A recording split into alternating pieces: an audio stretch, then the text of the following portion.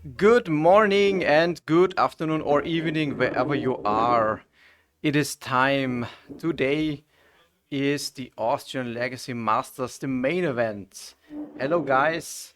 Um, we just set everything up for the stream and also for the pairings.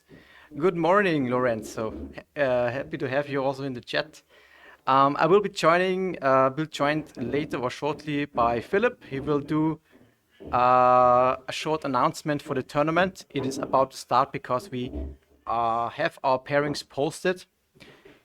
Players are getting ready to be seated, and then we can start already with the first round. Oh, hey Kai, this is the gemütliche Hütten stream, exactly. As you can see, we have perfect Austrian traditional clothing, perfect for this occasion. We are well equipped for that. So it's gonna be fun. It's gonna be fun. But sad that you couldn't make it. It would be really great. We actually have almost complete in terms of our capacity. We have, if I see it now correctly, 61 players for the main event, and we would be capped at 64 players. So only 3 spots to fill it up, and that in the light of also the big pro tour going on at the moment. This really shows that players really love Eternal and Legacy play. So I'm really stoked and happy about this. Today we also will be updating over the time, at least we hope, some of the deck lists that are submitted. They can be seen then maybe on Moxfield. We'll try to make this happen. We have some guys doing great work in the background for that. And yeah, people are shuffling up, and we see who will be actually for the first round be paired. Will be definitely interesting. Gino, yeah, you would have been one of them, that's for sure. Sadly that you also couldn't make it. There's still space. You can just hop into the second round if you want.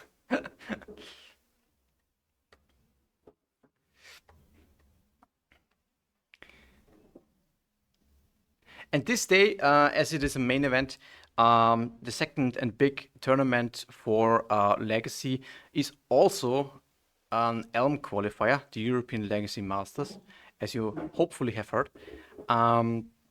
It's the logo up there at the corner. So the first place will get a slot for the Elm that is happening in September in Bologna this year. So make sure that you also can come to 4 seasons for that. And in terms of Austrian Legacy, this is actually, we've been talking about this.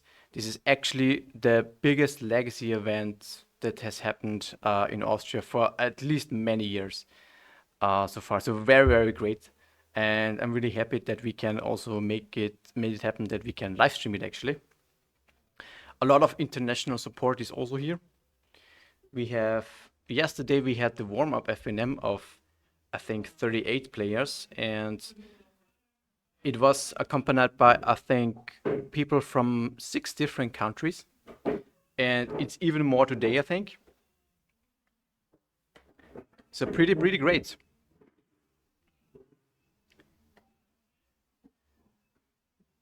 As I hear in the background, Philip is doing the announcement at the moment. And we also have one of our local guys as a head judge today. He will explain the modus operandi, basically. It is just how you would ever, normally just announce a tournament. It's just nothing special.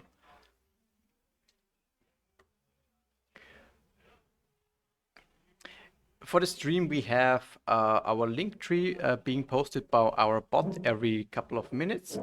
In the Linktree, you can have a look then on, first of all, of course, the tournament standings, which is very important. So you can have a look at also the pairings and how the event is going.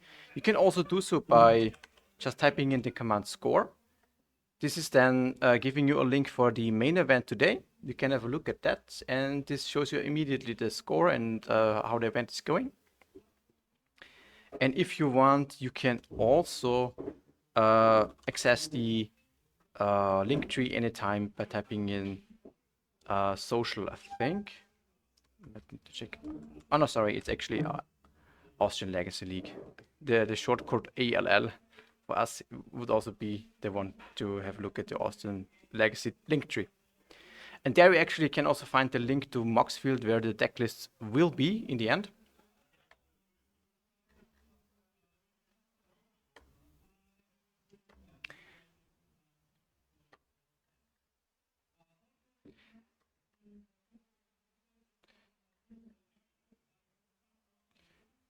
So in a couple of minutes, shouldn't take too long, we will be ready for the first round.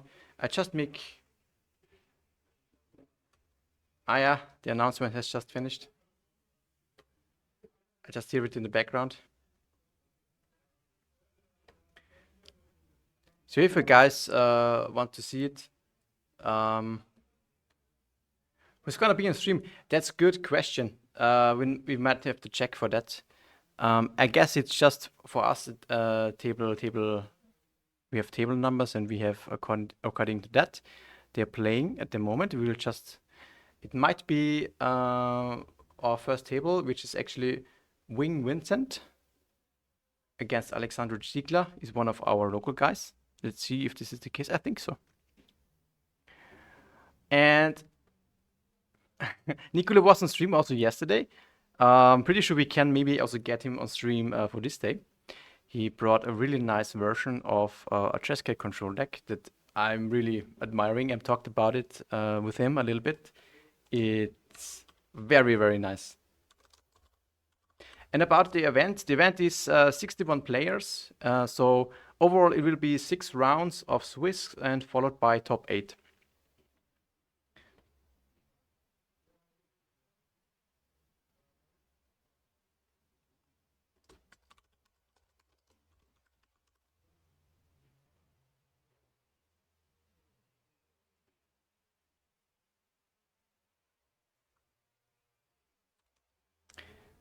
So there will be a lot of legacy in the next upcoming hours. So I hope you're excited for that. So I think we can already go into the player mode. Philip will join me in a couple of minutes, and then we can have a look at all the players. We wait just a couple of minutes until they can start. Let's head over.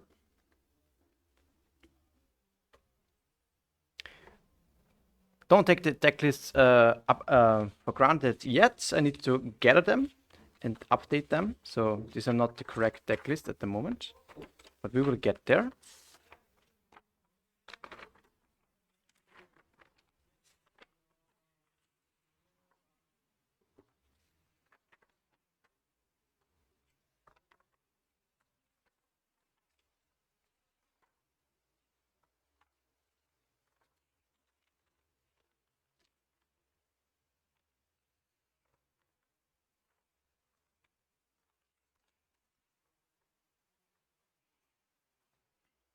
Okay, it seems that Alexander Ziegler is on Naya depths.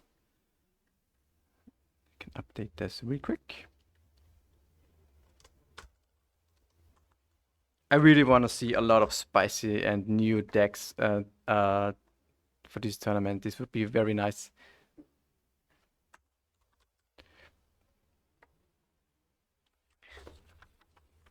Because we have already seen some spicy cards yesterday. You know, Lorien returns from Lord of the Rings set is definitely one of the things that might be actually pretty strong in Legacy going forward. Now that this Bowmaster hype is kind of settling down a little bit, I think it's time now for different cards to shine.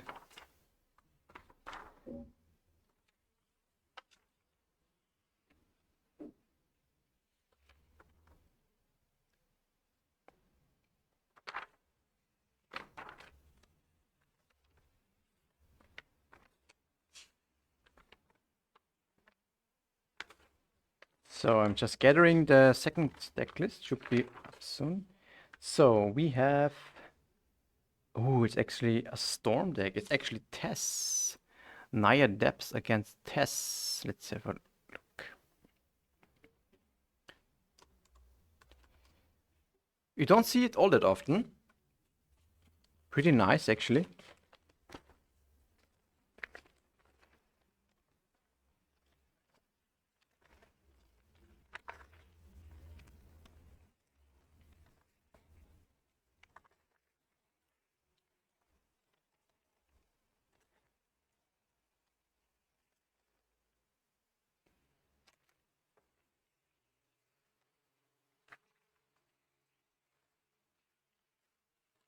Players are shuffling up. And it's already in storm time for Wing, as it seems. Already ready for storming.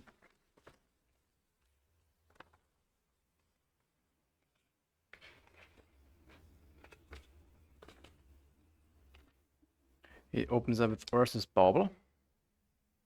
I think this is one of the later additions to the deck, because the deck has gone through a lot of iterations at this time already.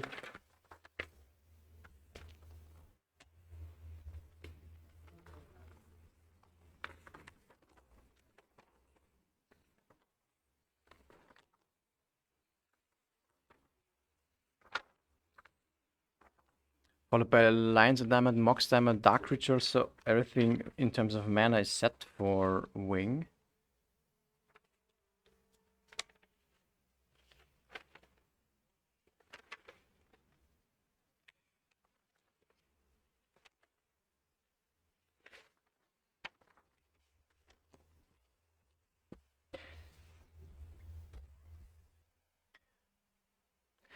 Or I think this test deck, especially when it is able to combo off on the first turn, as we see it here, should be quite favored. At least in game 1 against Naya Depth.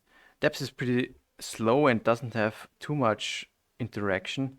And usually Test doesn't really care about the graveyard, and crop rotation for maybe a Chukabog or something like this is one of the better interaction that Naya has in game 1. And removal spells are not too strong. Of course, they're dead.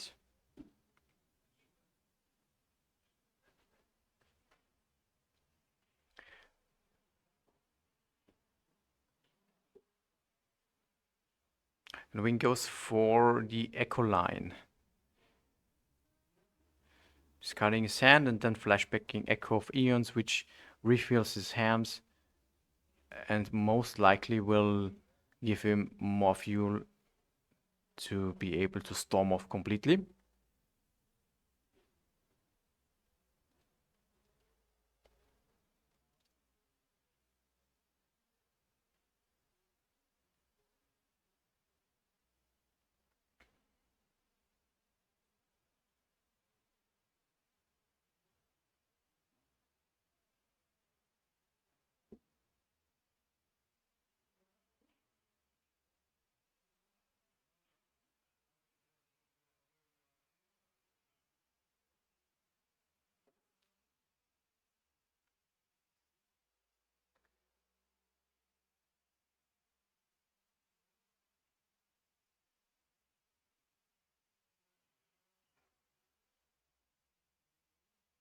As a Storm aficionado myself, I really like that we see something like Tess.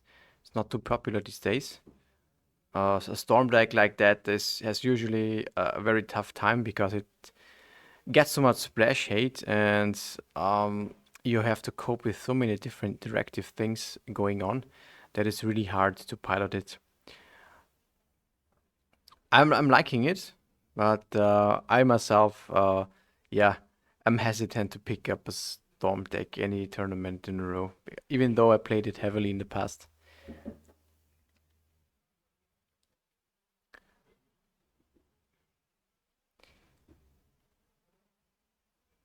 Okay, so it was just a refilling from Wing, so no really payoff or kill that was catched with this Echo. So Alexander has another chance, another turn, which is very valuable, of course. And he needs to make sure that he can provide a very fast club in a short period of time, because in terms of interaction, there's not much he can do.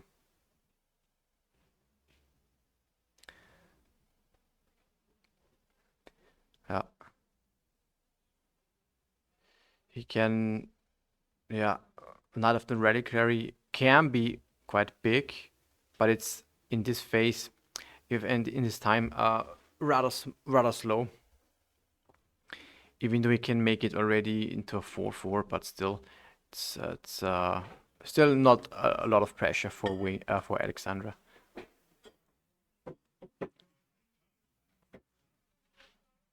So Wing can actually make another turn here.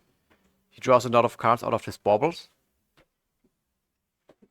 And maybe find another payoff spell and chain of things that can actually win him the game now.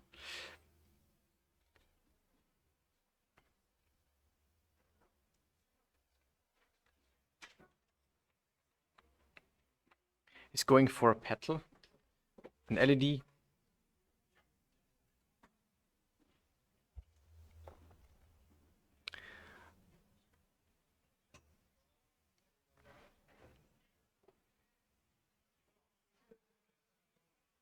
It's pretty nice, actually.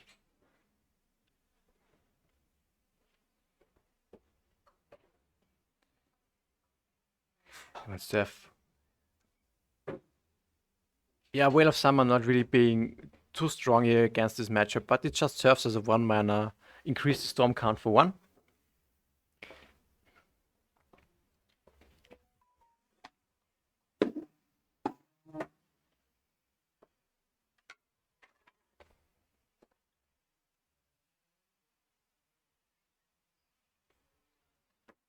So I'm questioning, maybe it goes for this Galvanic Relay in the end.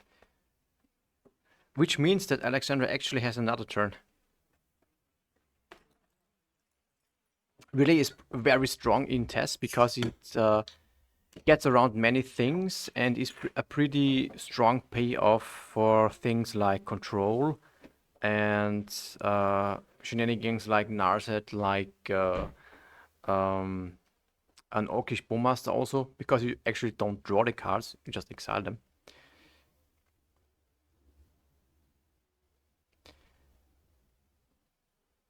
But this means Alexandra has another turn. Most likely.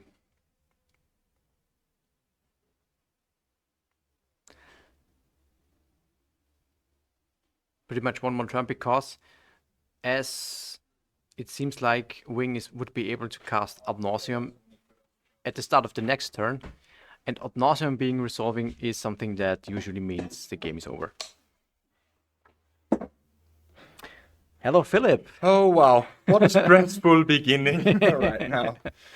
Yeah, I just made the announcement and we're just already in game 1 against this matchup. We have Tess on the left-hand side from Wing and against Naya and Debs on the right-hand side. So actually a couple of turns have passed, which is very unusual. You've said it's 1-0? No. Okay, it's the first game. It's still the first game. Ah, okay. Yeah, and I think that's pretty unusual, actually. Yeah, we are in the 4th turn, I think, and the thing is, Okay. I mean, Wing is really grinding hard. Let's say, is putting everything together, and he resolved an Echo on the first turn and then Galvanic Relay on the second turn, but now he's having an Ad Nauseam being cast, which was exiled by the Galvanic Relay. So I think this time around in this turn, if he just casts the Ad Nauseam, it should be really fine. Yeah, probably. I mean, Ad Nauseam is basically the #1 win condition in TES. Yeah. And we aren't allowed to call it TES because then Brian Cook will fly over the Great Pond and actually, yeah, massacre us. Yeah. There were a lot of puns in it right now. Yeah. But okay. Okay, I mean, I don't know if you already said it. We are Yes. we have 6 countries Yes. coming to Austria. Exactly, yeah. And we have almost full event of 61 players. So this means 6 rounds, followed by a top 8. So we are currently in the first round, and it will be an exciting day. Oh yeah, for sure. I mean, is that a classic matchup? Naya Depths versus TES. I think so. It's one of the older matchups. Yeah, it's like Maverick versus Storm. So for example, yeah. But this Naya Depths struggles, of course, a little bit in terms of interaction. He has, for example, these two Swords to Plowshares in hand that we can see from Alexander. Those are pretty dead in this matchup. Yeah, but they will surely come out of the boarding. After boarding, yes. But this is the thing for this depth deck. In game one, you don't have much interaction against combo decks. Yeah, that's true. That's true. You would have a fast clock and or I don't know. Is deck capable of making turn 2 Mars large? If it involves some Mox Diamonds, then I think so, yeah. But it's very inconsistent and unlikely. Yeah, it's more of a mid-range style deck actually. Yeah, and that's the problem. Mid-range style and the type of interactions, removal and graveyard hate, which Tess completely dodges. Oh yeah, that's true. Graveyard Hate does nothing against Tess. It's not against Ant. Graveyard Hate is usually buys you maybe one turn or something. Yeah. So it's not, yeah, and there's the game over here for Alexander. Yeah. So Yeah, basically that works. So yeah, it's always pretty much the same. So let's talk about sideboarding here. At first, I think it's more interesting to talk about Naya Depths. okay, yeah, because the matchup should be way better than the pre-board games. Oh yeah, It has because a lot of dead cards. yeah, because the dead cards in the main deck are the 4 Swords to Plowshares for sure. Yes. They are easy. The Ramanap Excavator is also something that you can safely shave. Also, the Sylvan Safekeeper does Yeah, nothing really. And the 2 Minskin Boo Yeah. are also, in my opinion, pretty useless. They're too slow. Yeah. So you have at least 8 cards to board out. And what have we got in the sideboard? We've got 1 Collector Oof, 2 Deafening Silence, 1 Endurance, 2 Force of Vigor, 2 Whale of Summer, 1 Tower of the Magistrate, 1 Outland Liberator, 1 Red Elemental Blast, 2 Pyroblast, 1 Gadok Teak. Oh, I love yeah. it. And 1 Torpor Orb. So I'm certainly looking at the Collector Oof and the Gadok Teak as like really like lock or hate cards. Those should be really strong. Also the Deafening Silence. The Deafening Silence also. These are 4 easy swaps for the Swords to Plowshares. Yeah. Then you can bring in Force of Vigors, I think, and the Outland Liberator as an extra way just to deal with any artifacts, moxes, lions or diamonds that might be Just to slow them a little bit down. Yeah. And I'm not sure, is this... It's not a blue version, right? No, we saw Ursus Bauble, for example. So I mean, there's still Brainstorm, but this is the only. You have 4 Brainstorm and I think 2 Echoes. Yeah, this would be the only. Yeah, You could think about the Pyroblasts because they would be better than a sword, of course. But I don't know if you would want them, for example, over a Minskin Boo. I don't know, because Minskin Boo can be a clock somewhat, and Pyroblast can be completely dead. It's very iffy. Yeah, that's true. I'm not sure if you would want to make that trade. And also I would want Outland Liberator before Pyroblast. Pretty much so, yeah. Because it's a little threat. It comes down sooner, it makes pressure on your opponent. Yeah. So there's that. Exactly. I think that's the right way to board here. Exactly. To put in the Collective, the Deafening Silence, the Gadok Teak, the Force of Vigor, the Outland Liberator, and yeah, the 2 Whale of Summer actually. The 2 Whale of Summer, that's actually also something that could be boarded in. Or boarded out, boarded right? Boarded in. Boarded in. Boarded in, yeah. Yeah, it makes sense, absolutely, yeah. And on Vincent's sides, we've got 4 Thoughtseize, 1 Grape Shot, 1 Peer into the Abyss, 2 Abrupt Decay, 2 Chain of Vapor, 1 Tendrils, 1 Galvanic Relay, 1 Pulverize, 1 Empty Rewards, and 1 Echo of Eons. I mean, all the one-offs are just wish targets. Yeah. And so in reality, we are looking at 4 Thoughtseize, 2 Abrupt Decay, and 2 Chain of Vapor to board in. I'm pretty sure I would just, in my opinion, I would just board in Decays and the Chains. Yeah, I would agree. Thoughtseize is something that is more against players that play with their hand, but Naya Depths is more like on the board. Yeah, if you have permanent hate, you Yeah. want removal, and if Yeah. you have spell-based hate, you want Exactly. the discard. Yeah. I mean, So it's and- pretty straightforward here, actually, what Vincent should do. Yeah. I mean, he can bring a couple of Thoughtseizes maybe, but I'm not sure if he has enough to board out. Where, for example, the Veil of Summer could be shaved completely. The Veil of Summer Yeah. do not do anything. This is a 4-off that you could swap with. And you swap it with the DK, the Chain of Vapor. That's Yeah. pretty easy. Yeah. And then it gets a little bit iffy because I'm not sure if you really want to board out Urza's Bob. I mean, you could shade it for Thoughtseize, but is it really worth it? It's a question of how much he wants to anticipate something like a Whale of Summer or uh, Force of Vigor or something like this. Yeah. But I think it's not, worth it that much, especially when you're on the draw. Like you cannot catch Deafening Silence with Thoughtseize when you're just on the Yeah. draw. So I would just leave in my bubbles and be a little bit more consistent. Yeah, it needs to be a well-oiled machine Yeah. to really function. And one of the things that is constantly happening with storm-based decks is that people tend to overboard. Yeah. This So is a critical mass deck still, so you need to have your dedicated spell slots and mana rituals and all these kind of things. So lates and petals and whatnot. You want to have these things that you can chain together to yeah, storm. I think there are about 54 cards that you 52 maybe 54 cards that you simply can't ever touch. Yeah. And The rest are if, flexels. yeah, and if you do this, then just the whole deck falls apart. Yeah. So we have a mulligan here on Alexander's side.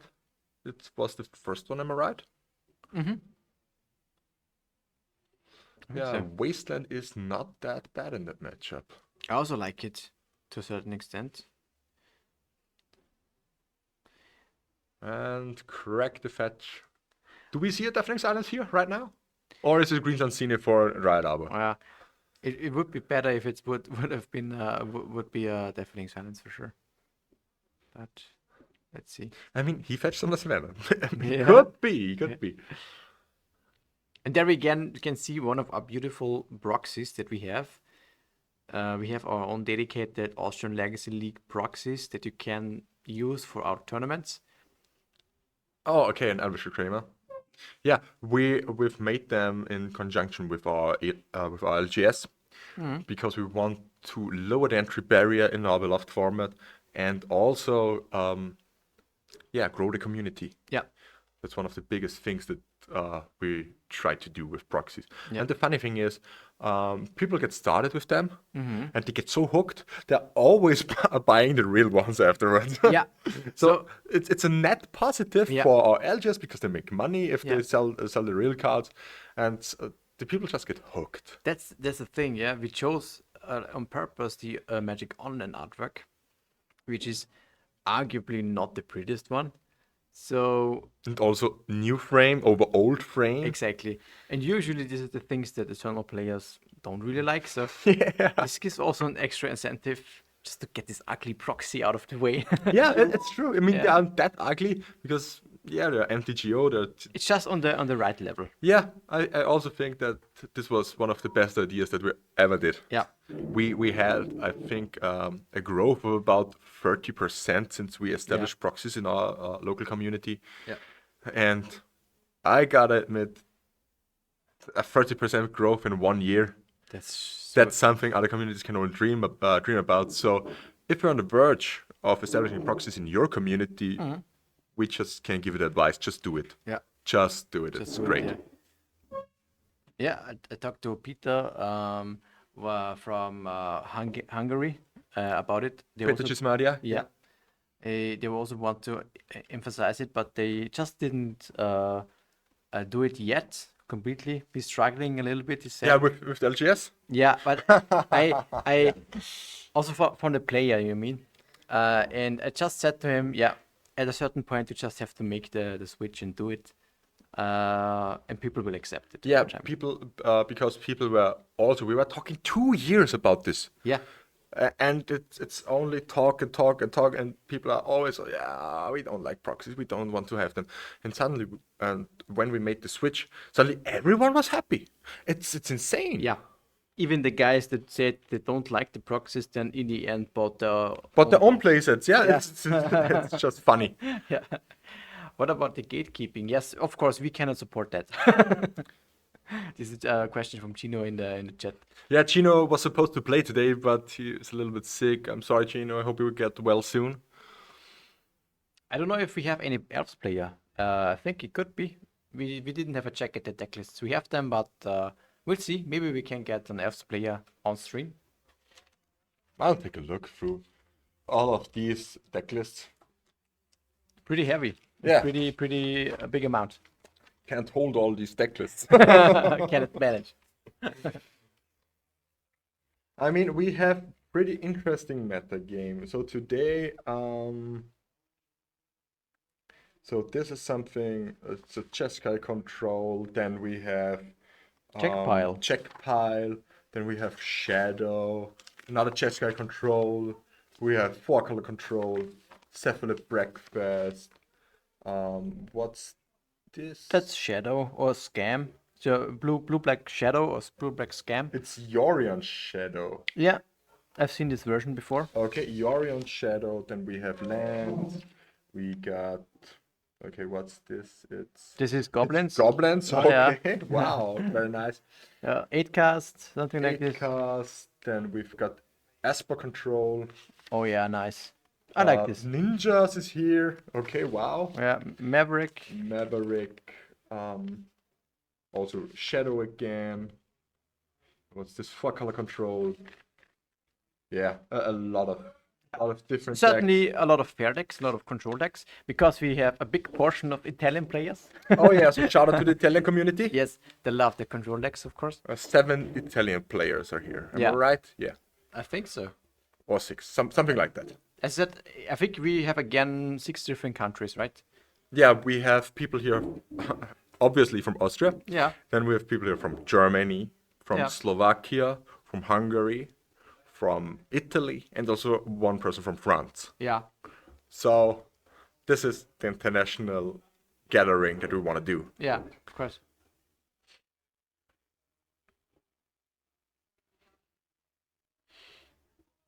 So actually, Vincent is maybe contemplating here. Is he trying to storm off? He's thinking about. He has in his hand a Dark Ritual, Infernal Tutor, a Chain of Vapor, a Burning Wish, an LED. And I can't see the last 2 cards on the top. Do you know what they are? Not sure about it, no. But is it Alexander's turn? I'm not sure. I was so hooked up on our proxy talk that I think it's Alexander's turn. totally missed this. Yeah. You might want to go for the wasteland. You're thinking of wasting, I think, or maybe deploying the. Oh, well, he cannot deploy the knight because. No, you need to waste here. I'm also pretty confident that Wasteland is here is really strong because Test needs a little bit more. A little bit more mana to really do something. The good thing for Alexander is that he has a Wheel of Summer up in his hand. So Okay, wow, yeah. he should be pretty safe for the time being. At least for 1 turn. For 1 turn, yeah. And the thing is, this is something that Tess cannot really deal with unless they have thought his. Yeah, or maybe they go for an empty warrants. They can go for an empty ruins if they anticipate it, yeah. And Vincent also has a grape shot in his side, but so there are ways around that. Yeah. But I think going to grape shot is really hard if Alexander's on 19 life. Yeah. Okay, so Vincent tries to storm off.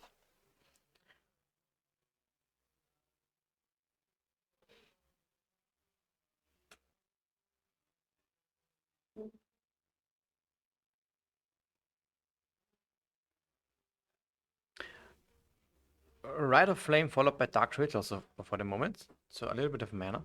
Maybe it just goes for Ad Nauseam if he has it. Oh no, okay, he has a couple of leads. A Chain of Vapor, a Burning Wish, and Infernal Tutor. So he can definitely do something here. The thing is, I'm not sure if he contemplates a potential Wheel of Summer. He could just go for... Okay, he's going for Echo. He got that off the Burning Wish. Okay, that's a spot where Alexander has to fire off the Yeah, The so Veil of Summer responds to the Echo. exactly, yeah, because it's active for the turn. This means that it's not so much of a blowout because Wing definitely has time to recover because he's able to keep the 7 in his hands that he will draw from the Echo.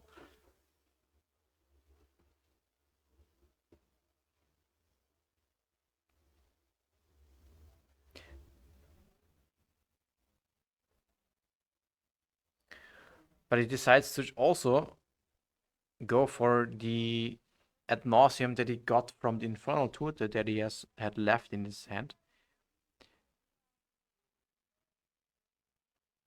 This could be enough, like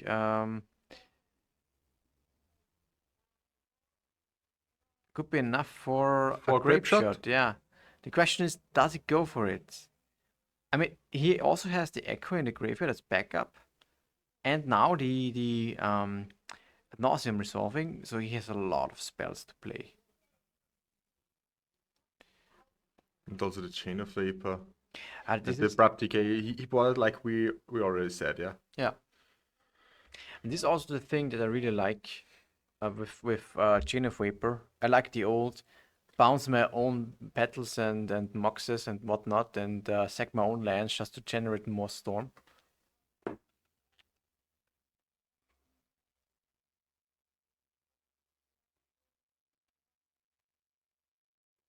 So it's just a matter now of what Wing will go for. That's the question now. He plays like almost his whole playsets of of petals and baubles, yeah. Yeah, just to get them in there. Yeah, he certainly tries to go for grape shot here. It could be that the thing though is he could just go for tendrils, even though Alex then would play Veil of Summer, he can continue and just go for grape shot then. I think. Because he has only one Infernal Tutor in his hand. He needs to keep it somehow, or to say it differently, he also has the Echo in the graveyard. So he has an Echo in the graveyard. Okay. Yeah, he could go for the grape shot here. The grape shot after the tendrils in the same turn. I mean, what I like a little bit more is here to just, if you got 2 tutors, then you just go for wishing for Thoughtseize. Yeah. Look if the path is clear and then go for tendrils or then go for Echo. Could also be a good thing to do. I'm not sure if it's right, but that's what I would do actually. Yeah. Brainstorm, just have a look at the top 3 cards. There's Burning Wish. Burning Wish is good. There's now a second tutor. Yeah, 2 tutors are really the key to success here.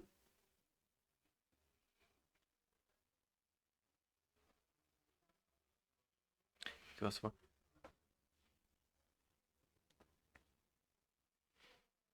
Another Dark Ritual. Storm is now infinite. Storm is basically infinite, yeah. They don't care it. Well, I'm pretty sure he goes for. I think he would go for the. Yeah, let's go for the tendrils, of course. Yeah, but there is Veil of Summer. There's Veil of Summer, yeah. He can continue, but I like this because it shows for Burning Wish. Then he has still a lot of cards in his hand. Yeah, that's true. And a lot of mana floating. A lot of mana because he also has an LED in hand. So and 3 petals and an untapped Tiger. If he would have cashed those in before the Veil of Summer, then he would have only had Echo or something like this. So, but he can still continue, and grab another Burning Wish and then do a grape shot. Or basically enough now. Yeah, should be. Infernal Tutor on to 1 Burning Wish. Yeah. Beautiful foil Judgment Burning Wishes. Yeah, those are pretty nice. And I got to grab myself a playset of the old ones. And that's the grape shot. And that's it. That's a game, the match. Convincing 2-0. Yeah, I think Naya just has a really hard time against Tess. Like, Yeah, he actually in his opening 7 he didn't really had hate besides Veil of Summer. yeah, And Veil of Summer is strong if Tess has a turn 1 or a turn 2. yeah, A turn 1 when you are on the play. yes, Then it's really strong because most of the time they can't really go for that much storm for Grape Shot. yes, So they have to make 10 rolls. But if the game drags on 2 to 3 turns, then suddenly TAS has a critical mass and can easily overpower the Veil of Summer like we saw here. yeah, So therefore, I think having something like a Deafening Silence or Collector UFO Galactique yeah, is crucial. I'm pretty sure that you can't keep a hand with just a Veil of Summer as only hate if you're on the play. If yeah. you're on the draw, it's okay. Either that or you have like a fast Marit Large or any kind of fast clock that really puts pressure on the Ts, because otherwise, yeah, what you're gonna do with just the Wheel of Summer? It's good, but as we saw today, or right now, the Grape Shot is still yeah, an easy way out because of that. Yeah, I think. What are we gonna do today? Do we want to interview our players of each round? If there's enough time, like today. We can do so. I think this would also make sense for a couple of players. We can also Showcase our community. showcase our community a little bit more. But yeah, this is I think we make a short break about 2 to 3 minutes, so our players can decipher and put in the results, yeah. and then we try to get a interview going. We can do that. Yeah, just see you in a couple of minutes. Yeah. So hello, we are back with the winner of the first round with Vincent. Hello. Hello. Vincent from Germany. Your extra travel to Austria for the dropped Austrian down Legacy Masters. spontaneously. Spontaneously. Yeah, Okay. because it was like 3 people from Berlin saying that they're going to a tournament. They got an extra seat to for the ride, and then asking the group and if someone that is interested. And I was Yeah. like, yeah, I don't nothing to do for the weekend. I was just spontaneously joining. Perfect. I mean that's great. That's what we really love about Magic, and especially about Legacy, is that it brings people together, and we just Absolutely. having fun all the time and slinging our favorite cardboards, and actually playing competitive Magic, because that's what really is about competitive Magic. No casual shit. We just want to have the real tournaments. So we have seen you really crushing Naya Dent with that big storm. Well, it's one of the better matchup. I mean, once I saw the Yavi Maya lands with Yeah. Elvish Reclaimer as a first turn play, I was like, okay, I'm pretty safe. Yeah, But that's then I true. saw the situation after going for Echo of Eons instead of going empty the Loriens, because I'm not sure whether they play Tabernacle or not. Now it's Yeah, more that's like a optional to choose whether to play it or not. So I decided to go for Echo of Eons, of course. Like most of the time when I play Echo of Eons, I'm actually not that satisfied with the card because it fizzles for me so Yeah, many that's so times. true. That's so true. Echo has sometimes a little bit of a liability that you simply have to have in your deck, but it's like, yeah, do I really want to Echo because my opponent could have counter spells or hate or something, and it's like, do I really want to give him 7 cards? But sometimes you have to do it and play into the risk. I would say, I mean, when I'm playing Storm, I'm more likely to calculate about the probability, and there's no reason that if you got a chance to draw 7s, even if the opponent is drawing 7, that you're not gonna do it. Yeah, Because that's true. it's increase your win rate when you do it at that particular moment. Yeah, for sure, And for sure. at the same time, Tess is like one of the better built fitting Echo of Eons and Ad Nauseam together. That's why I'm always like my personal preference saying that Tess is a better Storm deck. Then And then AMP. it would trigger a argument with the end players in Berlin. Yeah, that's true, because these are two really maybe two sides of the same coin, actually. They started like pretty similar. Back in the day, it was like half a turn to 1 turn faster because we are using artifact mana. But nowadays, the card choice is actually pretty different. Like, Yeah, you've got Galvanic Relay, and you can. Galvanic Relay is one of the better print in recent history, I would say. Yeah, in the past it was like you were more the all-in deck. Yeah. Like it was called Black Belcher back in the day, from its creator Brian Cook. Yeah. And it's like ENT was really able to grind out the win, and now it's different. Tess got a lot of tools to really grind the game, especially Galvanic Relay. Yeah. And yeah, we've seen everything in action. Well, I started the deck when it was still using Gataxian Probe and Cabal Therapy. Oh, back in That good was old the days. really good old days. I mean, it was like, I saw like the Death Rush Shaman got banned, completely alright. I mean, I'm still playing other decks that have this card in play, but it's not really hurting me Yeah. because it's not my favorite deck. And- But they randomly X Gataxian Probe. Oh yeah. Because looking at the opponent hand is like an impolite thing to do. Yeah, that's true. I mean, I utilized Texan Probe myself a lot with Young Pyromancer and Death Ray Shaman. Yeah, Yeah. I wasn't playing Checkpad or Crixus, but I was playing something different. Okay. And yeah, Architects Probe has served me pretty well in that situation, especially with cover therapy. Yeah. And after that, I was like, Veil of Summer was one of the print that Oh was. wow, yeah. Wait. I was actually pretty skeptical whether I should get the card or not. Mm-hmm. Because in my opinion, that card is so good that it will get banned. I basically waited like a year before I decided, okay, I can get my foil copy. It will stay in the Yeah. meta. Because before that, everyone was trying it. I was like, yeah, the card is so good against counter that It's good That's against highly counter, good get against banned. discard, and suddenly it's just nowhere to be seen anymore. It's just one or two off in the one sideboard. off in controls or like combo decks will try to. Yeah, if you protect want their to break combo. through, Yeah. then it's pretty useful. But it's not It's not even a meta core anymore because all those non-blue decks are playing Mind Break Trap.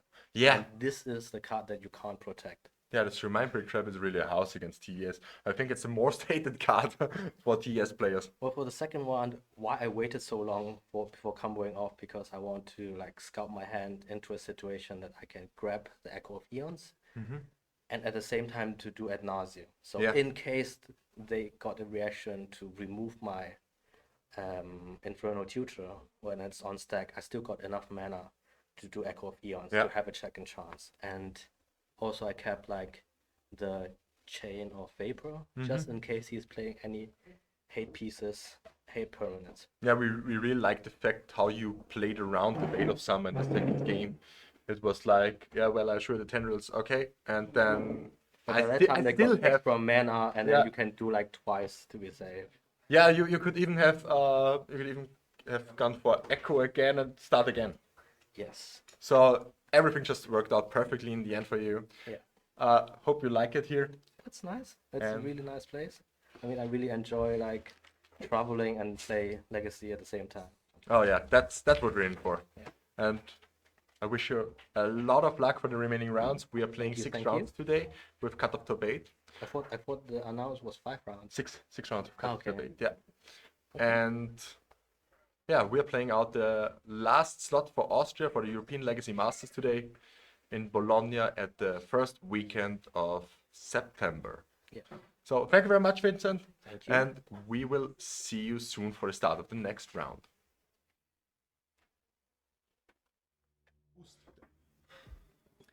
Hello, everybody. We are back after a longer break, unfortunately. Yeah, we had some technical issues, unfortunately. Yeah. Our pairings got lost. And we had to reconstruct it. Yeah. We have now repairings for the second round, but nevertheless, we have a great match for you today. Yes. For the next round, we got Niccolo Covoni, Yes, exactly. one of the Italian guys, against Dalibor Sego, Yeah. one of the Slovakians. One of So the Slovakian guys. Yes. we're really trying to show you the diversity of Legacy. Exactly. Yeah. Not only in the decks that have been played, but also in the people that are playing. So, Which decks do we have here? We have Niccolo against this very nice Jeskai Lorien version. With his nice Jeskai Jeskai Lorien version. For Dalibor, we need to get the deck lists, I think. Yeah. Over I will get it soon as the round starts. Yeah. Can you start the timer, please?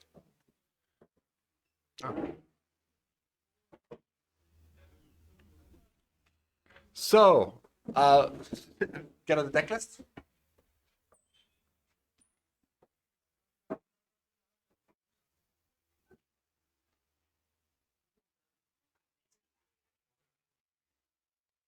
So it's Dalibor against Niccolo for this round. They can shuffle up the decks and we'll see how this matchup is going. We don't net. We will shortly get to know what Dalibor is actually playing. Dalibor has been playing a lot of different decks in the past. Food Chain or something like this has been one of the pet decks from Dalibor in the past. But maybe it's something different for now. We will see soon for sure. I'm just checking the email because we got it digitally this time.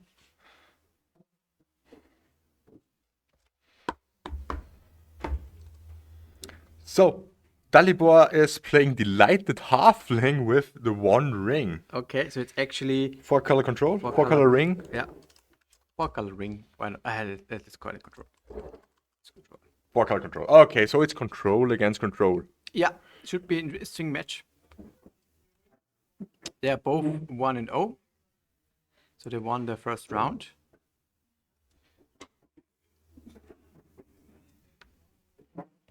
We're in for a good time. Yeah. Niccolo is pretty stuck on 4 Lorien revealed.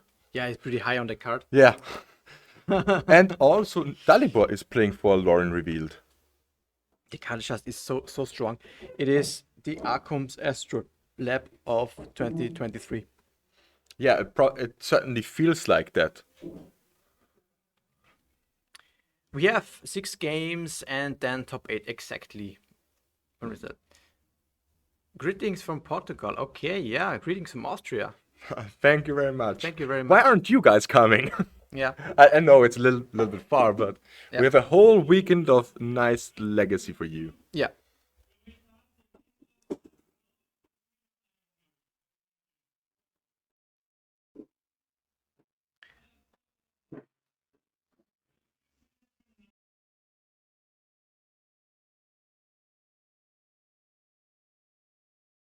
Yeah.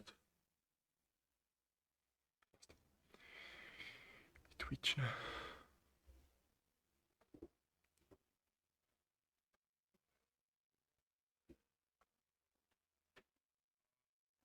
All right. Both players just, started off by developing the mana base, of course. I really want to see some Lorien action here. It would be very great. I think we will see some Lorien from Niccolo end of turn or something. If he has it in hand, he will certainly cycle. Yeah. There's the Halfling. What do you think about this card in Legacy? The Delighted Halfling. I'm not entirely sold on it because it's like it's a great one, turn 1 or turn 2 card. Yeah.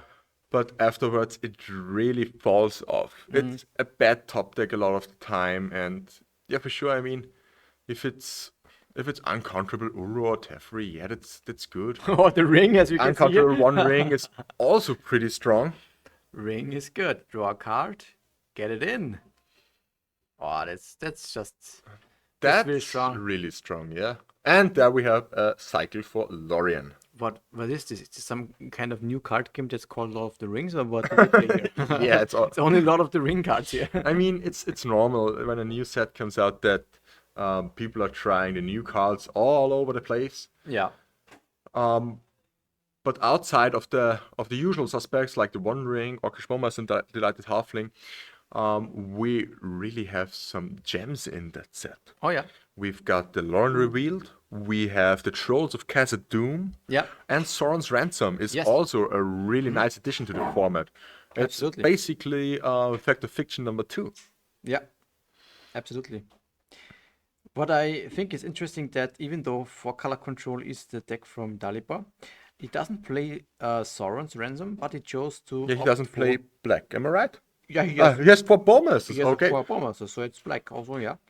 But what he does is he's playing Yorion, and he doesn't have any red cards, so this is technically this dark band version Yeah. of Okay. 4-color control. No red. No No red. pyroblast. Nope.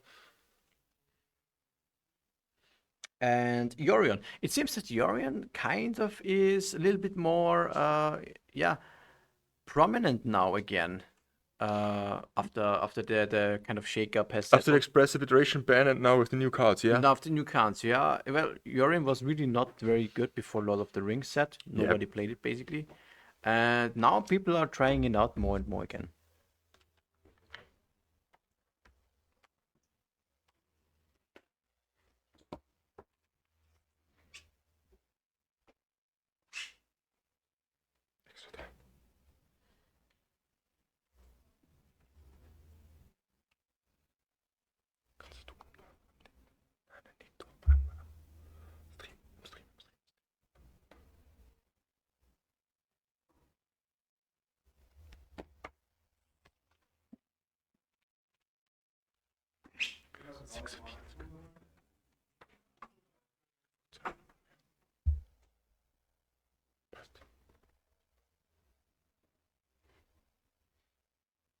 A Narset on the battlefield for Niccolo is a good counter to the ring. He's also pretty high on that card. He plays 4 of Narset in his deck. Yeah. And he often goes for Narset into Narset to find everything he needs. Yeah. Force. You have Force to pitch ponder, yeah, protect the Narset. you have to do it. Otherwise the ring just takes it over. Attack. Yeah, prevents the nada activation from Narset, makes sense.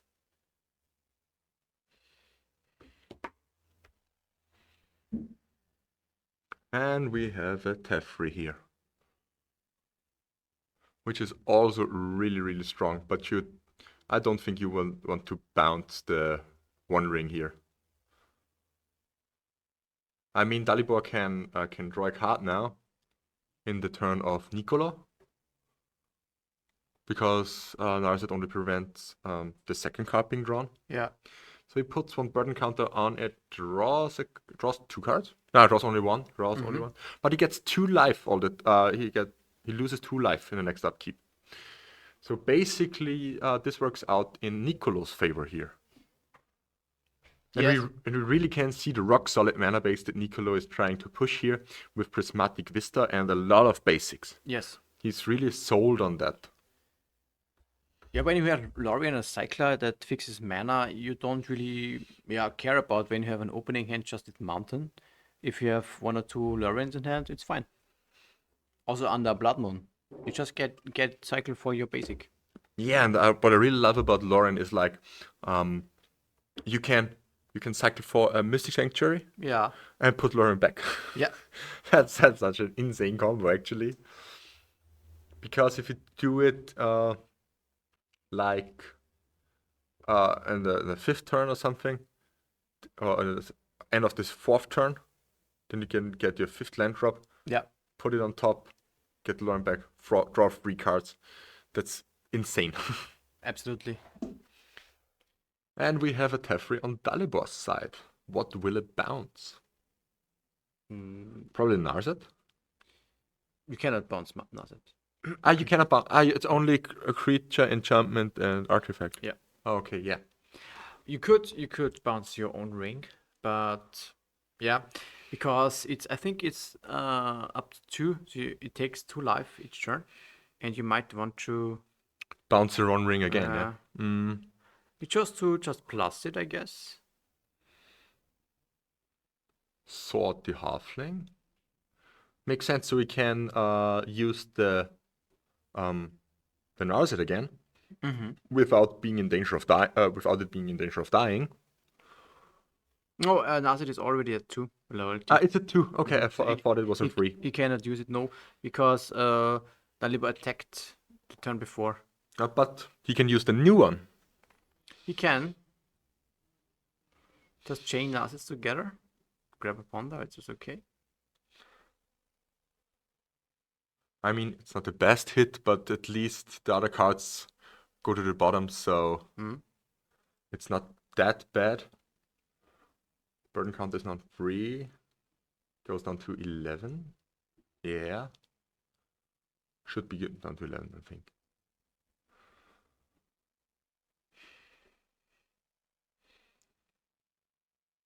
He has an Uro in hand, a Brainstorm, and a Wasteland, and a Mystic Sanctuary. What would be the play here? If we were in Dalabor's seat. He really needs to get rid of this Narset, I think. So playing an Uro would make sense. Playing an Uro. Although you don't draw a card. Yeah. So that's actually kind of hard here, because you need the Uro in your graveyard, so you can escape it, but you don't draw a card, so you don't get a land drop. Yeah. That's really hard here. It's hard, yeah. And Niccolo will plus the Teferi, and then he can still bounce the Uru again. So Narset isn't in any danger, actually. Yeah. And all the time, the One Ring is eating up his life totals. So Dalibor has to bounce the One Ring sooner or later. Yeah. Okay, plus Doesn't here. care. I mean, yeah. He takes Yorion in hand. Plus and taking Yorion in hand. I can see it. You can flicker the ring then. Yorion is a good combination with the ring. That's for sure. Oh, Days Undoing is pretty strong. Days Undoing. And he has a Teferi. So he ponders just and plays Days Undoing. Yeah. I would grab here the Lorien Reveal. Yeah, get another land. Get another land. We really see the power of Lorien here. Get another island and then go Days Undoing. Yeah. Your opponent only draws one card. Yeah. It's pretty good. Hey, Scoops. Yeah. There he is. Days Undoing. 1-0 for Niccolo Govoni against Dalibor. I'm not sure. Was it really Lorien that won the game? Or was it one of Days Undoing here? It was just a combination of the Teferi, Narset. Yeah, it was. In my opinion, it was Narset, because it shut down the One Ring really nice. Yeah. And yeah, although it should be the legendary One Ring. Yeah. It gets just destroyed by a little planeswalker. Well, Narset is not so little. Yeah, it's pretty strong.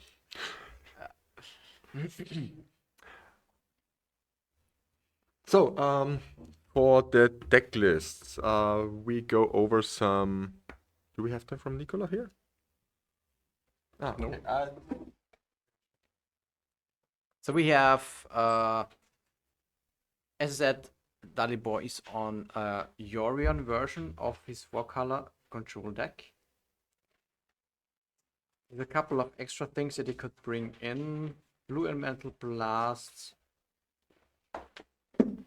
Force of Negation, and he also has a couple of Null Rods, Carpets, Surgical Extraction, and Endurance in his sideboard. What do you think about Carpet? I think there are many people who would say Carpet is not so good in control matchups, but so to say it's only against Delver, I'm not too sure. No, I also think that Carpet here is something that you really need to chain spells together to get rid of Narset, or to get your own ring, flicker ring or something like that going. I mean, the philosophy is that it's not really doing anything later in the game. It's more about the value. So yeah, but I think that has a little bit changed since Uro, because playing Uro, escaping Uro, you need a lot of mana. Is 7 mana. Yeah. And if you want to have Force of Negation backup or something else to do, you need easily 8 to 10 mana a turn. Yeah. And that's actually only really doable with Carpet. Also, Lorien can be easily hard cast if you want to. If you have an 8 of Carpet. So on Nicolo's side, we've got 1 Stony Silence, 2 Containment Priest, 2 Pyroblast, 2 Red Elemental Blast, 1 Renation, 1 Meltdown, 1 Hydroblast, 2 Blue Elemental Blast, so many blasts, 2 Surgical Extraction, and 1 Supreme Verdict. What do you think? Yeah, well, the Pyroblast for sure. That's basically well, all those 4 blasts that he has makes absolutely sense to board in. Then Hydroblast or Blue Elemental Blast is not really good Yeah, because he doesn't play any red no cards. red. So only has basically these 4 cards. Wouldn't you put in the Stony Silence against the ring? No, I don't think so. The ring is only a 3-off in an 80 card deck. It is not the card that, yeah, it's not. It can be a pretty dead top deck just for 3-off in an 80 card deck. So I don't like it at all. Okay, what do you think about Surgical Extraction to get rid of Uro? This, yeah, can be done. I'm not sure if you want to have it. Surgically is one of the most overboard cards in history of Magic probably, but could be Yeah, could we be one also- of the best answers to Uro. It makes it's okay, yeah. On paper, it's okay. We talked about this in our most recent episode Yeah.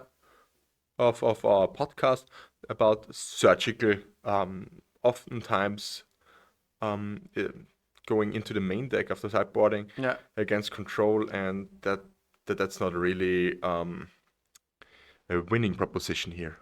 Yeah, but like I said, these are the win cons from Dalibor, so it's difficult. It makes sense because I don't think Dalibor has anything outside to kill his Here's the opponent. Yorion and the Uro, Orcish Bowmasters, and Yorion.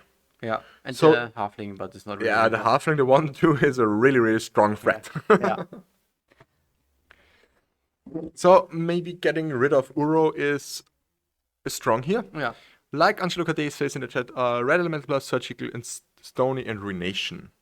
That's actually the same that I would have boarded, maybe besides the Ruination, because when we look at Dalibor's deck list, we only see, okay, we see 3 Tropical Island, 1 Bayou, 1 Underground Sea, 1 Savannah, 1 Tundra, 1 Boseiju, 1 Caracas, and 3 Wastelands. But they also have 5 basic lands. Yeah. And like we see here, they're fetching 4 basics also. Yeah. Maybe in anticipation of the Ruination. Yeah. Could be. You can also grab dual lands, of course, with Lorien. Can get your blue-based duels. Yeah, the mana base is really, really solid. That's why I'm not so entirely sure about Ruination. But yeah, the thing the is, 4 do you blasts. expect it? I mean, it's a question you don't know that the deck list probably all that much. If it's 4 color, you usually expect a lot of dual lands, and if it's not the black version but the red version 4 color, usually you just definitely want to have something like a Ruination. which Yeah, makes sense. then for sure, yeah. Yeah. Mm. And the fetch here, I think for Snowcover Plains. How do you want? Yeah. Yeah. It makes sense to have all 3 colors Yeah. spread out. But black is really only In dual lands, right? in the duels, yeah. Yeah. It's really just for the 4 Orcish Bowmaster and I guess prismatic ending has. Prismatic Ending to 4, Yeah. yeah. And that's basically it. So it's more like a band, like I said, Dark Band. Dark Band, yeah.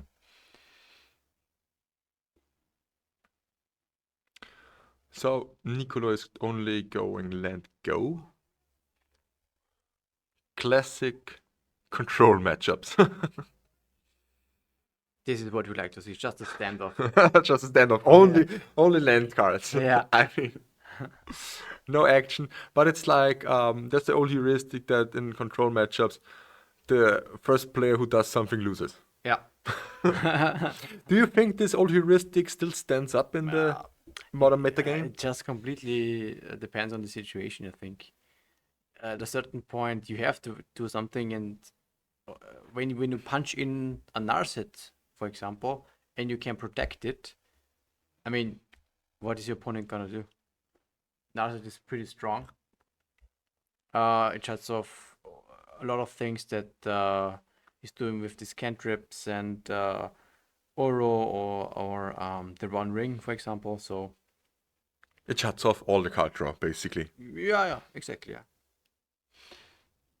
Not completely, because you can draw one card in your opponent's turn, but Yeah, but it's just so underwhelming. yeah, The funny thing is, sometimes that's enough. sometimes it's enough. Yeah. If it's the right one, it simply makes sense. It also makes sense to just play upon that just for this. It's an index effect. Am I right?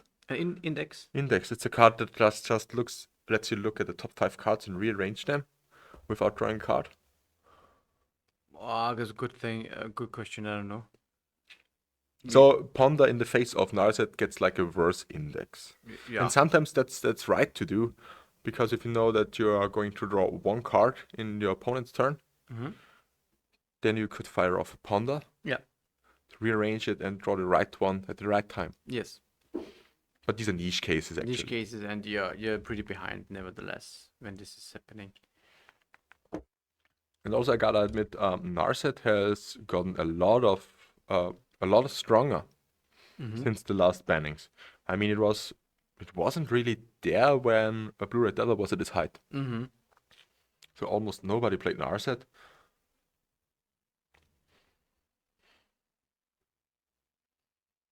Do we see now a Lorien reveal from Dalibor? I know he has it in hand.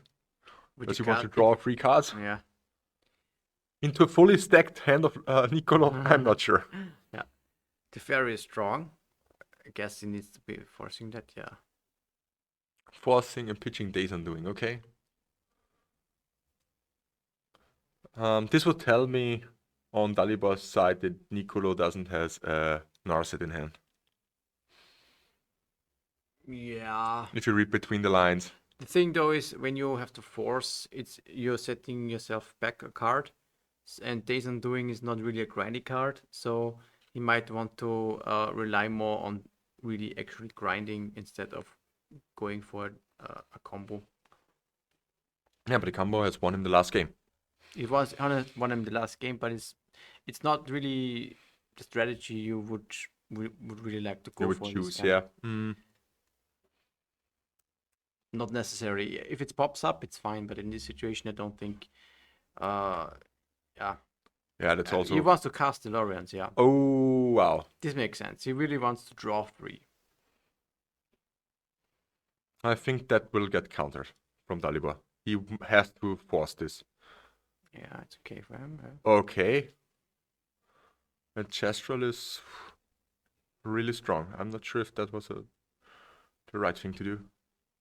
Or Dalibor will play his own Lorien revealed. Could also be the case. Yeah, I think he has it. Then they're on parity again. But I think it's still a how do you say this? It's still a very risky move to let it resolve, even if you are planning on playing your own. Yeah.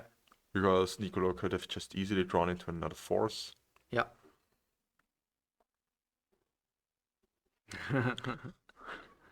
Go ahead. Also draw. We've seen an Uro, a land, and I haven't seen the second card. Maybe a ring? No. No, I can't see it actually. Maybe 2 Uros. Are these 2 Uros? Yeah. So he still has force up, force pitching Uro.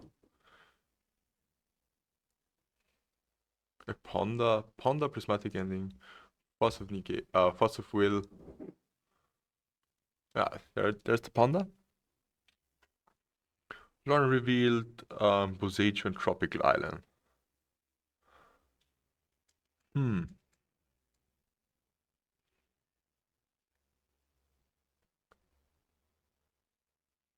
Yeah, that's kind of hard. You still want to make your land drops, but I don't think you want to have the Boseiju. Yeah, Boseiju is not hitting too much relevant things. It's just a mana source. What do you want to do? Ooh, that's okay. Here's a Vista also, but he has only I guess this would be Narset, yeah. yeah. Narset, which prompts the force, obviously. Pitching. It seems he wants to pitch the Lorien. Okay, pitching Lorien. Wow. And Red Elemental Blast. Narset Resource. Okay, that's now really strong. Yeah. And a Teferi, yeah. He has the 4-4 Lingers in hand. He can go for that. That's at a certain point. Having the Monarch in a control matchup is pretty good. Yeah, that's insanely strong. Also, you're pretty safe most of the time when you have it. Do you think Dalibor will go here for Uro? Yeah. Ah, no, it's ending on Narset. Now he can go for Oro if he wants. Uro drawing card, bringing a land into play. Mm-hmm. Yeah. There it is, the Uro. Yeah, I like it. Going up to 21 life points. Draw a card, bring a land in. Now, yeah, I don't know if I don't think he has it, but this represents something like Bowmaster also. Yeah, Bayou and Trop says Bowmaster, but it will be now. Yeah, like the chat says, Teferi into 4th Ear Lingas Could be safe of counter spells and removal. Ah, there's the Bowmaster. He had it. Okay. You can just go plus with the fairy. Actually, that's fine for Nicolo here. And he can go still Erlingus. But notably, Monarch draws him a card at the end of turn, which grows the Orc and ping. That's a ping. Ah, okay, so ending on the Orc, so no Erlingus here. And then plus and draw. Okay, yeah, that's really strong here. You know, the Erlingus would have been iffy, I think. Yeah, with the Bowmaster for sure. So it wasn't a second Uro, it was a Bowmaster that we've seen. Yeah. Now it's Yorion and land in hand.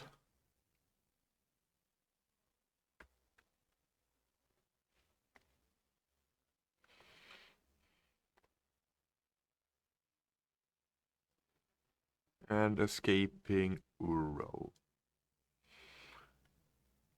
Which is certainly not a bad thing to do, but I'm pretty sure Nicolo has the swords in hand.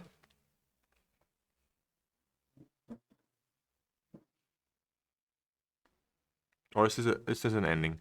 He has an ending, which is also fine. 2 cards in hand. One is a Lorien.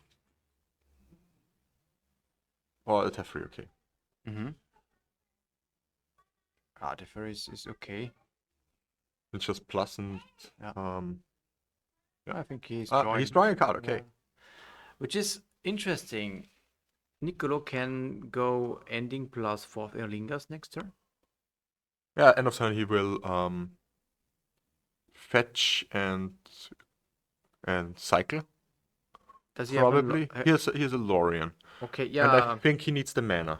He needs mana. He has 4+3. He has already 7 mana, which you can end the Uro and then 4th Erlingas for 2 tokens. For 2, yeah. 1 attacking the Teferi, 1 going for face.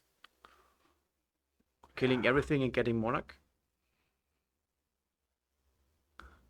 Yeah, but don't you want more power on board? Yeah, it's okay. It's okay. Yeah, maybe he's going for that. Yeah. Getting a 3rd token as well. This is a big turn, I think, because ending on. Does he have a force? No. No, he can't force Teferi. Yeah, of course. That's the issue. Yeah. And so 4 Verlingas now, and having Monarch, having 3 2/2s, just going all in. No board from Dalibor. Dalibor goes down to 20. Teferi is gone. Yeah. This Jeskai control deck is so insane. Yeah. 4 Verlingas is so strong also. It's basically the new Entreaty Angels. Yeah. I think it's better than Entreaty Angels. Yeah. And you can scale it very well also. I mean, for one token already, 3 mana, it's sometimes okay. It's even okay just for 2 mana. If you have a Snapcaster Mage or something out, then you can simply grab the Monarch. Mm-hmm. Because it applies to all creatures. It applies to all creatures and not just on your tokens that you create. He has a blue Elemental Blast in hand. Okay, wow. Or is it Pyroblast? No, it's a blue Elemental Blast. And he can't counter it because of Teferi. Ah, that hurts. Yep. 2 cards in hand, yeah. An ending and a Supreme Verdict. Interesting to see Supreme Verdict being in the deck after sideboarding. What do you want to hit? Uros? Yeah, but it Bowmaster? It just comes back. I mean, for Bowmaster, it's okay. Yeah.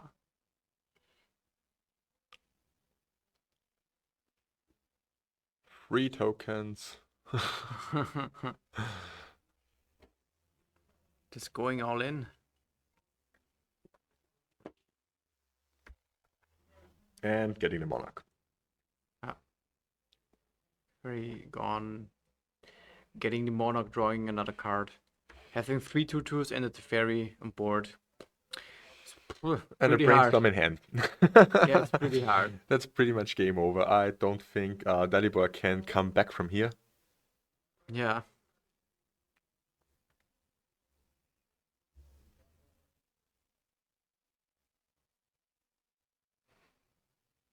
He can now kill the Teferi? Or what does he do? 5 mana? 6 mana?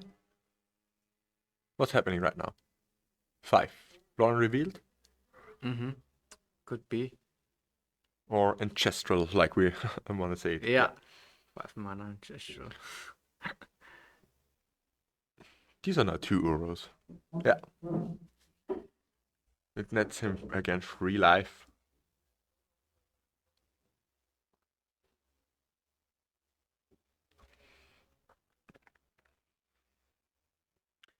Yeah, I like going for Urus.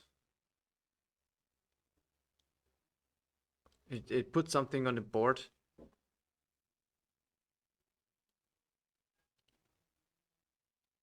Yeah, and it draws a card. Yeah. Like always, drawing cards is the best thing you can do in this game.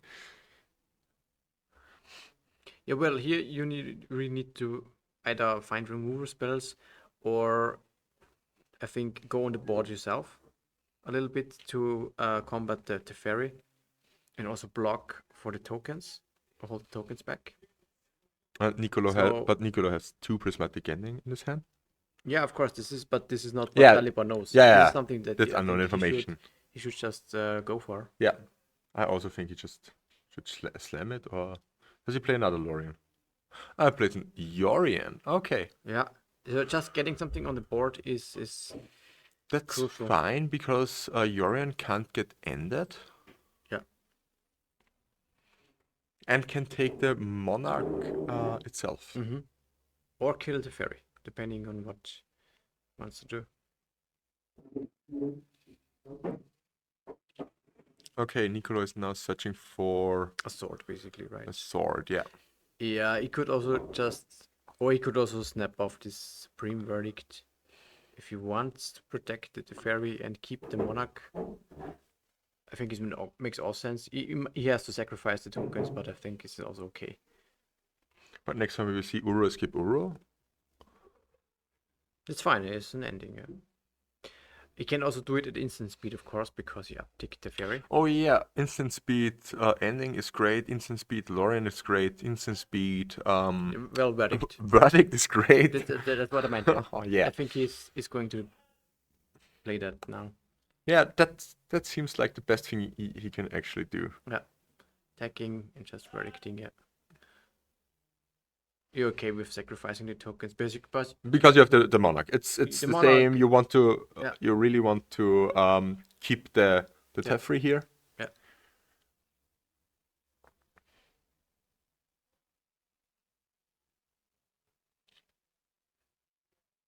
So we have now, what we're seeing is an... Oh, does he... Lorien. Has so many lands in play. Abundant Grove, drawing a card. And another Uro? Mm-hmm.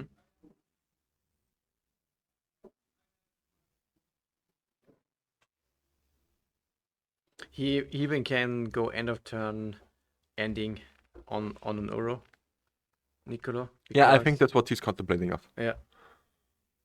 He just wants him to use all his mana. Yeah. And then escape the Uro. Going for He can. Yeah, he can. He can end it even without escaping, because he can play it as an instant. Yeah.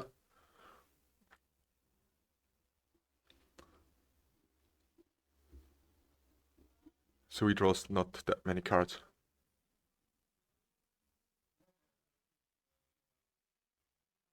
And the next Uro. Mm. What's a fairy maybe? He can bounce his abundant growth. And drawing card again, yeah. Okay, but it's get forced. Yeah. I think that you have to force it here. And now going for the Uro. Oh, the Bowmaster. Okay. I see it, yeah. Yeah. This puts a lot of pressure on the fairy and is a big threat for the Monarch. Yeah, but I think he has enough mana. There is the Lorien. Drawing 3 cards. Okay, not much going on here in these 3 cards.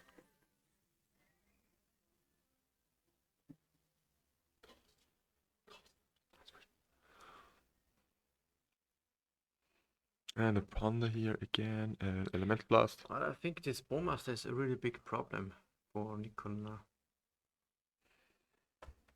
And shoot it again, yep. Next turn he can lose both the Teferi and Monarch. And in that case it's not so... No, he has drawn a lot of cards, but he needs removal here now, at least for one creature. Yeah. Yeah, it's difficult what you want to force, of course, because it opted to force the Teferi beforehand. So it didn't have force for the Bowmaster. But I don't know if you... I think, yeah, it's difficult to beat that discipline, you know. I would have also forced, I think, it. Yeah, I think too, yeah. But this is now the thing that might lose him the game. Unless he finds an... yeah, but he loses the Monarch now and the Teferi also. I mean, losing the Teferi is kind of okay, but losing the Monarch is really strong.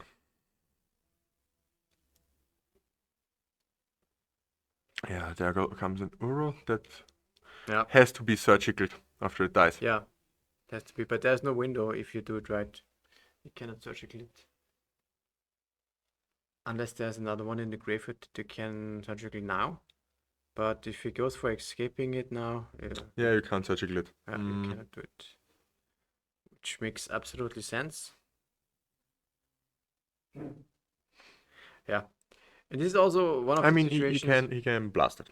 He can blast it, yeah. He has the... he has to do it. Yeah, he has to blast it and then surgical it. Then surgical it, yeah.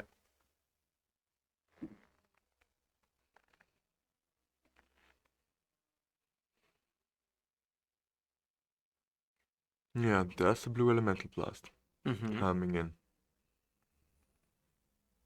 But I think he has another blast in his hand, where I can simply destroy it next turn. Yeah, but this costs him 2 cards to deal with Uro. There's still Bowmaster and Monarch. Yeah, that's true. So, I don't know. Yeah. And he can draw a Momo card. This ending is okay. He can get rid of the Bowmaster or the token at this point, maybe. I think he has enough life. I would go for the Bowmaster here. He has 2 blasts in hand, a surgical. Ending on the Bowmaster. Blasting Uro, Surgicling Uro, then it's just a free that he has to deal with. Yeah. Which isn't too bad, but yeah, it's like you said, the Monarch is pretty strong. But with Uro gone and Bowmaster gone,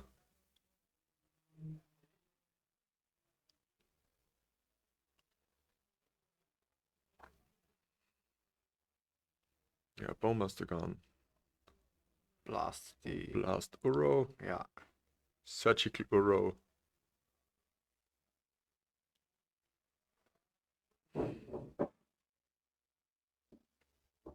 Surgical Uro, yeah. I think that's the best thing he could do. And the Nicolo is a bit pretty unfortunate because he doesn't play Mystic Sanctuary in this deck. Mm-hmm. Because Sanctuary now on Lorien Mm-hmm. would really bring it back into his favor. Not necessarily, but it would be a good start, yeah.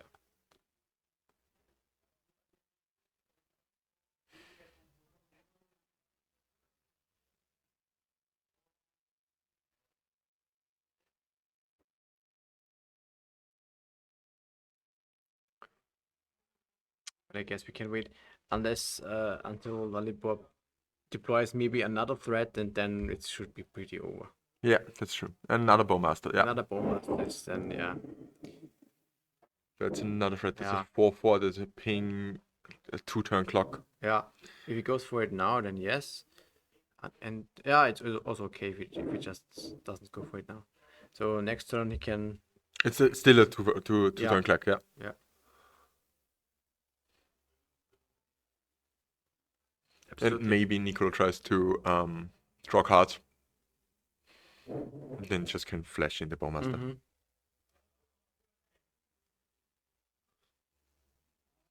Even the ring is coming, right? Or not? Oh, okay. No. Oh, no. Yeah. Yeah, the ring. There's the ring. He's drawing. He's fetching, filling out the deck a little bit, and then probably drawing a card with the ring. He has 22 life. It's pretty easy. I find it interesting because it had looked pretty grim on Dalibor's side Yeah. for a long time, and then it just came back into the game. It was the Bowmaster. It Yeah. was for him definitely the Bowmaster. That he got to deal with the Fairy and Monarch. Netting him a lot of cards along the way.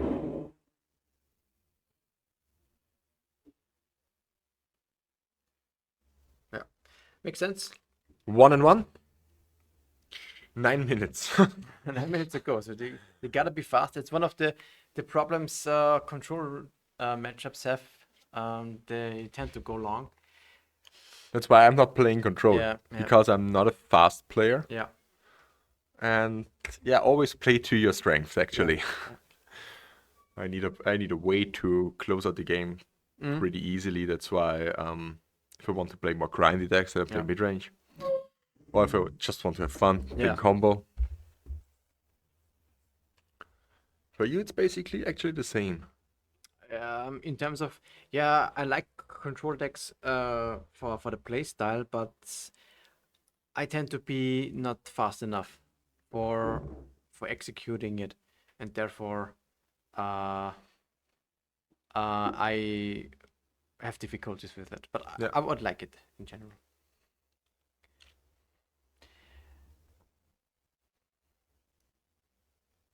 Yeah, they got to hurry up now.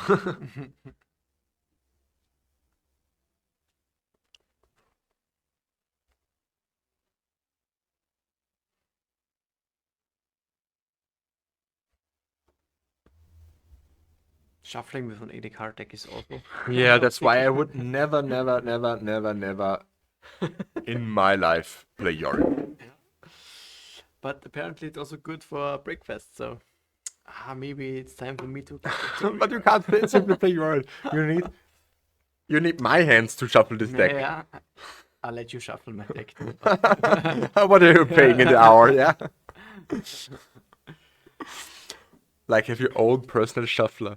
I mean, Actually, by the rules, it's allowed to let the judge shuffle your deck every time. Yeah. Well, I mean, the judges will hate you, but Yeah, it's okay. it's in the it's in the IPG, I think. Yeah.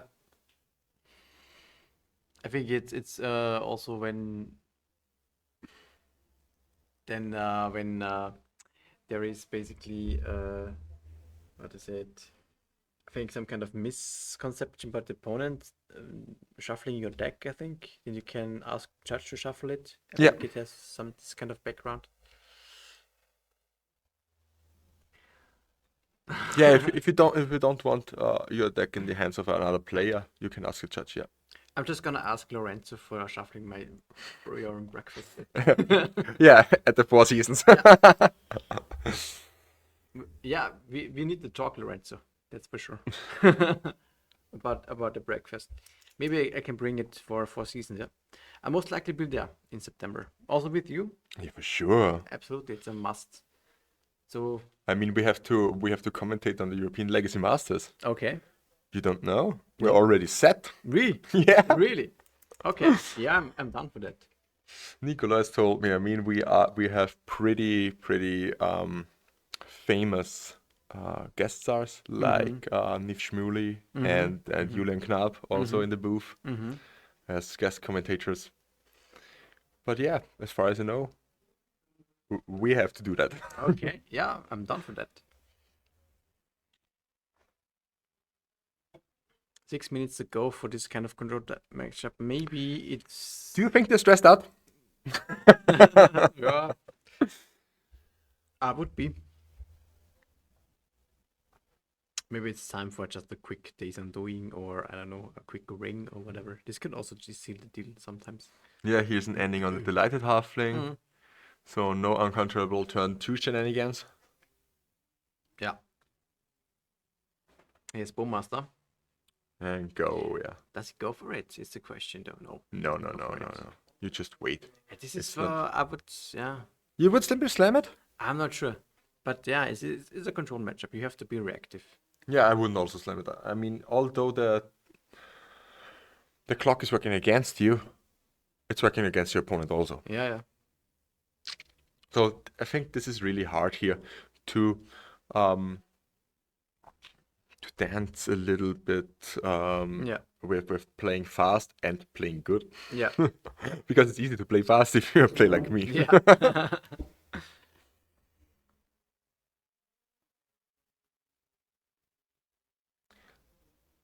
What do you think about getting black? No. Okay. He has black, I think, with With the Bunding Group, yeah, that's true.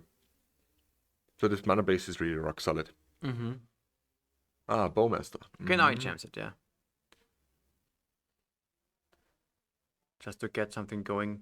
Yeah, maybe he wouldn't have done it if they would have more time.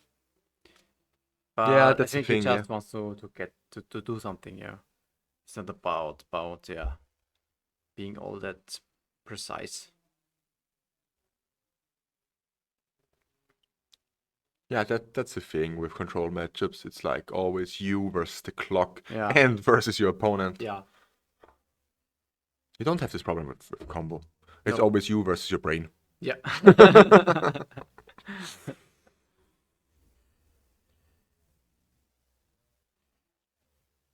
So fetching for an island here. And do we see Teferi now?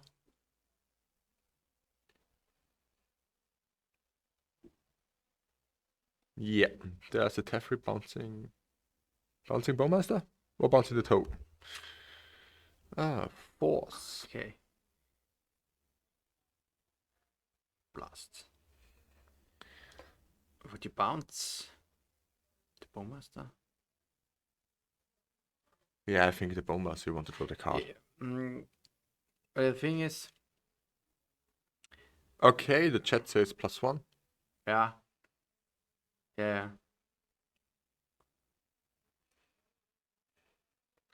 This protects you, the fairy.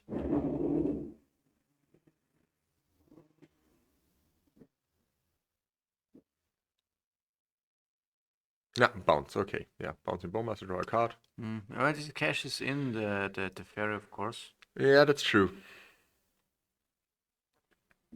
And there is even now 2-2. If he...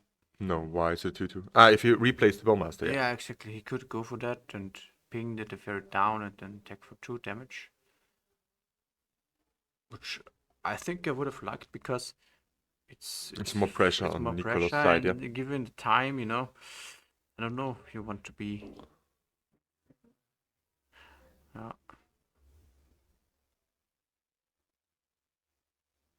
Pretty intense matchup, actually. Oh, wow, we've got an endurance here. Yeah, okay, I like it. This is something that can help pressure. Yeah, it doesn't get red blasted or blue blasted. He has to find, He can also flash in the Bowmaster in addition to that. yeah, because there's some... I think it was just bait, actually, for the Bowmaster. Wait for the Bowmaster? Yeah, that the Bowmaster resolves. Baiting for the force. Yeah, could be. So then the Bowmaster can resolve, making a 2-2 pinging it for 1. So he goes down to 13. Yeah. Mm. He also gets And then, hard okay, hard comes first. Well, yeah. a lot of forces. This was pretty good, Yeah. actually, on Nicolo's side. Because it takes a lot of pressure off his life totals.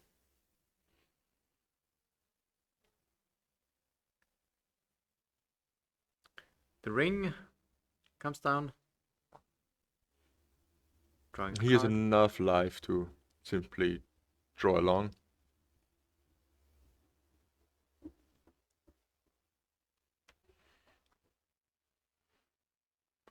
So what does Nicolo need here? An Narset?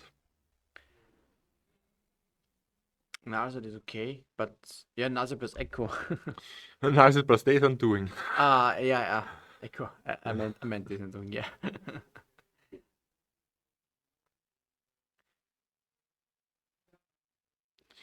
Yeah, unfortunately Only answers, no threat. nothing. Yeah. I mean, he can end the The tokens, which isn't too bad.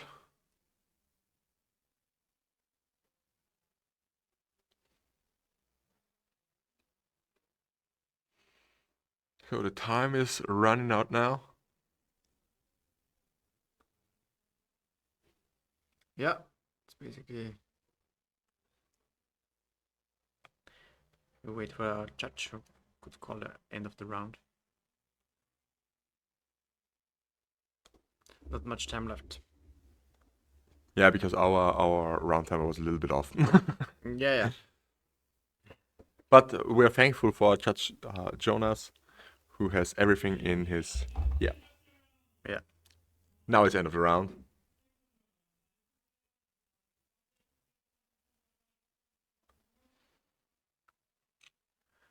So this means that Nicolo has the first turn, I think.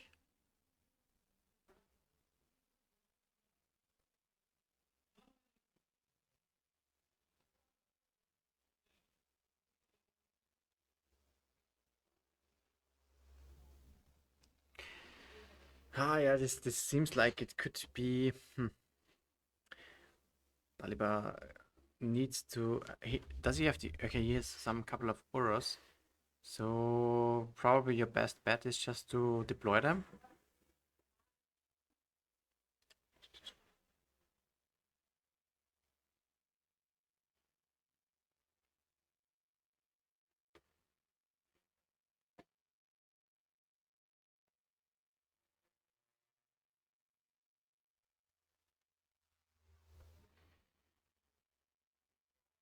Yeah, Dalibor's hand is stacked.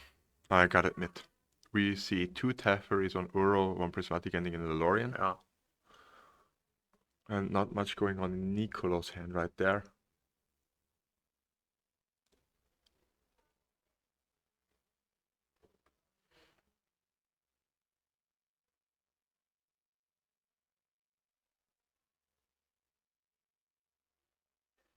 And a Teferi on Dalibor's side.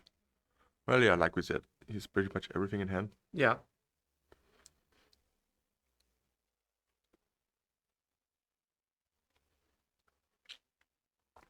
And that gets red blasted, yeah. You have to do this right now. Must be the first extra turn, I guess. Yeah. Yeah.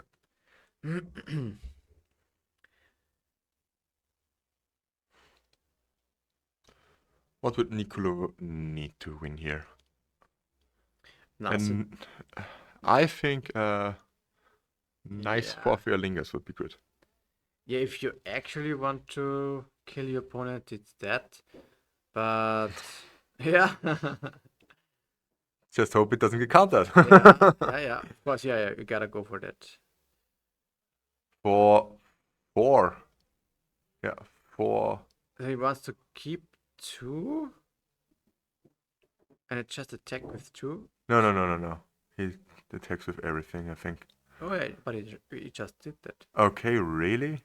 Yeah, he attacked with 2, so he went from 20 to 16 and he kept 2 back. But the math is working out in his favor. Yeah, he wants to keep Monarch, I guess. Well, yeah, then he's... Yeah, for sure. Okay, yeah, that makes sense. Because he's tapped out. Yeah. And he has also the ring that deals damage now, 2 damage per turn. That helps to say. Okay, surgical on... What? Surgical on... Huh. On Uro. Oh, that's a good thing here, really. The second extra turn. So Nicolo gets the third one, Dalibor the fourth one, and Nicolo the fifth one.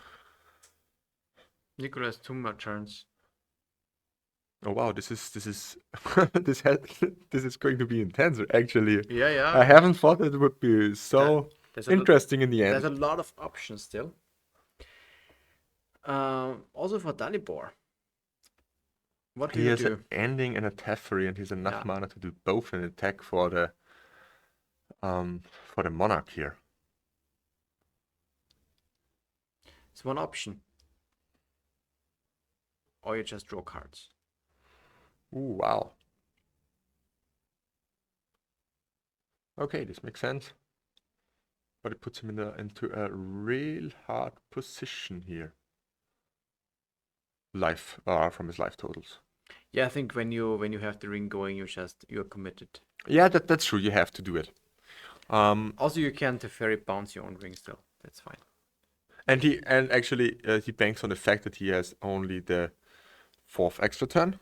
So he only gets 3 damage from the ring. So he's basically on 11 life. Yeah. And Nicolo has to make 11 a life point swing of 11. Which isn't that easy. It's 8 powers. Well, but Nicolo has 2 more turns. 2 turns, yeah. So, yeah, technically he needs to have answers soon for the tokens.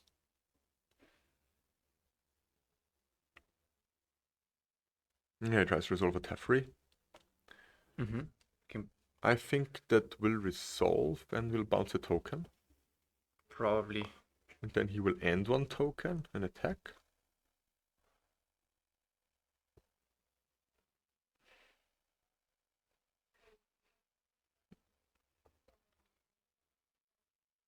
A carpet, okay. Is quite good. Adding 3 extra mana. Ending, yeah. Going in for the monarch. Probably, yeah. Then Dalibor has then one turn to go, right? Yeah. Thing though is he cannot really do 6 damage, right? No, he can't win. Dalibor can't win here anymore. It's like on a technical side of things he cannot win. But he has a superior board, yeah. At the moment. I mean, if Nicolo rips, how's it called? Another 4th? Another 4th. That would be good.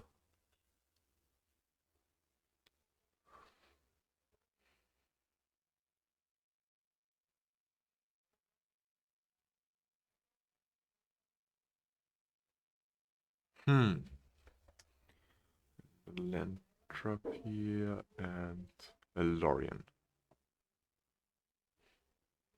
Brainstorm and 2 lands, not that great. But he has a force of negation for any shenanigans Nicolo could have done. And what's the draw? For For Link. Lingers, just going for it. I mean, Yeah, you have he to has do the it. force, but Yeah. you have to do it. Absolutely.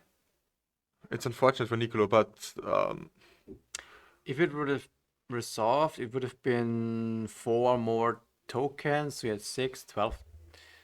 12 damage, right? yeah, Yeah. Nicolo gets another turn. He can hit him for 4. It's also not enough to win in 2 turns. Unless he rips another 4th Lingus. Maybe he should have waited till the last round. Last extra turn to slam the 4th But Lingus. why? The Dalibor can get draw 4 cards with the ring. Without Yeah. any drawbacks.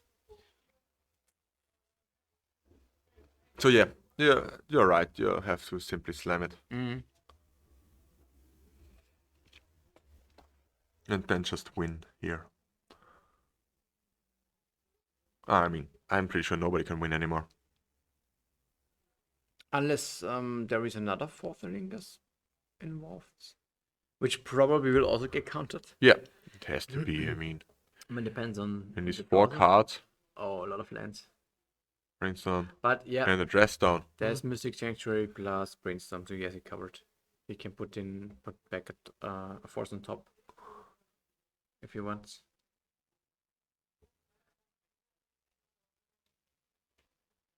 Okay, he had his force in hand, but the Teferi, yeah. That's why I thought maybe waiting would have been better. Because Nicolo could have attacked the Teferi Yeah. and force back then. With the 4th Lingus in the last extra turn. Yeah, I mean, for that you need an. Yeah. I mean, he knew he had his force in hand. Mm-hmm. I think he knew. Maybe he has drawn it now. Mm.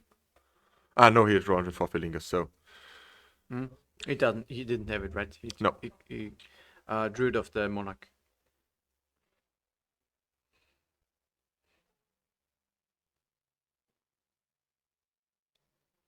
Yeah, but if you just wait this one turn,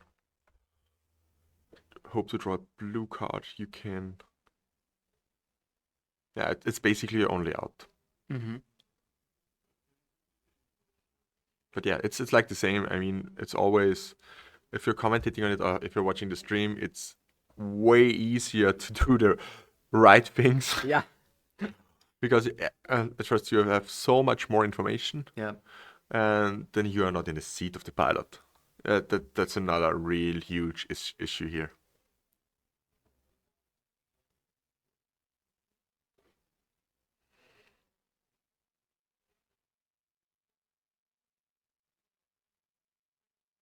He's thinking about what to put up with Mystic Sanctuary. But yeah, I don't think he can make 6 damage right now. Another carpet. Infinite mana. Basically. Yeah. Mana wise is fine, but there's no creature. No. I mean, you know what would be great here? Titanic Grove. Or Becoming Mans. Become it. So put Becoming Mans in your 4-color control deck. Yeah.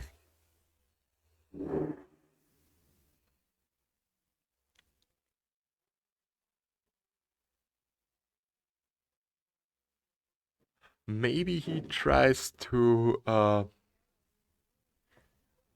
mean, he has the out of going Bowmaster into Bowmaster. Bowmaster into Bowmaster. Would grow it for a 3/3. Ping 2 times. It's still not enough. Yeah, unfortunately. Bowmaster into Bowmaster into Bowmaster. What he could do is, of course, to not lose. Potentially, it's just bounce the ring and recast it. Right? Oh, no. Yeah, well, no, not really. Wouldn't work, right? No, it just doesn't matter anyway because it's a 4th extra turn. Yeah, okay. Because of the protection, but.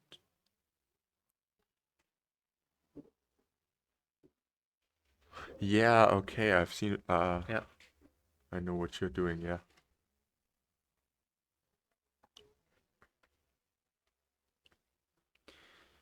we'll see what he can do now.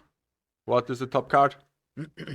Fourth extra turn, and it's a draw. Draw, as it seems, yeah. Oh wow. Pretty intense game, and even to the last extra turn, it's always like that with these control matchups.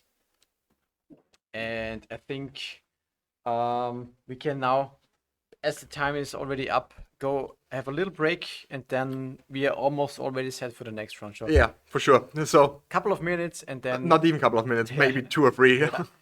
okay. So see you soon. And we are back for the third round. Yeah, third round now. Yeah, pretty short break. And our players are ready. We can head over to the game.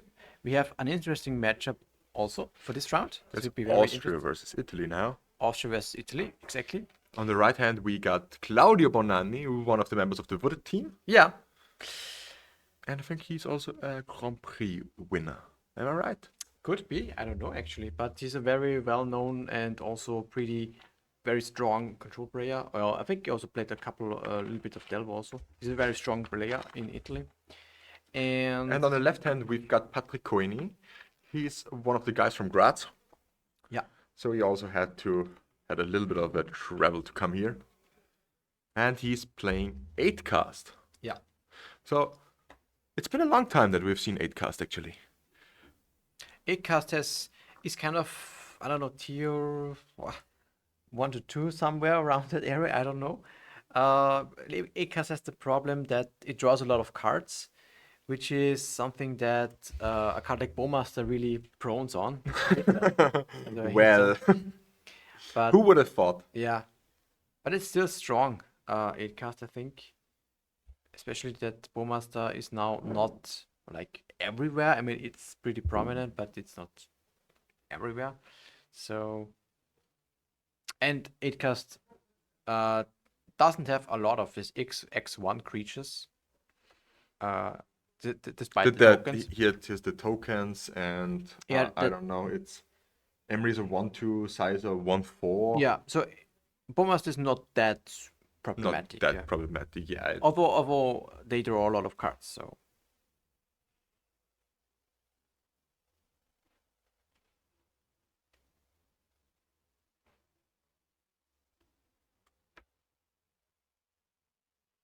let's see.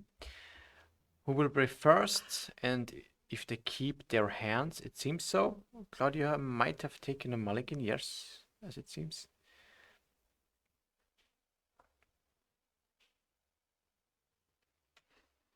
Yeah, I'm still contemplating. I mean, no. Do you think that the players know what they're up to? I think not yet, not yet. Now they know. Now they know. Or Ancient they will- Tomb. They will know, yeah. But this indicates Stompy also, red Stompy. And Chalice on 1. That gets forced. Yeah, I'm not sure if you would really want to force it Yeah. out of 4-color crew. yeah, you have to. I think.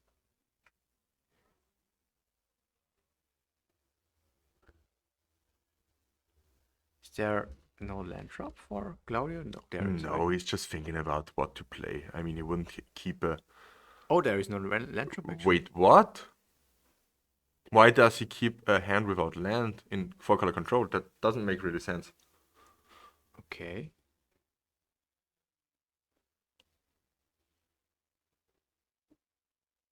That's something that always gets punished. Yeah.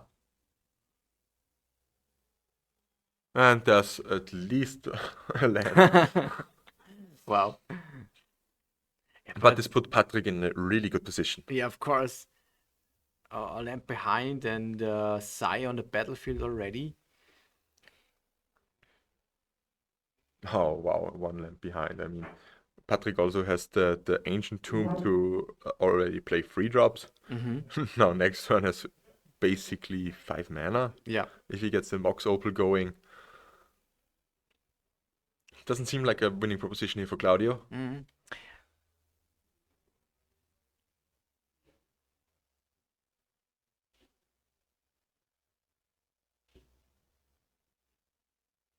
And the problem is that Sai is now pumping out a lot of tokens. Yeah, the Soul Guide Lantern. What does Patrick has in his hand? Do we know anything? And there's a Urza Saga. Okay. Yeah. I mean, he can safely attack with Psy.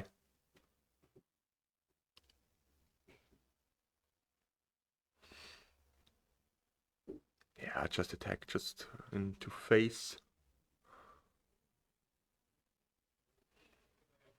Now Claudio finds in the game. I'm unsure if it's too late now. You mean, okay, yeah, because he's finding a couple of lands now.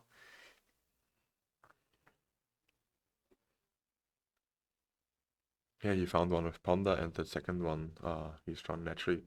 Or maybe you set it up with the Ponder here.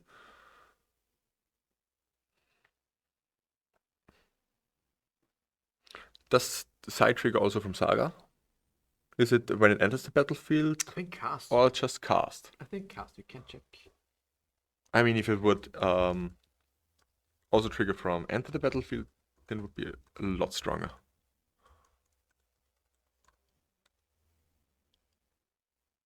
Does it work? No. Misspelled.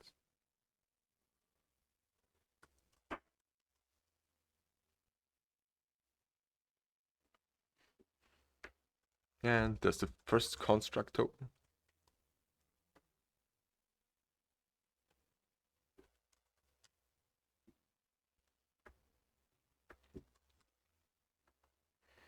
Maybe Claudio is working on to a supreme verdict to just switch up the game. Yeah.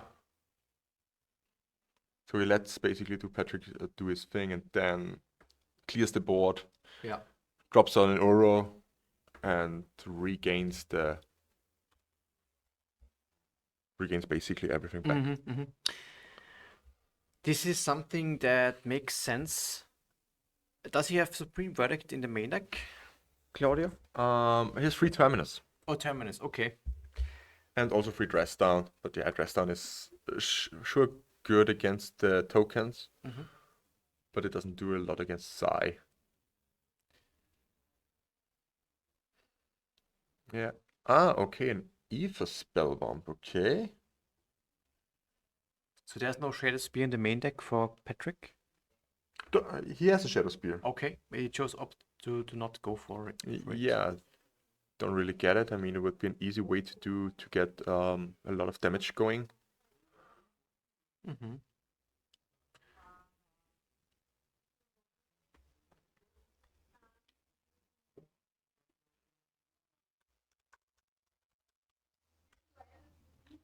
There's the Dress Down. Yeah. Getting rid of 2 tokens. Yeah, maybe he maybe that was the reason. He expected Dress Down. Expected Dress Down? Yeah. Okay. Maybe that was the reason he didn't went for the Shadow Spear. Yeah. But I think you still can attach it to a Thopter. Yeah, exactly. I mean, Spellbomb draws a card, so this may be something that he wanted to do. Yeah, because he already has the Soul Guide Lantern in play for any Uro shenanigans. And what else could you really search up? I mean, there's only Spellbomb and Shadow Spear.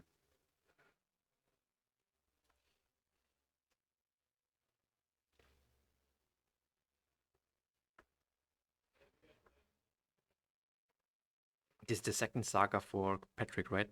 Yeah. This is strong. He pumps out tokens like no other. Yeah.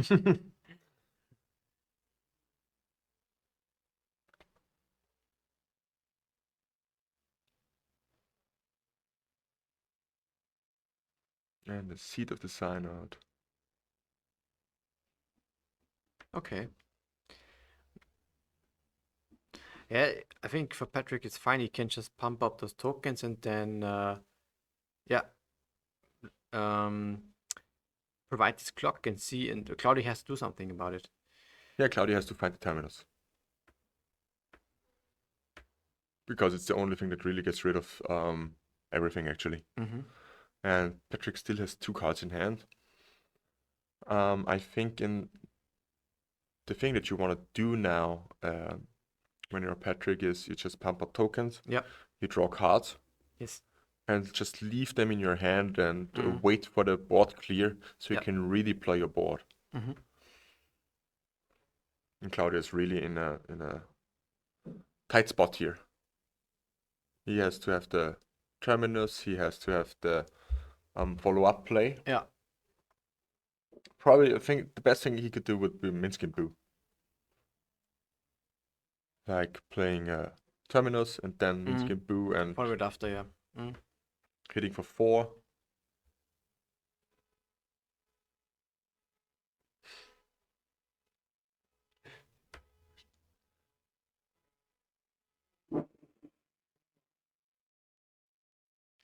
Oh yes. Yeah, of course, he has a lot of baubles also in his deck. Yeah, but still don't know why he didn't choose. Maybe he has it in his hand. Spear. Maybe it's in the Well, hand. that would make sense. And the Spellbomb bounces the Boo token. Maybe he grabbed it because of that. Yeah, it finds applications, of course. Brainstorm. Brainstorm into Terminus. terminus. There it is. Yes, that's of course set up. That's by what Claudio. we anticipated. Yeah. Is there a force? Because I think this would be lethal. Claudio, of course, also has a force. Yeah, I mean, it's control. He hasn't forced anything, and I'm pretty sure. Yeah, he plays 5 forces. So 1 force of negation, 4 force of will. This terminus is strong here. There is no. Okay. Draws a card out of from Sai. Oh, bounce it. Okay. Bounce Sai. Okay. And then it resolves. Yeah, that's fine. That's actually perfect because Claudio also got rid of the constructs from Saga. So there's at the moment no pressure. And the Chalice on 1. But it's fine. Patrick is now out of gas at the moment. He has a sign hand, but this needs a turn at least to get it going. And Claudio has a lot of cards in his hand. So maybe this is then the turning point, actually. Yeah, but you have to beat that aggressive as 8 cast here in the. Of course, there's nothing to be done wrong by Patrick, I think. I haven't.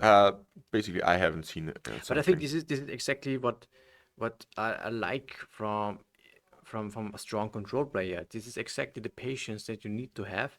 He missed his first land drop, if you remember. And so far he's about to turn this game over around. I mean, it's not over. Far from it, but this is exactly the point where this terminus exactly at the right point in time, and before that the dress down.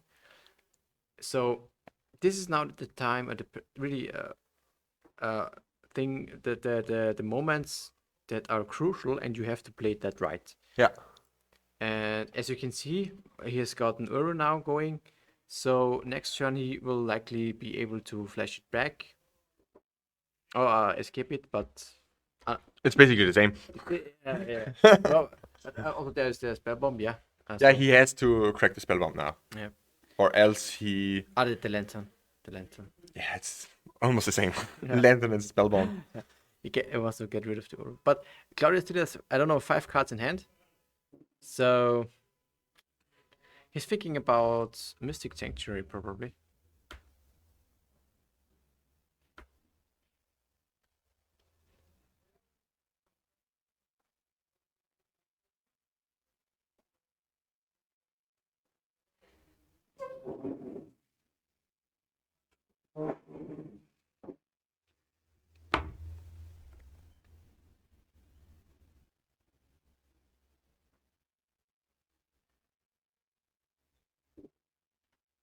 Oh yeah. Yeah, Sanctuary and putting maybe what would you put back? Brainstorm, Terminus, or something different. Terminus probably not. A force. A force, yeah, because he wants to counter Fob Monitor or Sai. or Kappa Cannoneer. I'm pretty sure that Sai is in the hand. Yeah, Sai is in his hand, yeah. Okay. Sai actually is, if it resolves again, really nice. And he tries to go for it. Mm-hmm. Although okay, the Foss is on top. He has to go now. And another token. Leyline Binding. On side. Either that or On Chalice. Okay. I can see that also. Yeah, it makes sense.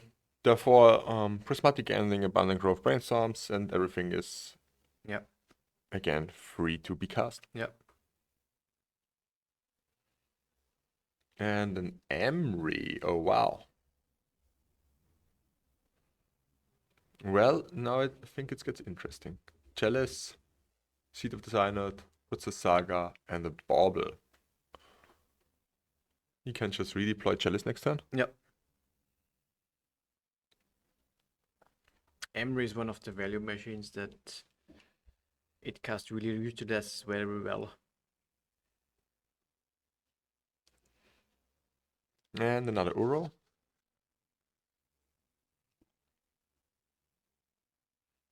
Double Force, and what's the rest? Abundant Growth? A Veil of Summer, okay. This is one of in the deck. It was in the hand from Claudio from the first hand on, from the first turn on. Yeah, you have to pay, to play the Chalice. Oh, okay, or the Soul God Lantern, yeah.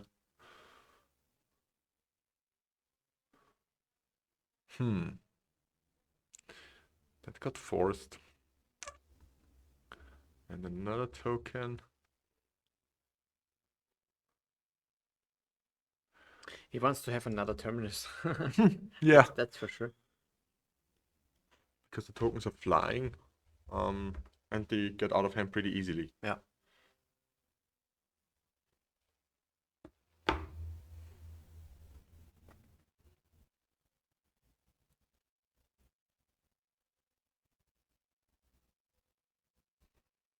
Okay, Narset. Narset is good. Because 8cast is also drawing a lot of cards. We still haven't seen a Thought Monitor. Yeah. Or Thoughtcast also not. Which is unfortunate now that Narset is on the battlefield. Yeah, I mean, Nazit won't survive the next turn, for sure. Yeah, that's true, because... yeah, I think it's hard. He's on 10. And he's searching. He will next turn surely escape Uro. But yeah, then it's simply the better way to do if you attack Narset, because Uro is coming. Or he can just redeploy Soul Guard Lantern now. Yeah. Again with Emery. That's something you talked about beforehand, the value of Emery, because if it gets countered, you just play it again. Yeah. The graveyard is basically your hand now. But I think he has 2 forces again in his hand. I feel so bad if you want to force it multiple times. Yeah. The card that comes back again and again. Oh yeah, it feels so bad. And also he gets also he gets the token from the side. Because we now know it's a cast trigger. It's a cast trigger, yeah.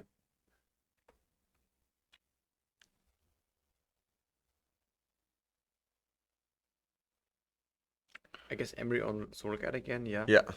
You want to do this for sure. Another force. This time Force of Negation. Yeah, it's now. Now it's gone. Now it would be gone, yeah. It's better.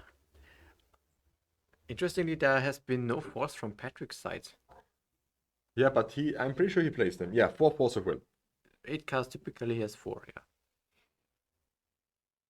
Gets another token and swings in on Narset. Probably. I mean, in my opinion, it's the easy way to do. Just killing Narset here. Then going for Thoughtcast or for Thought Monitor. Yeah. And then the game looks pretty solid, in my opinion. Yeah. Yeah, there's the Thought Monitor. Drawing 2.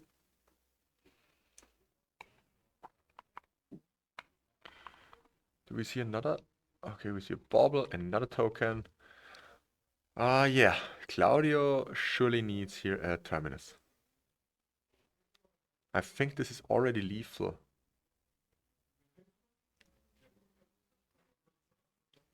Maybe even if he escapes Uro and has a blocker, then he's on 12, and we got 1, 2, 6 flying, 8 flying. So, nah, it's not lethal actually, but it's a 2-turn clock. To the clock. Okay, yeah. Oh yeah, forcing the Uro is a really strong play here. Because how many forces can Claudio have? Yeah. All of them. All of them. He already played 2 pitching 2. Yeah. So he has One probably left. 1 left in his deck, yeah. so there is. Yeah, and that's game. So 1-0 for Patrick. Let's go over some of the sideboard cards or sideboard choices. The funny thing is, Patrick named his deck Turtok Go. Yeah, he has in his sideboard 1 Pithing Needle, 1 Soul Guide Lantern. Wow, another Soul Guide Lantern. Very great. Yeah, he has 2. I'm pretty sure that comes in. 1 Gaia's Blessing, 2 Brazen Borrower, 2 Dismember, 3 Force of Negation, 2 Plague Engineer, 1 Kappa Cannoneer, 1 Caracas, and 1 Haywire Might. What do you think will come in? The second Soul Guide Lantern is set in stone. Yeah, Soulgate is good against Mystic Sanctuary and Uru. I could see the Kappa Cannon. Yeah, nah. But Kappa Cannon is It's good against pinpoint removal, but not against Terminus. yeah, and also not against forces, I think. I mean, it's okay. It's okay, but it's a great. Because Pyroblast is a strong card, you know. Force of Negation seem good. You bought them in this matchup? Well, not really, right? Because No, you're the beatdown. I don't think you can really go. yeah, and also because of the blasts. Soul Guide seems okay. He can exchange that with the Aether Spellbomb? Aether Spellbomb. Yeah, exactly. because Spellbomb doesn't do anything relevant. I mean, here it has Save the Sai, but Yeah. that's a niche case, and I wouldn't leave it in for that. But maybe that and then the Cannoneer as an extra threat. Yeah, he only has so much forces, yeah. And pinpoint removal doesn't work, so no Red Blast, no. I think Kappa Cannoneer, the one-off, is also pretty nice, pretty set. It would have been so he has 2 main deck and then this is the extra one in sideboard. Yeah. So yeah, he has another threat going for that. Would you go down the Force of Wills in the main deck? You could, so yeah, just because of the blasts. Yeah. It just feels so bad if your Force of Will gets blasted. Yeah. You could also skim a little bit on the fast mana like the petals. Usually you don't need to be like so explosive. Yeah, that's true. You just So- have to have some inevitability. Yeah, you don't want to go below a certain artifact count, of course, but other than that, it's pretty. I think this artifact count is 19 for the Moxu Pulse or something. I'm unsure. I'm not Something like not that. an artifact I mean, player. he's probably enough. On for Claudio. Claudio's side, we've got 2 Surgical Extraction, 2 Containment Priest, 2 Force of Vigor, 1 Null Rod, 2 Red Elemental Blast, 1 Pyroblast, 1 Carpet of Flowers, 1 Veil of Summer, 1 Hydroblast, and 2 Endurance. Yeah, look, a lot of good cards here. Oh yeah, Pyro and Red Elemental are set in stone. Carpet of Null Null Rod also, like wow. Force of Vigor. Yeah, so he has a lot of things that he could definitely board in. What about the Carpet? I don't like Carpet here. No. They have not enough Patrick islands. has 2 islands in the deck. 1 island. Or one even, yeah. So- Well, the standard version has 2 islands, so this And Kappa turn is 1 not- Null Rod like we talked about. Turn 2 Null Rod. Yeah. Null Rod is really hard. Do you think Patrick has brought in the Brazen Borrowers? I'm not sure, but he cannot do anything at the moment, that's for sure. Yeah, Null Rod is so harsh when you have artifact lands. Yeah. You know what? We have seen a deck list. I think it was in the second round or so that had 3 Nalrod in the sideboard. Oh, fuck, yeah. It is right now again, yeah, somewhat popular, and 8 cast has a really tough Folds. time. 8 card folds to Nalrod. It's just like that. I don't... If you anticipate the one of Nalrod, maybe Force of Negation makes sense to bring in and don't skimp on forces. But it's a one of... These are the bullets. Yeah, you just have to have them. And there's the Minskimp Boo. You just have to dodge them also. Yeah, the Force of Negation would have been better than Nalrod. Yeah.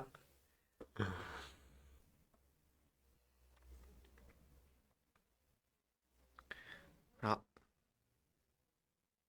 Yeah, another dead card basically on the battlefield.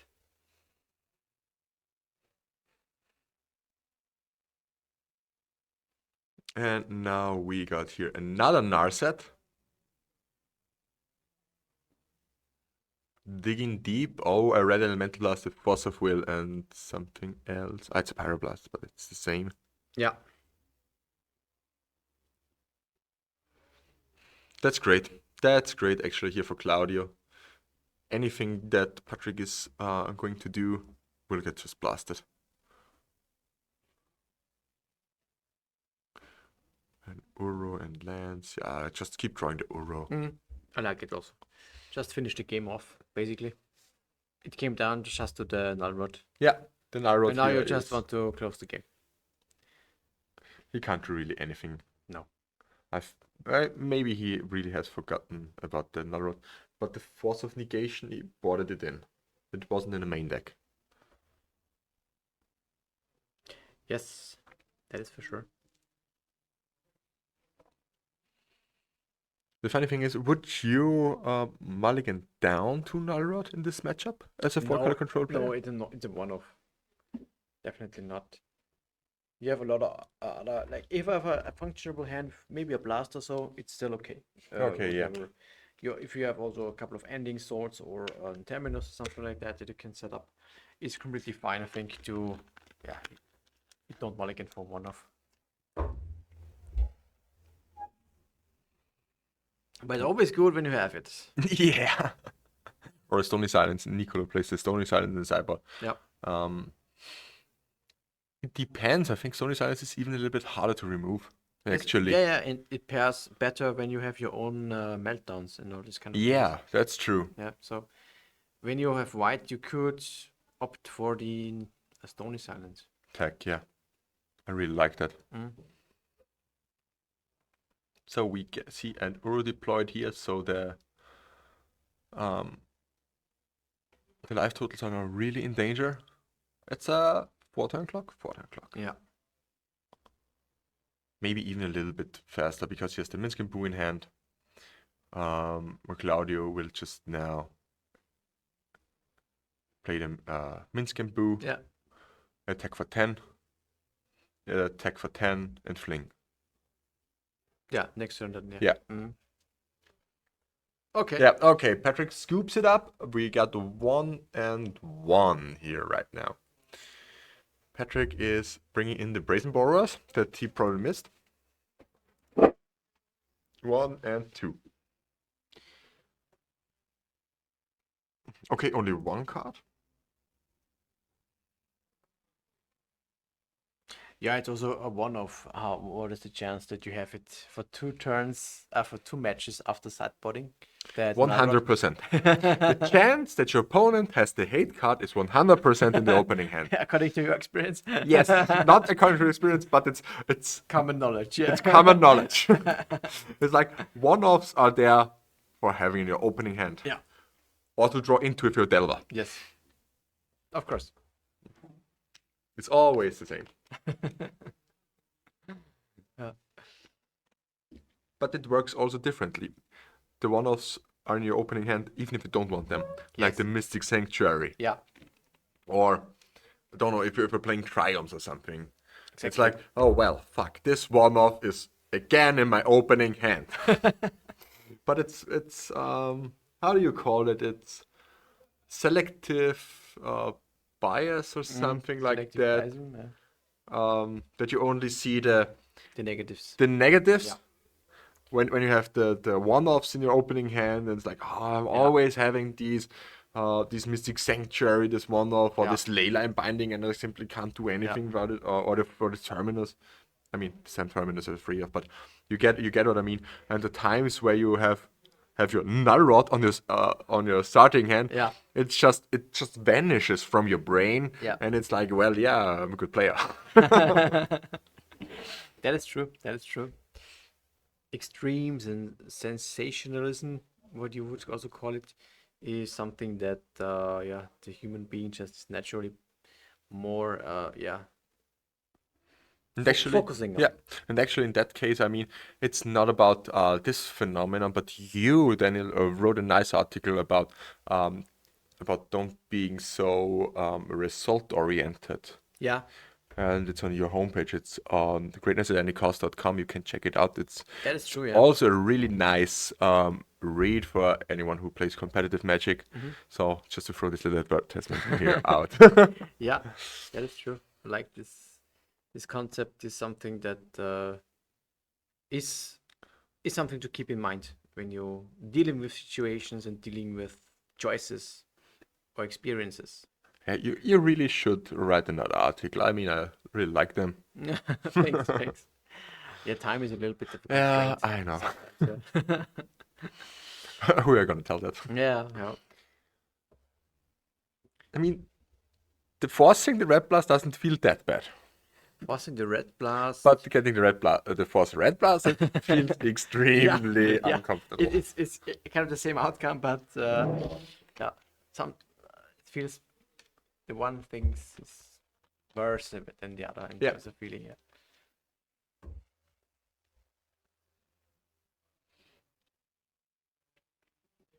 Okay, so Claudio simply played the Red Blast, and now let's go.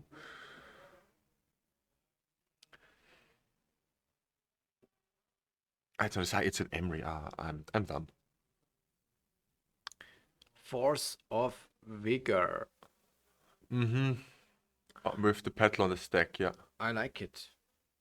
He floats. Hopefully, he floats blue mana. No, okay. Didn't have it. Yeah. Can you redeploy lands? No, you have to cast them. Let's check. But I think it's cast. Yeah. It is. You may cast a card this turn, yeah. Yeah.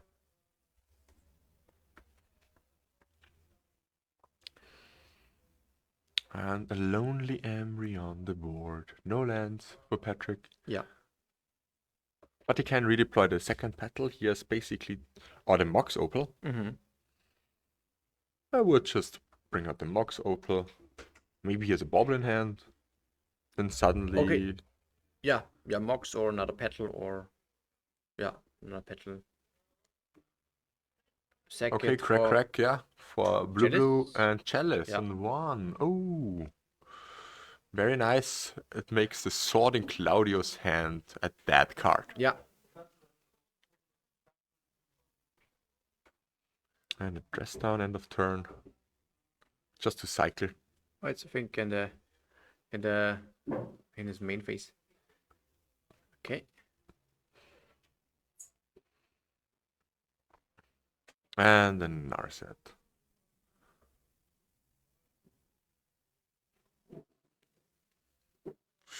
Ouch, finds the Minsk and Boo. Do you think Patrick has another force? At the moment, not. Redeploy the Mox Opal. Bauble? Yeah, Bauble saw 1 mana. Is it enough? No, it's not enough for Fort Monitor. What I like is for this 8 cast that they can actually safely deploy Chalice on 1 and 2, and it doesn't really interfere with anything from the deck. Yeah, but Chalice on 0. It's On pretty the good. other hand, it's really good against 8 cast. Yeah. I played 8 cast at the team event in Four Seasons Bologna, and although I didn't really like the style of the deck, It is strong, right? it's really strong. Yeah. It's once you get the hang of it, you're pretty much doing everything, always the same things, Yeah. but without a combo finish, so Yeah. not that funny. Minsky Boo resolves actually. Okay, that seems great for Claudio here.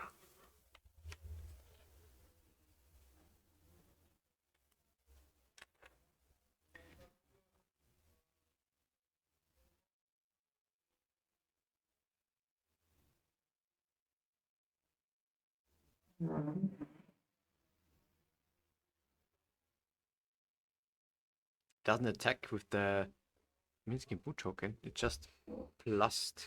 It put the counters on the hamster, but chose not to attack. Maybe he just wants to plus the fling. Yeah, Minsky is super fast to close the game, absolutely. But I don't really get it why they aren't attacking. Yeah. Because Emery alone isn't really a threat. If they block, it's okay. It seems Claudio wants to protect the Nazet. Okay, yeah, that's that's a thing. He might not be in a rush. Did he just force a petal? Yeah, because it's 3 mana. It would have been the 3rd mana, and this would potentially mean Sai or something like this. Yeah, Sai would be hard. Okay, And yeah. another child is on 1. Okay, Don't care about this. I like the force on the petal in that case, yeah. Yeah. Now that is super important. Yeah, you can kill now the Emery. The Emery, draw 4 cards. And this is now pretty much set in stone for Claudio. I don't think Patrick can come back here. Yeah, it would have to involve something like a Sai. Getting a lot of tokens on the battlefield. Killing the Narset eventually, get a lot of Yeah, tokens. he needs to remove the Nazet, that's for sure. And then also, of course, the... And ending on the Opal, that's so hard. The Force of Vigor, I think the Force of Vigor was the thing that has set back Patrick at the most. Significantly, yeah. Sure. But I really think I like that Claudia has correctly identified that's about denying the mana from Patrick's side and not caring about something like this Chalice is on board. And the second time the Null Rod. Yeah, this is just putting Now the icing on the cake, basically. Now it's over. We have the Boo, the 4/4. Yeah, plus it.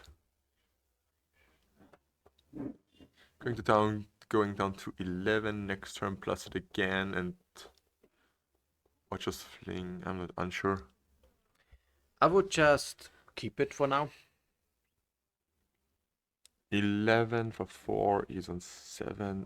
Attack and fling would be enough. Yeah, attack and fling.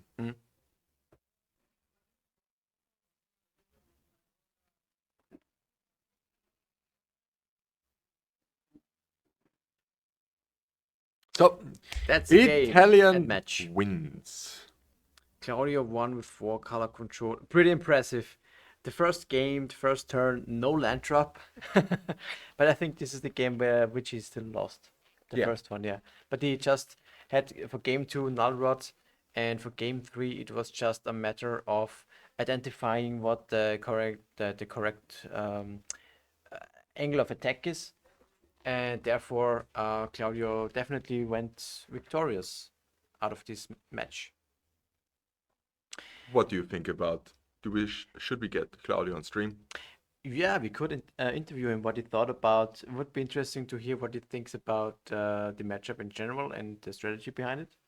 So maybe we can have a talk with him. Yeah, for sure. I'm going to grab him and let him know. Okay. So we'll be there in 2 minutes. And we are back with the win of the 3rd round with Claudio Bonanni. Hello, Claudio. How are you today? I'm fine. fine. Thank you. Quite tired, but really fine. Quite tired. It's only the third round. You've got 3 more to go at the top Yeah, 8. I I mean, know. you're pretty much set in stone. Yeah, I'm getting older, so. Well. I mean, what should I say? I'm 33 at the moment, so Yeah. we're all a bunch of old guys playing cards. Yeah. It's simply we can't happen. Yeah. Yeah. So, what do you think about your matches? I mean, the first was pretty fast won by Patrick Yeah. because you skimped on your land drop at first. Yeah. You didn't have a land in hand? No. Okay, but I mean, just for our viewers and just for me, because I was thinking about why are you keeping as a control player a hand with no land? Well, I was on mulligan on 6, and I didn't want to really go on 5. I was on the draw, so I thought if I can find one land with double cantrip, I can manage to do something. Yeah. If I top deck from the top, if I go on 5 cards, I think it's so unlikely that I can win anyway. So it's both is a gamble, but I was thinking now I'm on the draw with double cantrip. If I found a land, maybe I can manage to do something.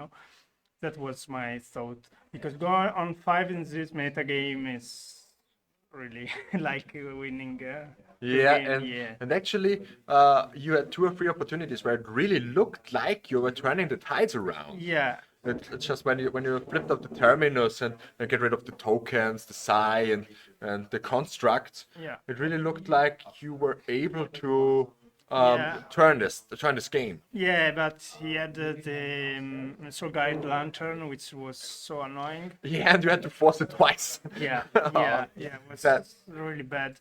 I think I lost when basically I terminus. I was hoping he was going for Force of Will, but he didn't have Force of Will in hand for No, sure. yeah. So because I had Veil of Summer, and if I could do that, I think could be a game. Yeah, because you can just play Whale of Summer, he loses 2 cards, you get 1 card, you wipe the board, and then suddenly everything seems great in your in your side. But unfortunately, I lose by a card that he didn't have, and I thought he should have that Force of Will, maybe because it was like, I don't know, 5 turns, 6 turns ahead. So I don't know. And in the third game, you were basically making a little bit of a Delver expression to me because you were so aggressive. hung up on so aggressive on destroying the lands, denying the mana, employing your threat, protecting the queen. It's like 4-color Delver. Yeah. I was. It happened that there was a strange play for maybe I don't know if you see it, when I force Lotus Petal. Yeah. Because I had afraid of Otawara, which cost Okay, 3 mana with Emery. And if I fling the token and in response Otawara, then he kill my token. I don't draw card, and then he can kill with Emery my Narset. Okay. And the yeah. game is changed. Yeah, we totally missed Otavara actually. I But don't know if he play, but usually they play Otawara. yeah, he plays 2 Otavaras in his Okay. deck, so it was certainly a possibility. And but we also in the stream said that we really liked the play about countering the petal, Yeah. because just denying the mana, it was like you were already so committed to this game plan and denying the mana with the Force of Vigor, with prismatic ending on the Mox Opal, Yeah. and then forcing the petal. It's like that. It was really nice Delve Yeah. expression. Yeah, with it was a different line of play, because usually people will go like to manage chalice or Manage the creature board to- or the yeah. spells and not the Yeah. lands as a control, but and not even with. I mean, it would make sense with Wasteland, but it was just so how do I say this? Just so off the wall actually a little bit, and I really liked that style of play from Thank you. you. It was Thank you, really thank great. Also really cool to watch. So, what do you think about the tournament? Tournament is amazing people. Really happy that many people from other countries come here to to play for a qualifier. I think that matter a lot. I hope also for you is a good sign of the people. Oh yeah, we're 61 players and just Yeah. we haven't thought that would be possible. I think we maybe thought about 45 or something, but now we were blown away. And actually, this tastes like victory. So we want to do this again next year. Yeah, For yeah, sure. yeah, definitely. I think everyone is really happy with the tournament. I saw people from Germany, people from Czech Republic, I Six guess. countries. We're here Yeah, with 6 countries. Italy. It's Yeah. it's Germany, Austria, Slovakia, Hungary, Yes. Italy, and France. Oh, wow. It's amazing. I mean, just for, for qualify to having Yeah. the opportunity. Yes, yes, a really, really good tournament. So that was round 3. You have 3 more rounds to go. Still a long run, but I have to win the next one, and then I could maybe ID. Then you could maybe ID, Maybe, I yeah. don't know. Usually. Usually, yeah. Yeah, yeah, yeah. I just hope we will see you again in the top 8. I hope so. And I wish you all the best and Thank you. a lot of luck, Claudio. Thank you. It was nice to have you here. Thank Maybe you. we'll see us again. Thanks. Bye. And we take a Cheers. short break and we'll back for the next round. Welcome back to the 4th round of our Austrian Legacy Masters Day 2 main event. Our games have just started, so we can quickly chime into our matches. We have an interesting one for this round. We have one of our local guys, it is Timo, that is on Death Shadow. And on the other hand side, we have Andrea River, one of the Italian guys, I think. And he's also playing shit. No, he's playing Stifle Note? No. He's playing 4 Stifle 3 days, so Some kind of Ancient Explosives. Okay, I'm unsure what it is. It has Tamoglyph, it is Uro. Is it 4-color midrange? that seems like a rock pile, right? Or Rock, yeah, it could Yeah. be Rock, yeah. Maybe Rock control. Yeah, Rock. But it has Savannah and Tundra and Sword, so it's 4-color control again. 4 color, yeah. But it's definitely a different version Yeah. because of Stifle and Tarmogoyf and Deep-Root Wayfinder. Yeah. So that's really, really nice to see. Yeah. That's absolutely true. So Timo is already on 15, has cycled the Troll. That's like one of the things, one of the new cards of the Lord of the Rings set. Yeah. It's the same as Lorien revealed, the Elephant, the Eagles of Orthanc, and the Generous End, I think. Yeah. This is the cycle Yeah. of these cyclers.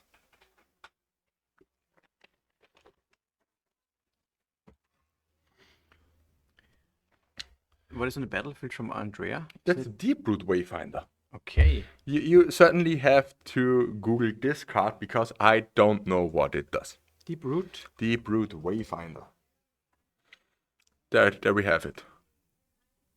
Deep root. It's a Wayfinder. 2-mana 2/3. Whenever Deep-Root Wayfinder deals combat damage to a player, surveil 1. And has some extra attacks that I simply can't. Then you may return a land card from a graveyard to the battlefield tapped. So it's Deep root Wayfinder, one of the cards that you typically don't see in Legacy? Yeah. I've seen it for the first time right now. Yeah. And it gets snuffed out, so It's actually pretty good stat wise. 2 mana 2/3 is not too bad. and it has built-in surveil and return a blank card. So Yeah. I can see this being snuffed out. And we have a 2/2 shadow here from Timo's side that will quickly grow into a 4/4 next turn. Yeah. Because he dazed the force on the snuff out and can redeploy the Watery Grave, take 2 damage, and goes in. Maybe even a little bit more because I'm not sure what he has in his hand. Yeah.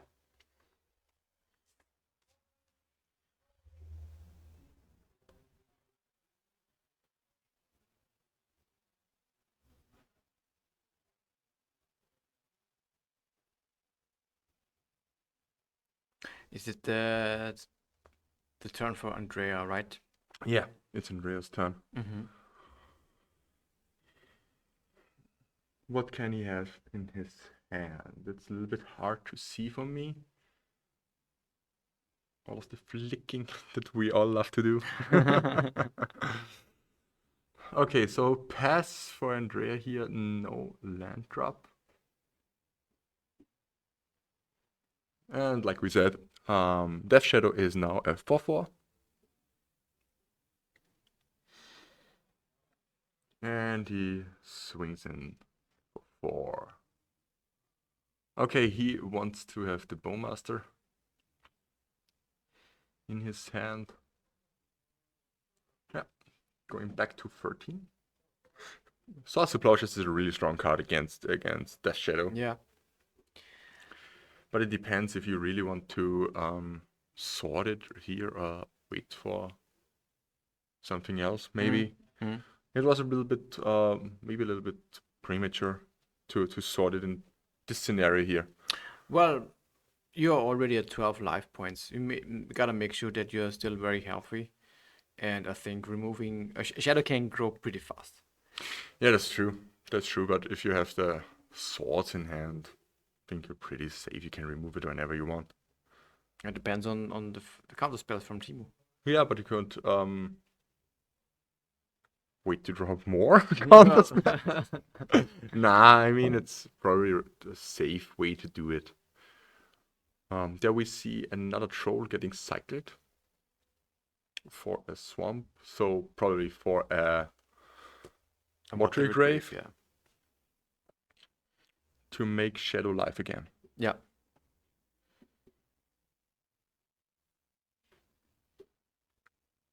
I mean it's important that it outgrows the Goyf.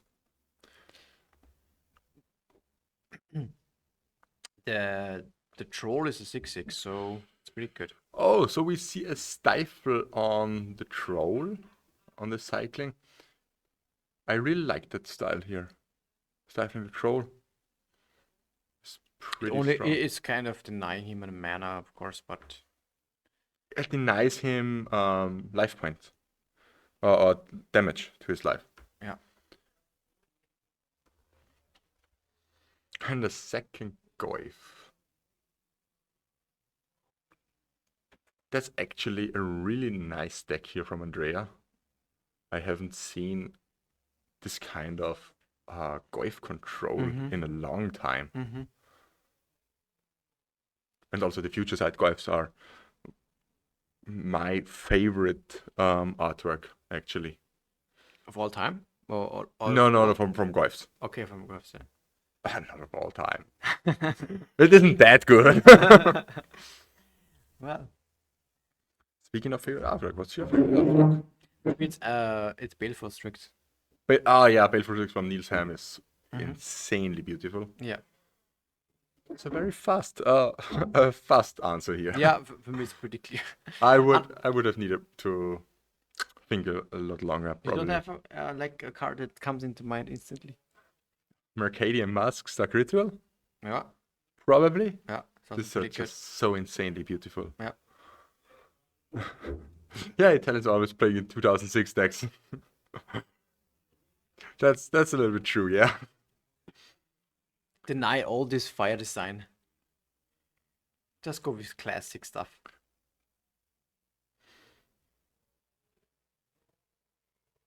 Yeah, classic legacy. Oh.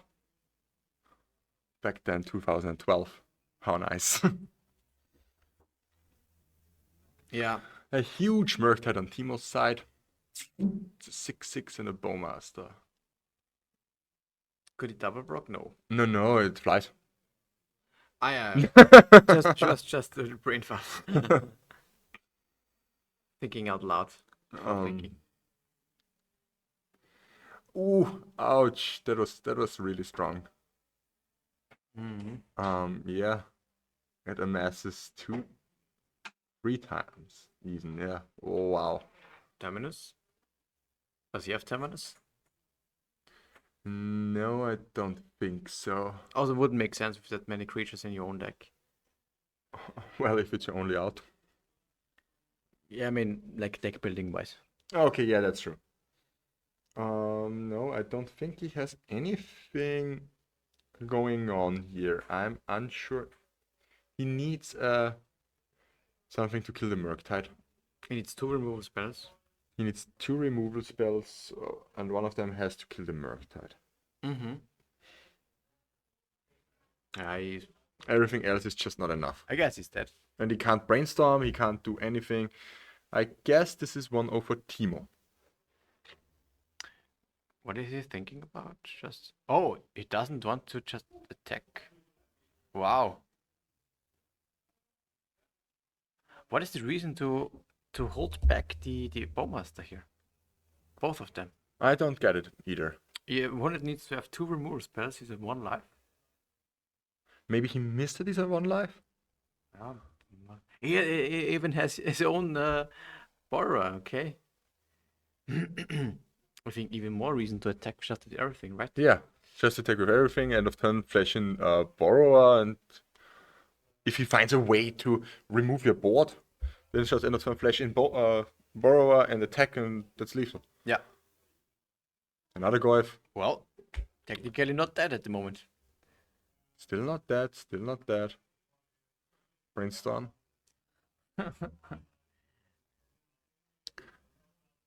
If Andrea now draws something like an Uro, pretty He's in the game again. back in the game. Okay, yeah. Okay, there's a round in the lock for the Tarmo Goyf. I think and he it's gave 1-0. away 1 extra chance that is just not necessary. Yeah, for sure. Just in this situation, just swing with everything. Yeah. And if he has really the Brazen Borrower in hand, I mean, it's like, well, if you clear my board, if Yeah. I can't do the 1 damage to you, then I just Exactly. bring in the Brazen Borrower end of turn and just Yeah. hit you. Because it would take Andreas' whole hand Yeah. to deal with the board, and he's on the mercy of the top of his deck. Yeah. So yeah, if he, I mean, it could be. Does he have 3 mana? Andrea? Yeah. Yeah. I mean, he could have ripped. Three lands, but he had. Yeah, he could have ripped an Uro. Then he would have Yeah. just attacked for. It would have gone to 4. He would have Exactly. just attacked for 3. Then would have been 1 again. It's Uro, and then maybe if you can find a land and then you can escape Uro, you're pretty good. Yeah.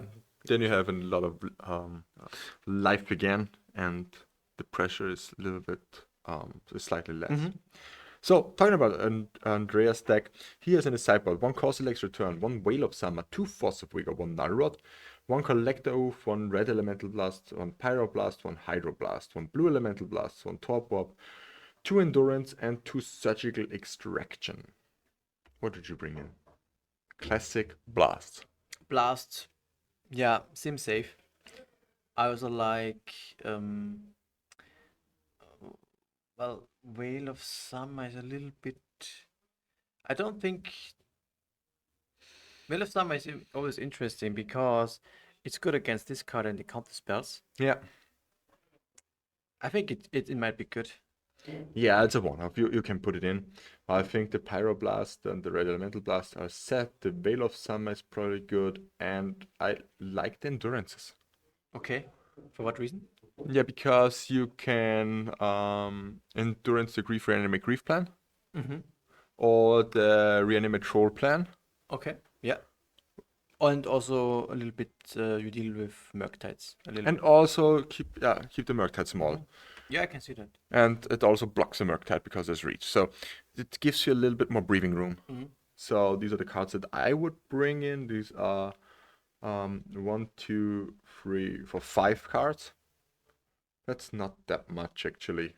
Yeah, but it's fine, I guess. Yeah, I think you can skimp on the Force of Negation. Mm-hmm. And yeah. I don't know if he needs the Wayfinders here. I'm not sure. I mean they block the shadow.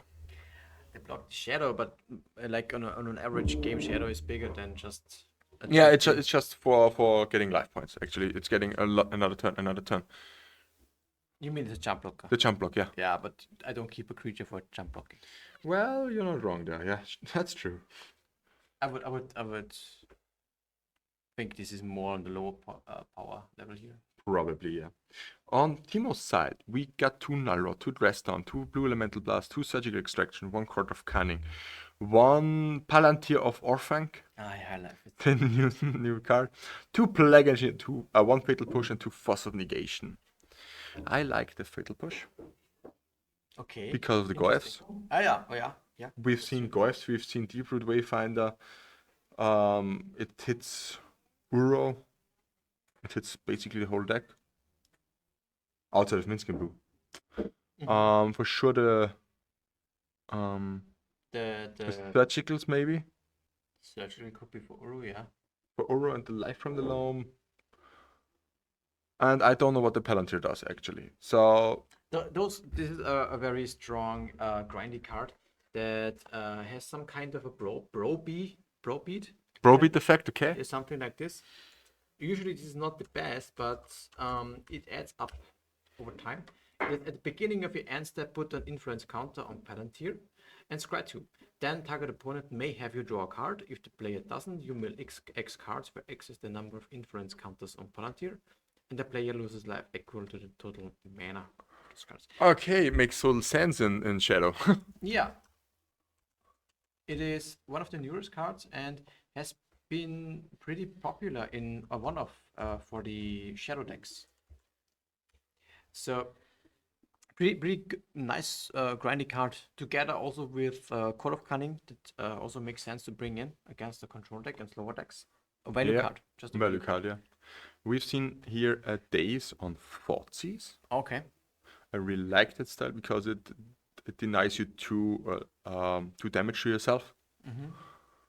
Or to life, and you yeah. protect also your valuable spells.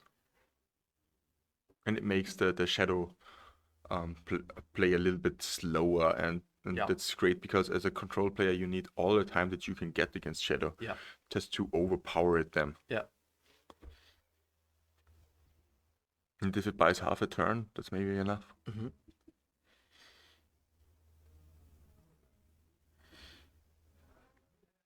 So just a Ponder here from Timo and Flooded Strand for Andrea. Land go like the classic control player does. And another Ponder sculpting his hand. Do you think he's searching for a way to get his life total a little bit lower? Yeah. Yeah, maybe a troll and reanimate or something like this. Troll reanimate or would be grief great. reanimate, I Yeah. don't know.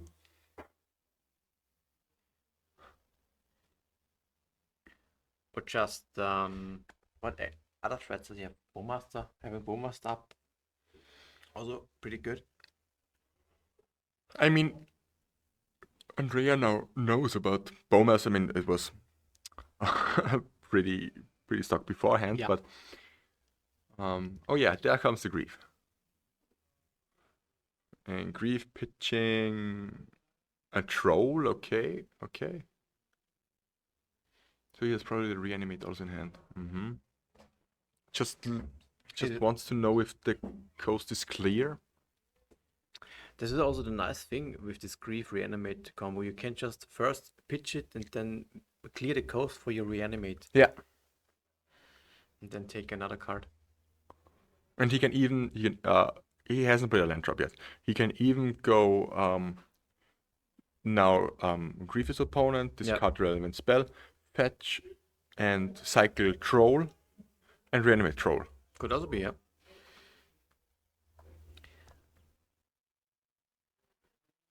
I was really surprised that troll actually sees some play in Legacy, because it seems like just a vanilla kind of creature. A vanilla 6/5. Yeah. I mean, but this swamp cycling or this island cycling or whatever, this cycling this type cycling basically. Yeah, this is so good actually. Yeah, because you find your duels. That's mana fixing. I mean, we had it before in Timeless Dragon, but I'm pretty sure that costs 2. That costs 2, and there's a big difference. Yeah, it's a big difference. I mean, Timeless Dragon is still a good card because. Alright, yeah, but there's better options at the moment. In white. Yeah, in control decks, for example. Yeah, in control decks, but if you're playing Death and Taxes, I think you still want one. Could be. Yeah, but I'm no Death and Taxes expert. Well, take the heart. That's hard. Stifle and Swords here. Does he have another land drop? And He has a land? land drop, but I don't know if he has a land. Mm. Mm.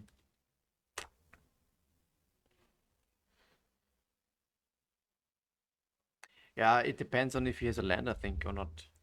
Yeah, if he doesn't have a land. If he doesn't, then I guess I would take the Stifler. Yeah.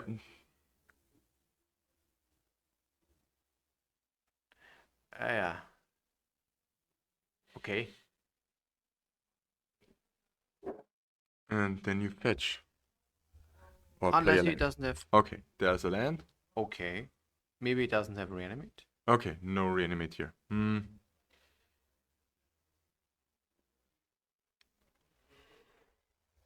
Tamkov is good. And push. Like I said, I like to push. And now, okay, he bought it in Court of Cunning. Absolutely, one of the best cards. Okay, what does Court of Cunning do? I don't know it. It basically can mill out your opponent, over time. And you get the Monarch or something. Yeah. When Court of Cunning enters the battlefield, you become the Monarch, and at the beginning of your upkeep, any number of target player each mill 2 cards. If you're the Monarch, each of those players mill 10 cards instead. Okay. So it is, well, the milling of 2 cards is of course not so good, but getting the Monarch, and then if you can protect it, it's pretty strong. Yeah, because milling 10 cards is a lot better. A lot better, and also you have the Monarch. What I find funny is maybe some kind of mill strategy is maybe playable in Legacy. I mean, yesterday some guy has lost against Tasha Sido's Laughter. Yeah, this is a very strange sideboard card from one of the spicy decks that we had in our yesterday's warm-up FNM. It was a 4-off in the sideboard. Yeah. And Tasha Sido's Laughter, Archive Trap, and Court of Cunning make up for a nice... Seems like a cheesy deck, but Yeah. sounds fun. It's certainly not good. Yeah. I never say that it's good, but Yeah. it's fun. I can see it being really, really nice. Oh, here you just trade with the green. Yeah, with the sword, Pretty yeah. easy. Okay, ending and another sword. You Yeah. take the sword Yeah. again. Yeah. Or the ending. Ending? Yeah. For the court, yeah, for the court. that's Makes true. sense, absolutely. Okay, Timo has now a force in hand. Yeah, Timo is pretty He's happy. pretty happy, yeah, because he... Milling 10 cards. 6, Drawing 2 cards per turn. 9, and 1, and a life from the loam. But I don't think he wants to red here. I don't also think so. You don't really care about the lands here. You want an ending probably, or a creature, some kind of creatures. But wow, this is Against the pretty- Murktide. I mean, yeah, he has the swords. Yeah. But that doesn't give him, it still doesn't give him the monarch. And he still mills 10 cards. Court of Cunning, a really strong sideboard strategy out of Death Shadow. And I think It's the first time I actually see it in action. Okay. I have never seen it in our normal FNMs against me or against or another table. Yeah. The thing is that it seems on paper so bad against control, this Death Shadow deck. And the thing is, if you see it in action, it has a lot of things going for itself that just don't care about swords and whatnot. And you can really maneuver through that. Because a lot of impactful and strong threats are present. Like Smirktide and like this Bowmaster now. I mean, the Bowmaster got sworded in response to the Brainstorm.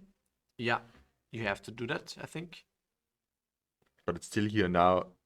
You're now losing 10 cards each turn. Yeah. You are facing down and 7/7 Murktide. Yeah. Well, it doesn't look that good right now.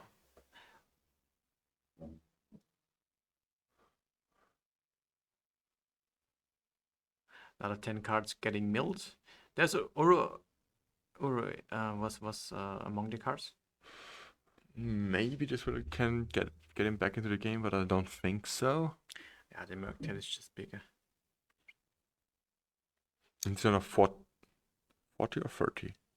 How many cards Let's exile, I think 30. I think, yeah.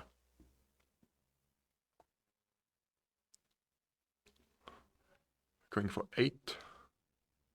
Upkeep, milling 10 cards. And okay, this was Monarch, okay. I mean, he has enough fuel for Yeah. For escaping escaping Murktide. Oh my god, that would have been a really bad dream, a fever dream. And there we have the handshake from Had Timo. everything, basically had everything. Yeah, for sure, it was really, I don't want to say easy, but he had everything. It worked really great out in the end for him. Yeah.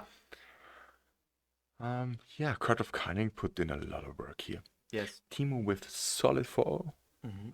Pretty strong. Really strong. Death Shadow, not to be underestimated. That's for sure. Yeah, and he bought it in the Court of Cunning and the Palantir. Yeah. One of the best cards. I still don't really get the Palantir. Yeah, this is also a valuable But you mill or they mill? U-mill. Okay. You mill X cards. Okay. And your opponent losing to the mana value if you mill forces, orcs. Your opponent loses the. Okay. Yeah, of course. I thought you No, lose the no. life. Of course, your opponent. This is a win con. Okay, that makes sense. Either you draw a card each turn, an extra card, like a monarch, or you deal potentially a lot of damage to your opponent, and you still get to scry 2 each turn. That's a given. Okay. Not so bad. Not so bad, this card. Yeah, anyways, we have a lot of time left for this round. Maybe we can have a look at what the other matches are doing. Maybe we can get for a game 2 or 3 of one of the backup matches. We can have a look at those. And Yeah, I think it's maybe a little bit hard, but we yeah, will we'll try try to to maybe get some and see you maybe in a couple of minutes, and definitely, or some interviews. We'll see what we can do. So stay tuned for more magic to come in a couple of minutes. So we are back with the winner of the 4th round. Was the 4th round? Am I right? Right, yeah. Yeah, Timo, Hi. our Death Shadow player. So actually, how was your feeling like? I mean, it was against an unknown opponent. Yes. Did you already know what he was playing or what he was on because of your scouting or something? He was sitting next to me the round before, Okay. so I saw some cards, but I think he's playing a little bit of an off-meta deck, so I wasn't really sure what exactly he's doing. I just saw some Minsk and Boost, some swords, but I wasn't exactly sure what he's going to play. It was basically 4-color mid-range or something. Yeah. I mean, I really like the idea with Goyf. It's a blast from the past. Yes. To play Goyfs again, and also I really like the Deep Root Wayfinder in his deck. Yeah. That's one of the things I tried to remove pretty quickly because I was just scared of him getting too much value out of him just hitting me with it. Okay, it seems like you have already played a lot of times against Wayfinder. So it wasn't your first time staring off that creature. No, it was my first time playing against it. I saw somebody was talking to me about that card earlier in the rounds, but I have never seen it in play. Okay. So we still didn't get to see it in play. Yes. Because it just snuffed out it. Yes. Would be interesting how good it is really, because I'm not sure about its place in Legacy. Yeah, in that situation, I think he only had like 2 fetches in the graveyard. So I was just scared of him ramping too hard into a Minsk and Boo or something. But if he had a Wasteland or something in the graveyard, I think that could have easily beaten me if it was unchecked. Oh yeah, just take a quick look, and he plays three Wastelands, and so getting waste locked is a high opportunity actually here. Yes. But yeah, I mean, in game 2, everything went so smoothly for you. It was like you basically had all the time everything, and it was the first time I have ever seen Court of Cunning in action. That was really good this game. Yeah. At that point, I was even thinking about whether to just kill him with milling him out with the court, because it didn't seem like you can ever like take back the monarchy.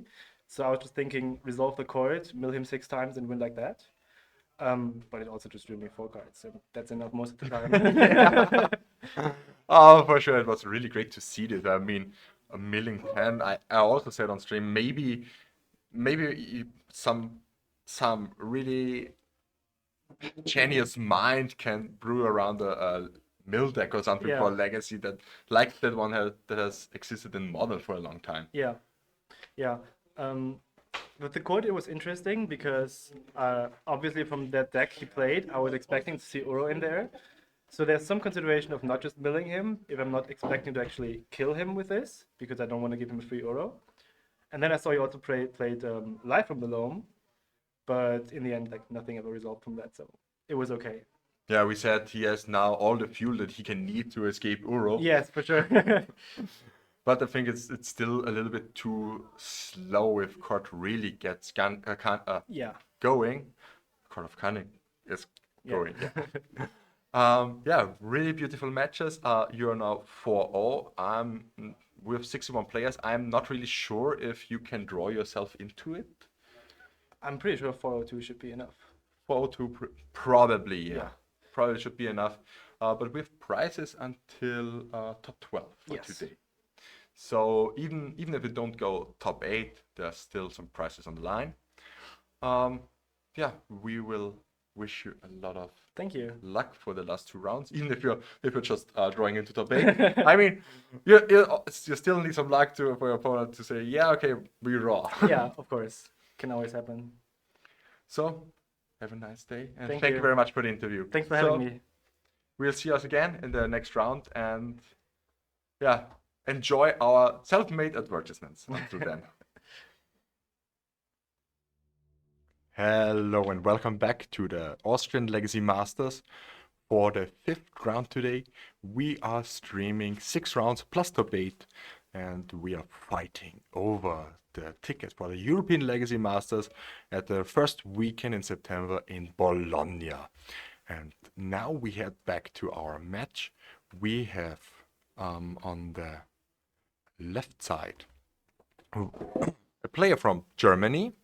Like I said beforehand, we are 6 countries that are fighting here in Austria for the European Legacy Masters. We have people here from Italy, from Slovakia, from Germany, from France, for sure from Austria, and also from Hungary. And now we head to a really nice match. Actually, it's something of a mirror, but let's see. Okay, so on the left hand we got Dorothea. She is playing blue-black ninjas.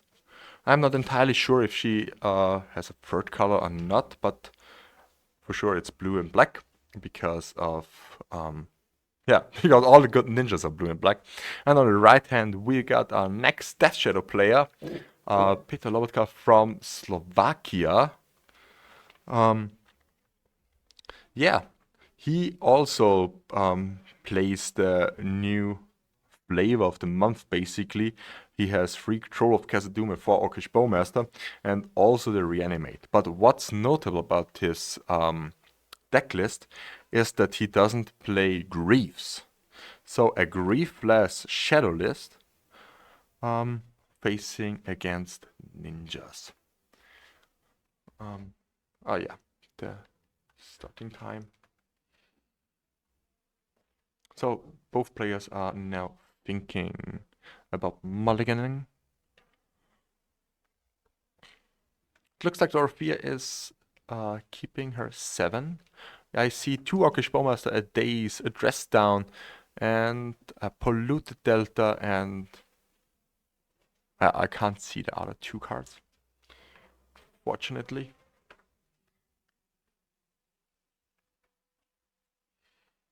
So yeah, time in the round. Time has started right now.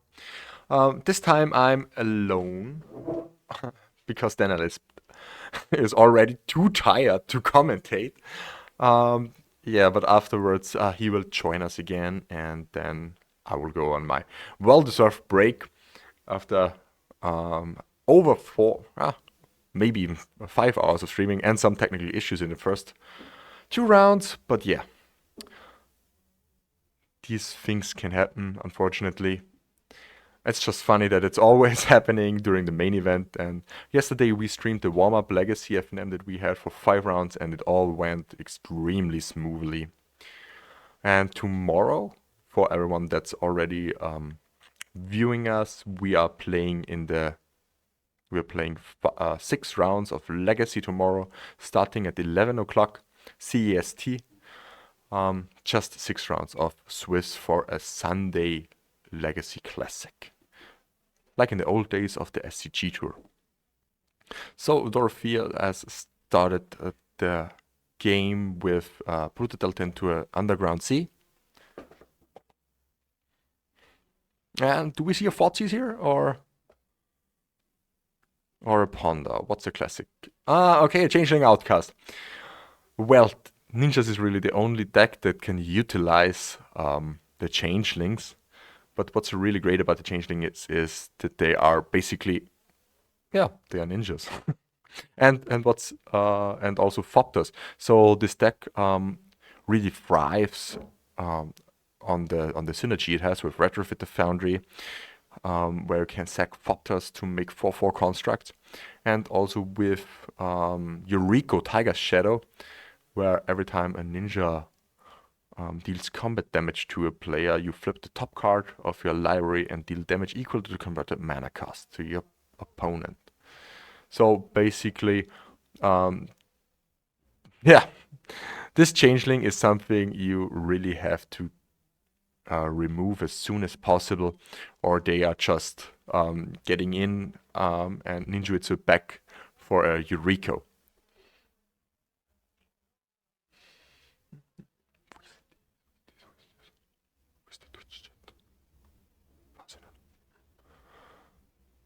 So yeah, the dismember resolved.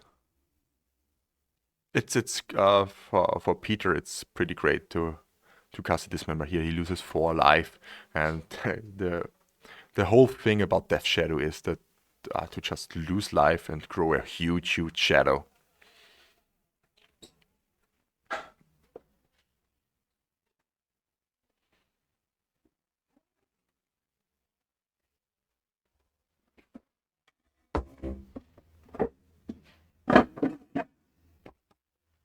Hello, Philip. Oh, well, Daniel, you're back again. It makes commentating a lot easier. No problem, really. Yeah. We have on the left hand, we have Dorothea on blue-black ninjas. Okay, nice. And on the right side, we have Death Shadow from Peter, also blue and black. Oh, wow. Who do you think is the beatdown? I mean, both are tempo decks. I think It's like a mirror, in my opinion. it's almost like a mirror, yeah. But different kind of strategies Yeah. involved. Ninjas has a lot of surprising things and flashy things going for them. And Death Shadow is a little bit more consistent in that in applying pressure, but yeah, they can do it also pretty fast. So it's difficult. It's difficult to evaluate, I think. But I think this is a matchup with a lot of back and forth and a lot of little decisions that matter very much. I think it's pretty hard for the Death Shadow player here. He doesn't can allow himself to really go down in life, because one Yuriko flip of a Force of Will can spell the end, because Yuriko hits for 1. So this can be 6 damage out of nowhere, out of an attack Thopter of a 0/2. That is true. And 6 damage for a Shadow player can be hard. Can be quite hard. Can be quite hard. That is true. And if there's a second ninja, then the 2 flips. Yeah. If you set it up with Brainstorm, the game can be over in just 1 turn. Just 1 turn. Out of nowhere. Yeah. And it looks like Dorothea has more going on for her. Where is she actually from?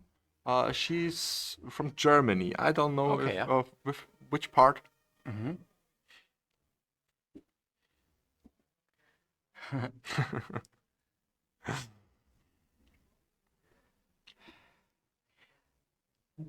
It started to rain outside a little bit. Oh, really? Okay. Yeah, I mean, so in that maybe area- it's a little bit Yeah. easier than for us to commentate because it's extremely hot right here. It's hot inside, but a little bit of a fresh, cold, yeah, windy and a little bit of rain outside. I think it's perfect. It wouldn't make so much pleasure if it would have been, I don't know, 30 degrees and completely hot all the time. So overall, I think pretty good in terms of weather, and also think pretty good in terms of matchups and players and all this kind of thing, stuff. We have not a confirmation. It's just blue-black ninjas. I was under the impression that I have seen A volcanic or an a third color yeah. when I Okay. scouted through the room. Okay. Okay, Dorothea is from around Passau. That's about 70 kilometers from here. Okay. It's great to have so many different countries here and so many different people. I really loved it. Me too. Me too. 6 different countries, all coming to a little town of Linz, and playing for an Elm qualifier. For the European Legacy Masters. Yes. Oh yeah, for sure. Do we see now Yorion in action? I just hope so. Okay, no. Still no ninjas for Dorothea. And Peter's on 13. Just a big Merc type. Big Merton is also. What does she have in her deck to deal with this? It's a Brazen Borrower. I mean, the Changeling Outcast is unblockable, so it doesn't really matter anyway.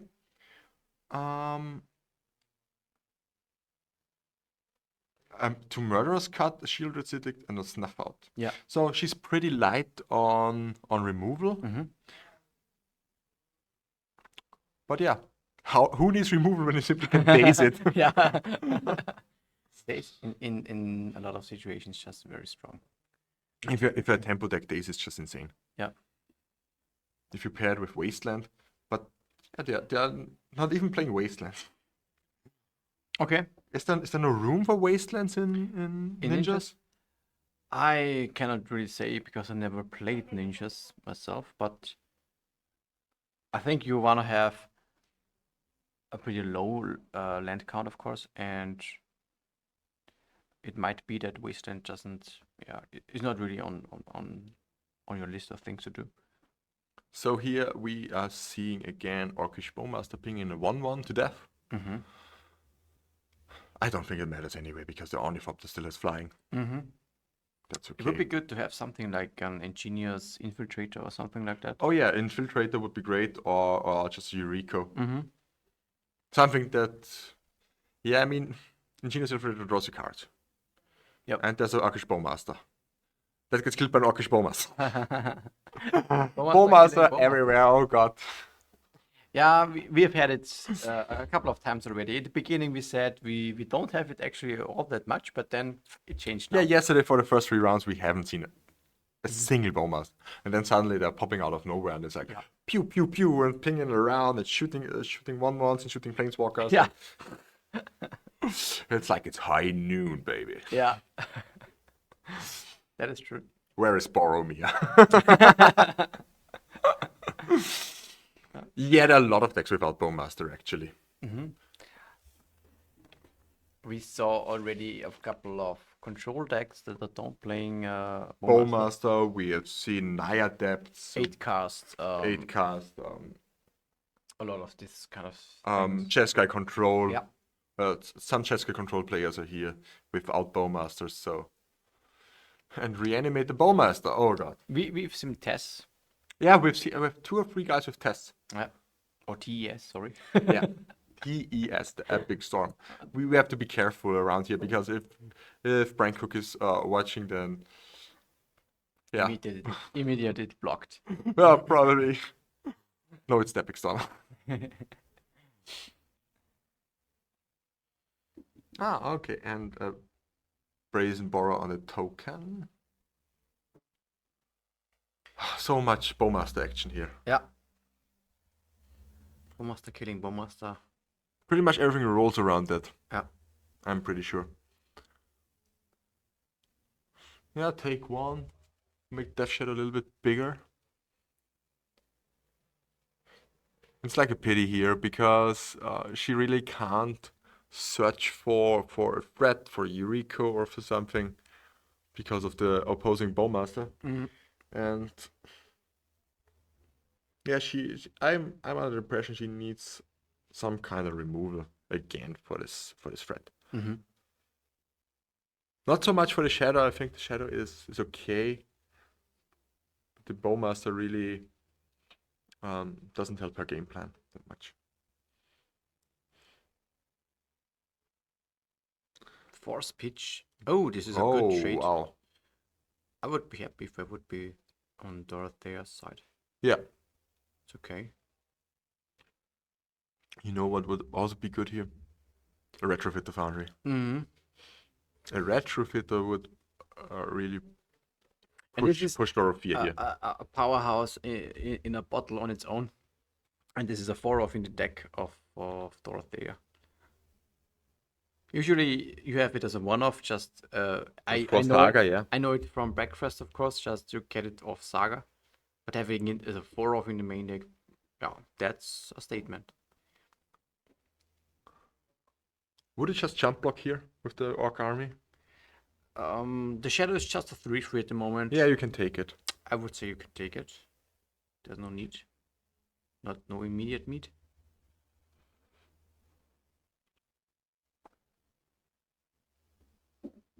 But you always have to keep your life totals in check. It's kind of hard actually, because a shadow can just easily out of nowhere grow a lot, and yeah, It can be pretty fast as well. it's like if you have a fetchland open, it's just you attack with it, and then you I don't know, are they playing street raves or something to have some? I think not really Okay, anymore. not really, no. So they don't have that much. They have a dismember and a snuff out. Yeah. Yeah, that's pretty much everything. They have an instant speed, life loss like fetchlands and dismember and snuff out. Yeah. They're already dismembered, so Peter had quite a hard time to actually get his life totals to a low.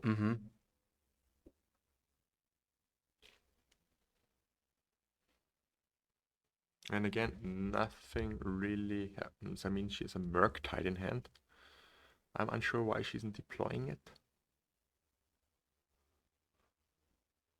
Is it a no, it's a Murderous Cut. A Murderous Cut. Yeah. And Murderous Cut destroys non-black creatures, am I right? No, I think it destroys every creature, I think. If I'm not mistaken. I think every creature. Yeah. It destroys target creature, yeah. Then you'd simply It's an answer to the Shadow potentially if it grows bigger. I would just throw it on the Rockish Bowmaster here. Well, Bowmaster is just a 1/1 if you don't draw cards. Yeah, if you don't draw cards, but you want to draw cards. If she top decks an Infiltrator, then the Bowmaster has to be gone. You don't care about the Shadow anymore. Yeah. Then you can still jump block it for one turn with the Orc army. And then you got your own Yuriko going. You can deploy the Ornithopter again. You draw some cards. You maybe get Retrofit the Foundry. Retrofit Foundry is extremely strong against Death Shadow. Okay, but it hits a Shadow. Yeah, it's absolutely correct as you said it, but it depends on what is going on in her hand, and on an immediate impact, the Shadow is just a bigger threat. Yeah, that's true.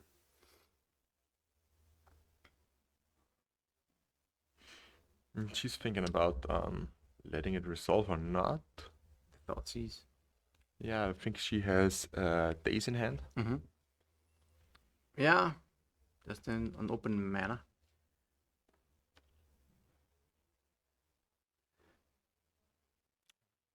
Okay, force pitch Daze. No. Okay, no. Okay, I was under the impression she forced it. Yeah, that wouldn't be good, actually. Both players are 3-1, right? So they have a pretty good chance still to be maybe in the top 12 or at least in top 8. Yeah, top 8. I mean, with I think 4-1-1. maybe it I mean, works out. 5-1 should be 5-1 should be easily in. should be possible. 4-1 is depends a little bit because we are actually on the edge of needing a 7th round. Yeah, that's true. So I think it could be that 4-1 is a little bit difficult. But we'll see. Oh yeah, for sure. I think with 402 it's pretty much safe. For 0-2. 402. Yeah, I think the first couple of tables already got to ID Yeah. to draw. Yeah, because we only have 4 people with 12 points. Yeah. That's pretty easy to ID here. Yeah. They're pretty much set for top 8. And we have the same thing again. Another shadow. But yeah, as you can see, it was really great to shoot the shadow, because else she would face 2 shadows now. Yeah, this would be quite a big. That would be really hard here. Yeah. 1 shadow is manageable, 2 shadows are definitely too much. I can't see the cards in her hand. It's a force, right? Yeah, And 1 pitch. force. No, she has just in her hand. Well, just 1 force. It's just in there. It's just in her hand. Okay. Changing outcast, attacking for 1. Yeah, because it's free. Growth It's is free shadow real though. estate. This is a must block, Yeah, for sure. I mean, the almost. shadow is how big? 9/9. 9-9. Yeah. Yeah, that's I a think must you have block. to block. Yeah. Or else she would go to 4. He could fetch for 3. Then it would be in 12/12. Yeah. And then it's just 1 hit of Bowmaster. Yeah, you have to block here, for sure. An island here. And taking with the outcasts, going down to 3. Now fetch into Watery Grave is out of contention. Yeah. Can still fetch for 1. Yeah, it gives you a little bit more breathing room. This outcast can technically. I mean, it will be close. It's definitely close. Depends totally on Peter's hand, and he knows that Dorothea has a force. So Yeah. it's pretty likely she has another blue card. It's likely. Yeah. If she has then 2 extra cards in hand that Peter doesn't know about. And Peter's down to 2. Yeah. What would be impactful? Snuff out on the Ornithopter. Oh, I can see that. Yeah. Yeah, you to have force to it. force this, This makes sense. Otherwise, you lose your blocker. and you definitely want to block the shadow. Yeah. You have to. Brainstorm here. Okay. It's getting interesting. If he finds a removal spell and a fetch land, it would be lethal. Oh no, it doesn't need a fetch land. Just a removal spell actually. Depends. What did he draw? What did he draw? Any removal spell? Trolls Or likely. cycling, okay. That's fine actually. Yeah, it's not impacting the board. Just searching for a land here. You cannot grab a watery grave. No, that's true. Yeah, although I would like to.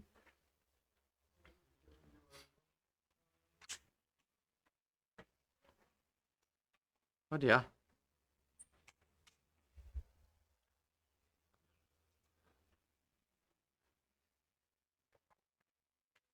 And another brainstorm here from Peter. He's searching. He's digging really deep just for the removal here. But what does he want? Another snuff out? Mm-hmm. But he can't play it without mana cast. Yeah. Even this member doesn't work. This not, yeah. Does he have fatal push or something like this? He has 2 fatal push. He's Yeah. searching for the fatal push. That's the thing. If not, technically he could still attack with the shadow and then pass one more turn because the outcast is not lethal yet. Yeah. He has to So swing with both. Yeah, that's there true. has to block the shadow. Yeah, she's dead if she doesn't do it. I mean, the I mean, you could also shadow is 11/11. You could just also block the Bowmaster and go to 1 and keep the Thopter. But I'm not sure if you want to do that. Because then you could technically also block the shadow next turn. And then you have maybe room for 2 turns to swing in for lethal with the outcast. Yeah, that's actually a really nice idea. But it just, yeah, because a removal spell anyways would lose. If Peter would have a removal spell. I think the safe thing here is to block the shadow, and the more risky part, but maybe more valuable, is to block the Bowmaster here. Yeah, if you block the shadow, you also cannot attack the next turn. Yeah. But if you block the But, the Bowmaster, you can attack with Ornithopter and Changeling Outcast. Changeling Outcast can't block, no. Yeah, if this is the case, then I think I would just block the Bowmaster, right?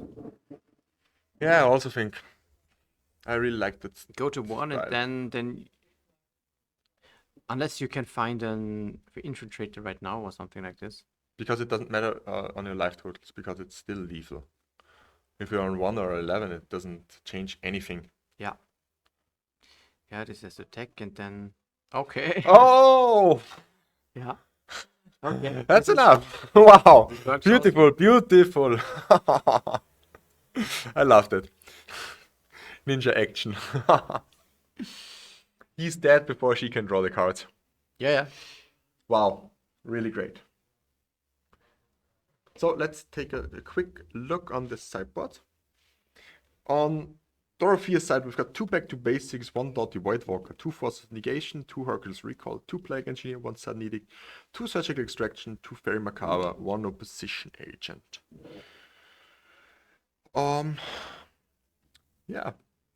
Sudden Edict seems good. Plague Engineer maybe also. Plague Engineer from Ninja side or from? From Ninja's side. Yeah, it's okay. It can trade with a shadow. It can kill Bowmasters. Yeah, you just lay it on Bowmaster. Yeah. On Orc. Orc, yeah. And you turn off all the Bowmasters. Yeah. And you can still block A shadow, yeah. the shadow and trade with the shadow. Or a troll. Oh no, a troll, not really, right? Because Yeah, troll can't be blocked. yeah. Troll can't be blocked. But yeah, I think the 2 Plague Engineer and the Sudden Edict sound great. I don't like the Force, the Hercules Recall also. Yeah, back to basics, but what do you think about back to basics? I don't really like it. Back to basic is No, Shadow has some basics, and they It's just usually a plugin. operate on 1 or 2 mana pretty nicely. yeah. So, in my opinion, the 2 again, don't overboard. 2 Plague Engineer, the Sudden Edict seems enough for me. Yeah. I don't like the Snuff Out in the deck because all the threats are black. Basically black. So Shield Edict is good. Retrofit Found is great. Bowmasters are great. Yeah, it's pretty hard to board out actually. Would you board out the Forces here? Probably. Probably want to shave 2 Forces, bring into Plague Engineer, Sudden Edict, and 1 Snuff Out outside, and call it a day. In my opinion. Unless you disagree. Yeah. It's one possibility. On Peter's side, we have 2 Surgical Extraction, 1 Grafdigger's Cage, 2 Hydroblast, 1 Force of Negation, 2 Plague Engineer, 1 Shielded Edict, 1 Buffy White Walker, 1 Dress Down, 2 Palantir of Orphank, 2 Nullrod. So, basically the same, am I right? 2 Plague Engineers. Plague Engineer also pretty good On Ninja. on Ninja in that sense, yeah. Dress Down could be interesting. What about the Palantir? The Palantir It's not control, actually. So I don't think the penalty is good enough here. Right. I mean, often this kind of tempo mirrors are also often down to value plans sometimes. That could be an option.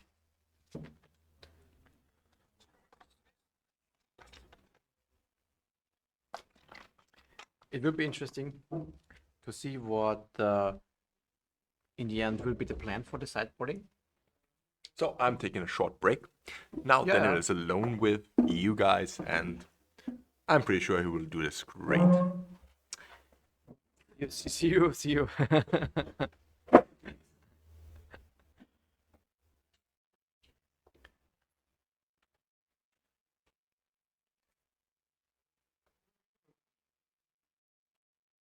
Peter already shuffling up for the second game.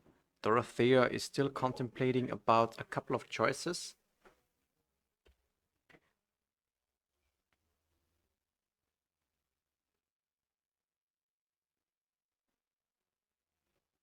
But I really like this kind of matchups also because it's down to a lot of single very important decisions that matter a lot.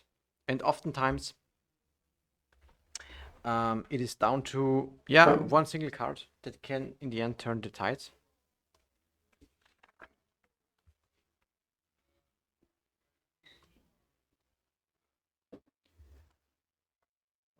But what I like is that we've seen a lot of variety of different decks at the moment. There's of course a decent amount of shadow. This is the second time that we saw a shadow deck in our matches so far.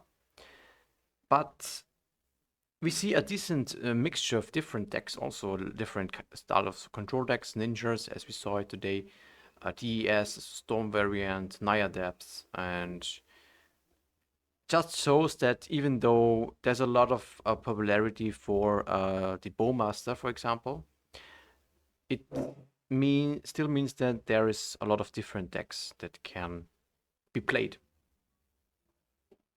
But Shadow definitely is among the more important in terms of popularity for sure, and also power level. It's definitely not to be underestimated. Thoughts on the side from Peter, and he's taking Retrofitter Foundry, which makes sense. Foundry is one of the cards that is a value machine on its own if it can stay on the battlefield. And I think Peter doesn't really have a good or reasonable way to remove it from the battlefield if it's on the battlefield. Other than bouncing it, which is not really good. Unless he brought in something like the Null Rods, but I'm not sure if you want to do that. Taking the thoughts is just seems a little bit better. For the chat, you can have a look at the scores just by typing in the command score. This leads you to the link that we have set up for each day, and you can have a look at the current pairings and the standings there, how the players are faring, if you want to have a look at the tournament.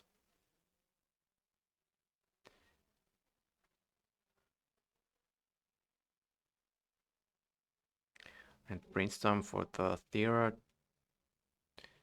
Always good when you can freely brainstorm when there is no Bowmaster in sight.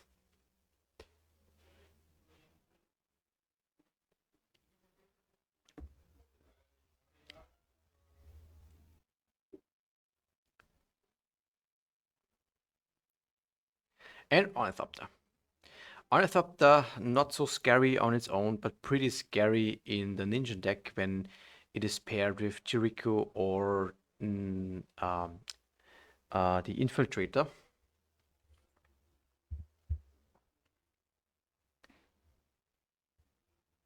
Therefore, Peter really has to respect the card, I think.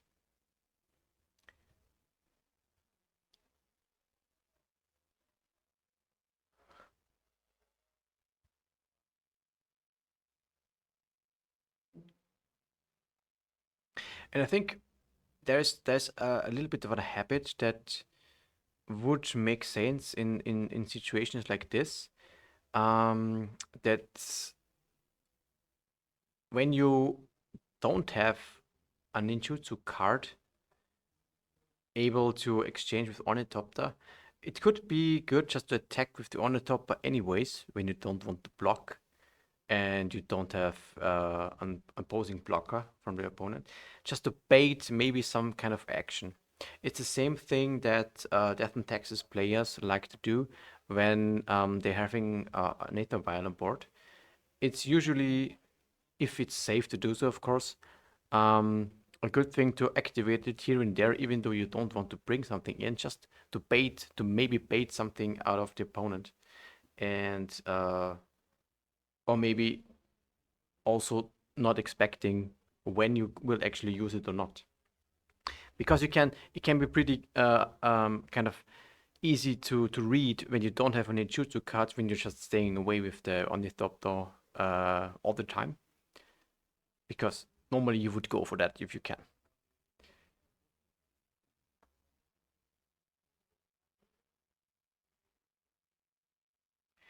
This Bowmaster already, but I think it just is a 2/2 for the moment. The Orc Army token, it was played in response to the Ponder. But this actually cleared the Ornithopter, which is a good value.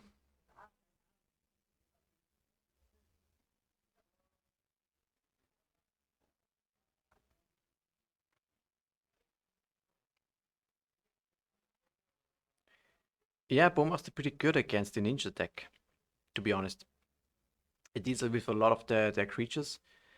And ninjas also like to draw cards with ninjutsu. With the Infiltrator, for example.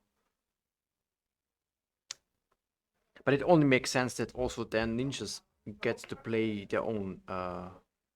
Well, they actually don't have it. Yeah, maybe it's just too big of an investment in that sense because the slots are tight. Dorothy actually doesn't have Bowmasters on for herself. Although, I'm sorry, I just misread it. There are 4 Bowmasters also in the ninja stack, and we saw them already.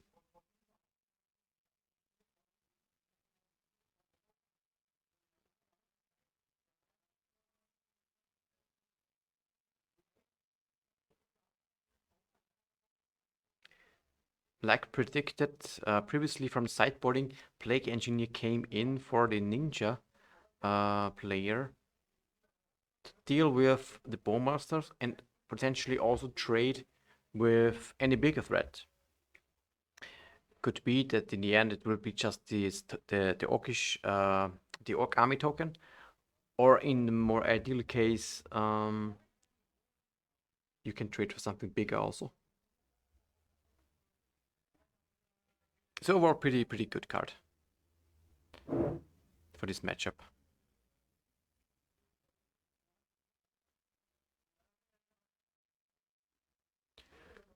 Seems that Peter is a little bit low on mana. Only having 1 mana source and Wasteland, this is not ideal, of course, even though Shadow can operate on low land counts, but he really would like to have, I think, another Watery Grave or Underground Sea as a colored mana source. He's sitting on a lot of cards and he definitely wants to spend them at a certain point in time.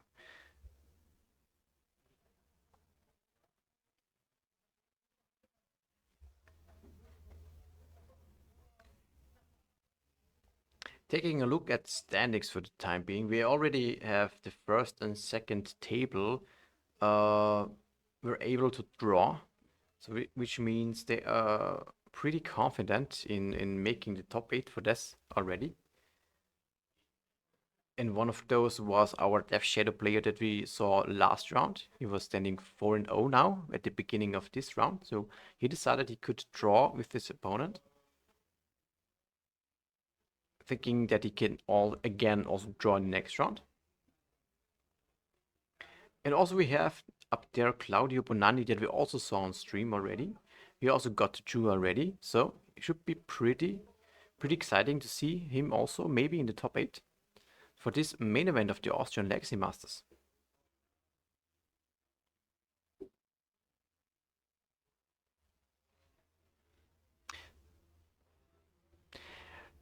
A retrofitter foundry is pretty good and strong for Dorothea. And there is actually a null rod. This is very interesting. Peter really respects the retrofitter foundry. Yeah. It's a 4-off in the deck of Dorothea, and even though it's the only card that matters for null rod, it's powerful enough that something like a null rod might be needed, and Peter chose to switch for that or go for the plan.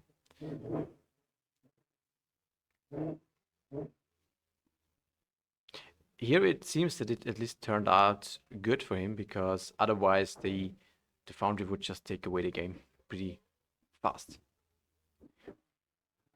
But it's really unfortunate for Peter that it's just missing land drops.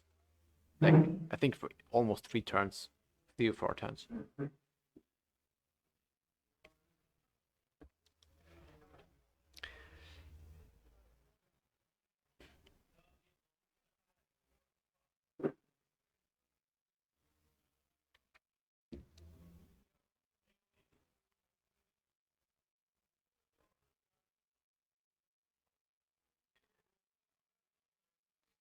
Dorothea can attack with both creatures.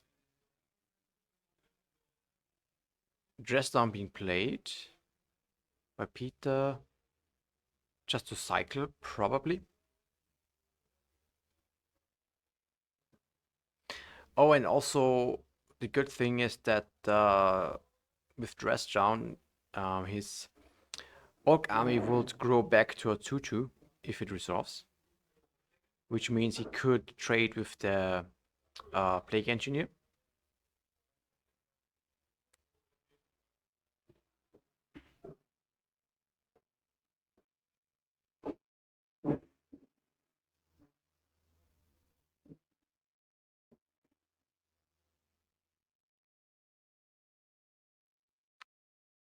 Let's see what Dorothea has as a response for that. Maybe just a Hardcast Force or a Bowmaster. Okay. Yeah. Pinging the Orc army before it will be grown back to a 2/2, and even that would not matter, because when Peter draws a card off of Dress Down, then there would be a second ping possible with the Bowmaster now on the battlefield.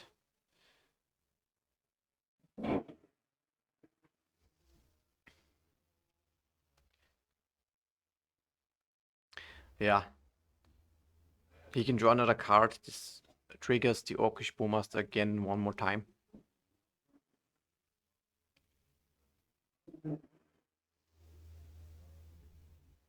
Pretty strong, actually, yeah. Dorothea is in a good spot at the moment.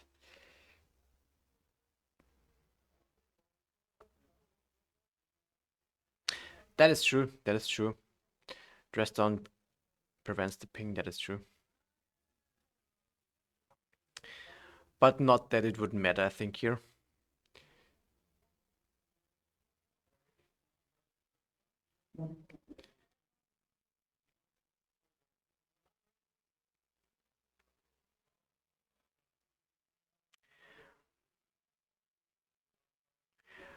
It's always on these spots when you find your land.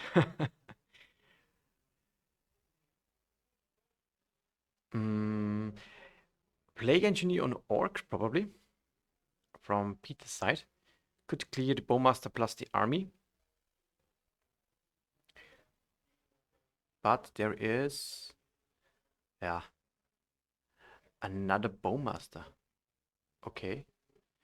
Just pinging, growing it to a 2/2, the army, then it will survive, and then Dorothea has enough to win the game and also then the match. 2-0 for ninjas. against Death Shadow. Pretty surprising and pretty strong showing. I really like it. Because this Ninjas is one of the decks that is not too popular, to be honest. But it can be really strong, especially what I like is the ability to have a 4 of Retrofitter Foundry. Being a breakfast aficionado myself, I really love to play the card as like an own grind machine. And this is something that is really a big plus for the Ninjas deck, of course. And it seems that even though the Bowmaster is strong against Ninjas, it's also a good complementary threat for the deck itself. Dorothy actually has no sagas. It was just a stable mana base and just having a couple of basics and fetch lands. It's just a standard blue-black mana base, so no sagas actually. No waste and no saga, yeah. But it's pretty heavy on creatures actually, and other threats. So, like in terms of creatures, I think it's 20 creatures. I think I'm not sure if this is like the standard amount, but it seems pretty high to me.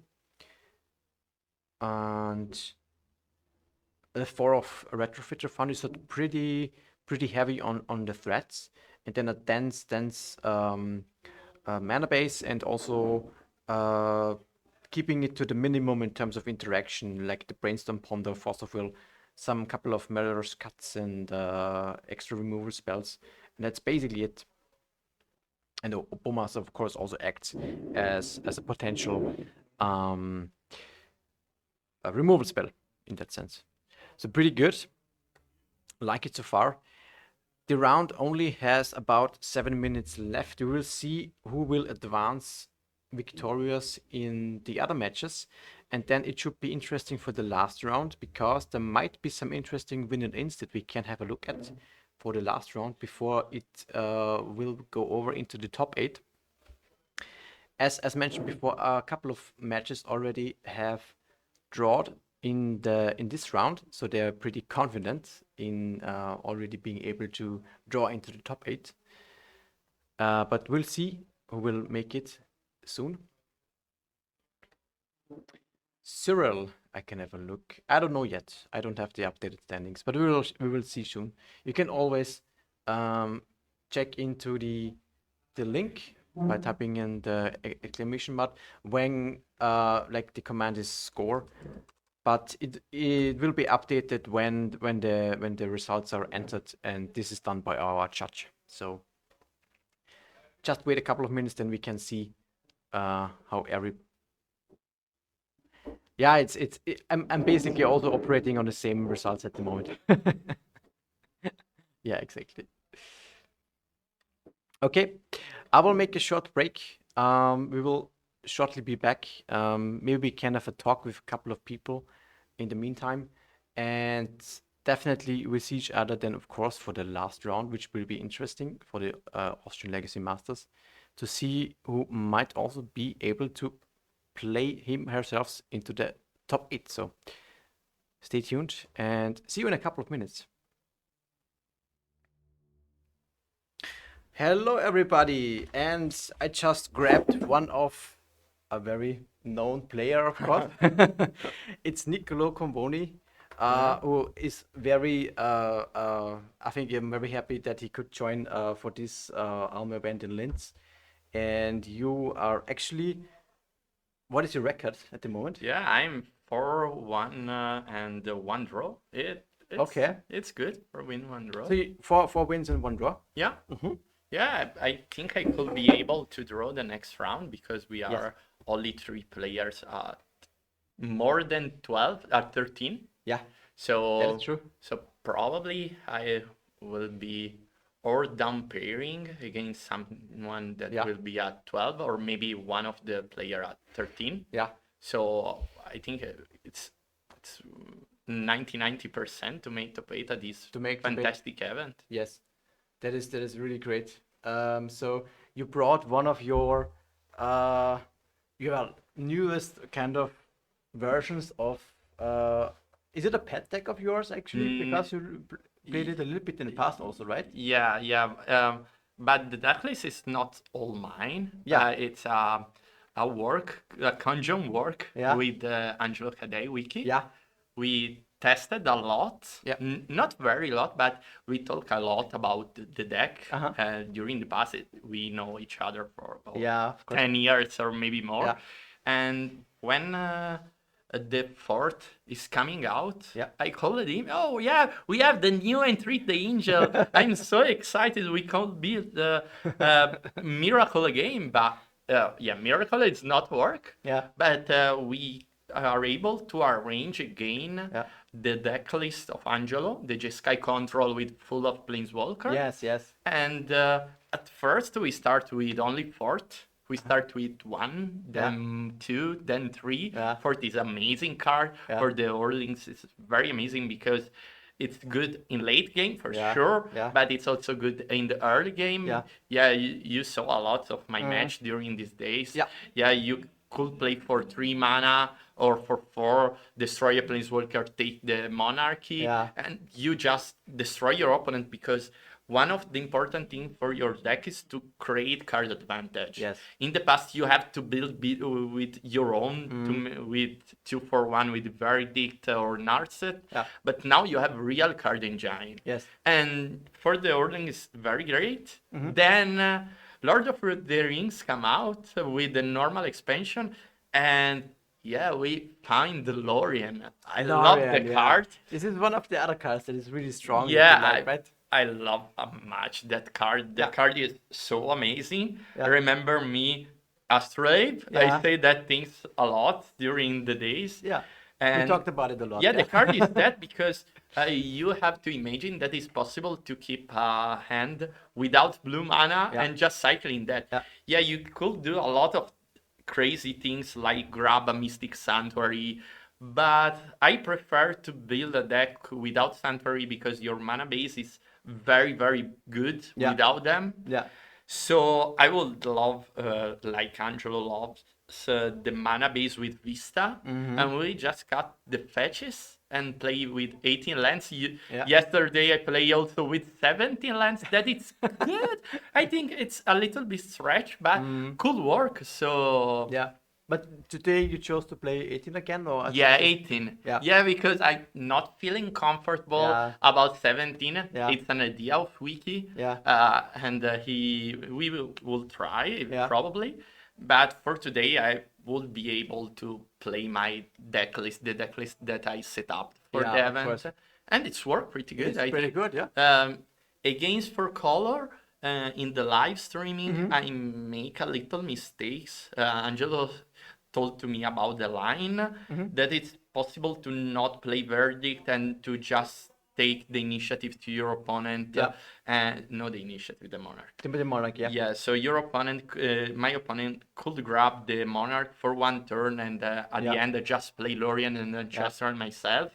This is true, but it's a new card. I don't have a lot of time to test, so I have to keep in mind more clear about the game pattern. Of course, But it seems that is quite strong, definitely, and I'll be very happy if this kind of deck can make it to the top 8, and you have good chances actually. As you said, you might be able to draw. I think so. In the last match, I crashed a Delver deck. I destroy him. He has no chance to play. Game 1, I just removal, Planeswalker, Lorien, draw 3, and destroy him. And game 2, I just Pyroblast, Hydroblast, and then Ruination you, destroy all of your lands. It's just crazy. And Lorien is so good. Also in the mirror, I fight a lot in these 2 days against mirror match, but without Lorien. My opponent doesn't have that. And the card is so amazing in mirror because it's a real card advantage. And nowadays, Jeskai Control doesn't have any more Jace. Yes, that's true. So not real card engine, but Lorien, it's just the same. I have 4 copy of that. I could just use for cycle to not skip a land drop, or to use for grab the red mana. So good. Yeah, I love Perfect. the card. Yeah. Yeah. I think it's very strong. So let's see Yeah. how this is going. Yeah, I would like to say in streaming that the event is fantastic, and I would like to say thank to all of you, because for me, I'm the co-chair of European Legacy Master, but this is another thing. And when you asked me to come here, for me it was a pleasure, and we can arrange something. But the event is amazing. It's your first time for a big event. Yes.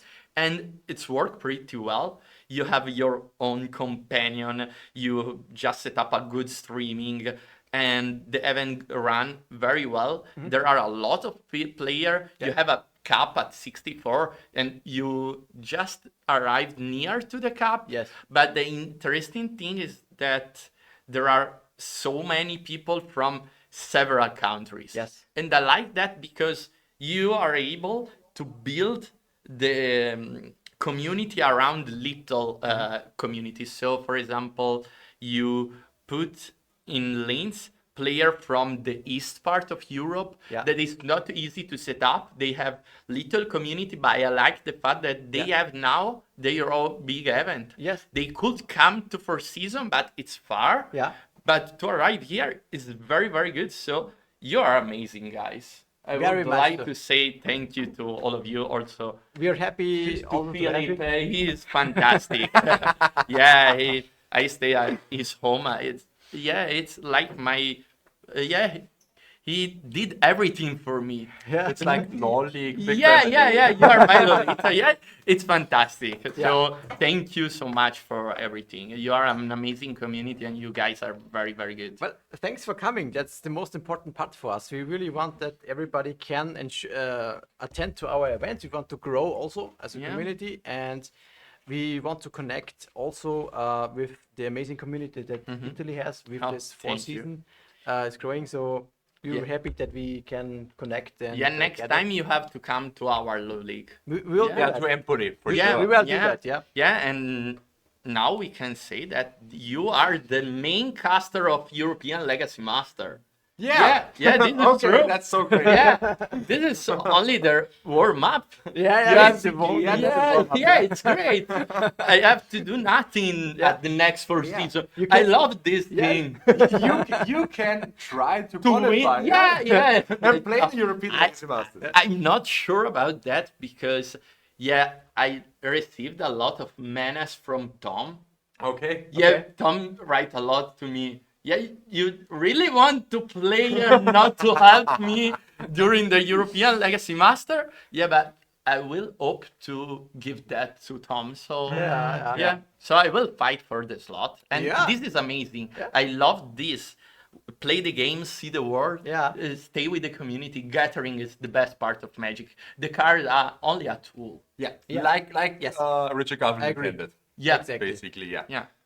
So come to the events, that's for sure. Come to Four Seasons also. Next one is in September. Yeah. Where the Elm is also taking place. Make sure to travel Yeah, there. the 2nd of September. Exactly. This is very important. And besides that, have fun and gather. And thanks, Nicolo. Oh, thank you too. Good luck Thank for you the very next round. Yeah, We will- it will I be hope to interesting. do nothing. Exactly. Maybe we can draw. So Yeah. then maybe we can see each other then again in topic. Okay. See you later, guys. See you later. Bye. Going up.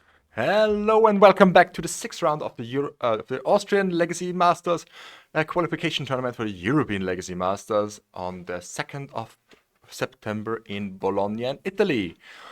So, as far as today has happened, we've seen a lot of interesting matches. In the last round, we have seen Blue Black Ninjas against versus Death Shadow, and now we have Italy versus Slovakia again. It's Eric Santo on Yorion Breakfast against Lorenzo Tassone of Law League with Blue Black Scam. Okay, I mean, this day is pretty stressful, but we are going through this, and it's really nice to have you all here. We take a look to our players, and let's see how this last round because both players have to play. Nobody of them could have drawn because it's about the winning in for the top 8 now.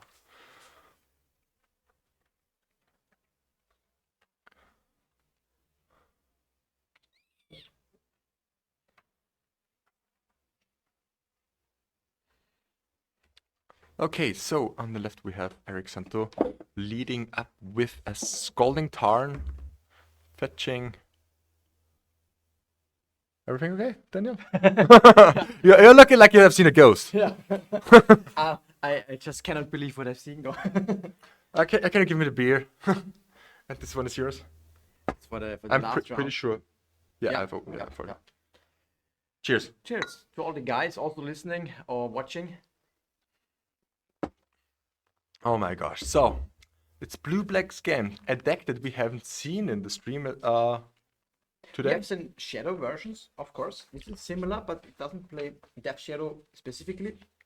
It opts to play more on the scam package and a little bit more of on grindy stuff because it has Sovereign's Ransom in the deck. Oh yeah. Yesterday we tried to see Soren's Ransom in action, but we haven't had the chance because players were playing it, but I think they were sideboarding it out most of the time. Yeah. So therefore maybe we can see Soren's Ransom this time, played by Lorenzo Tassone. Do you search for the deck list? Mm-hmm. Okay, Eric Santo has probably the same as yesterday. Musst du drin sein. Okay, and Lorenzo plays here a Ponder. He has a Murktide in hand and a Force. And I think if I'm not mistaken, it's a Wasteland and a Polluted Delta, a Grief. Is he searching for black card here? To pitch for Grief? Yeah, could be a good. I don't know if he has a Reanimate in hand, but I think searching for a black card here, evoking Grief, taking something out of your opponent's hand and next turn reanimating Grief. Seems like a solid plan. Pretty good, right? Definitely a solid plan here.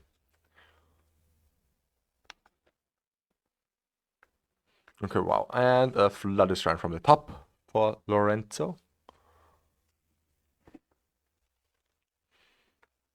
And it's Flood is run probably go because this kind of Cephalid Breakfast is really a lot more grindy than the usual suspects that we had in the last meta game. Yeah. It's basically Esper control.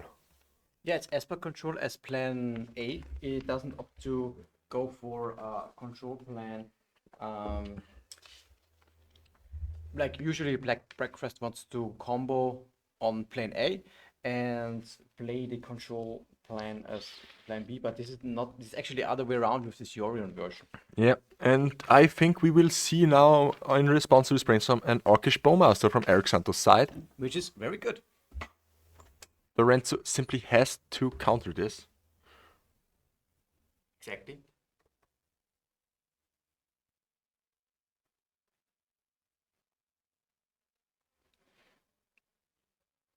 Yeah, there is the Force.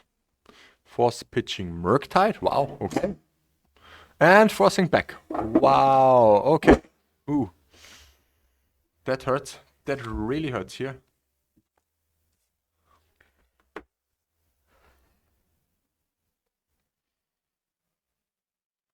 So the Orcish Bowmaster ping for free now? Yeah. Yeah, for free. And it has a 4/4. Ouch. The brainstorm suddenly got a lot worse.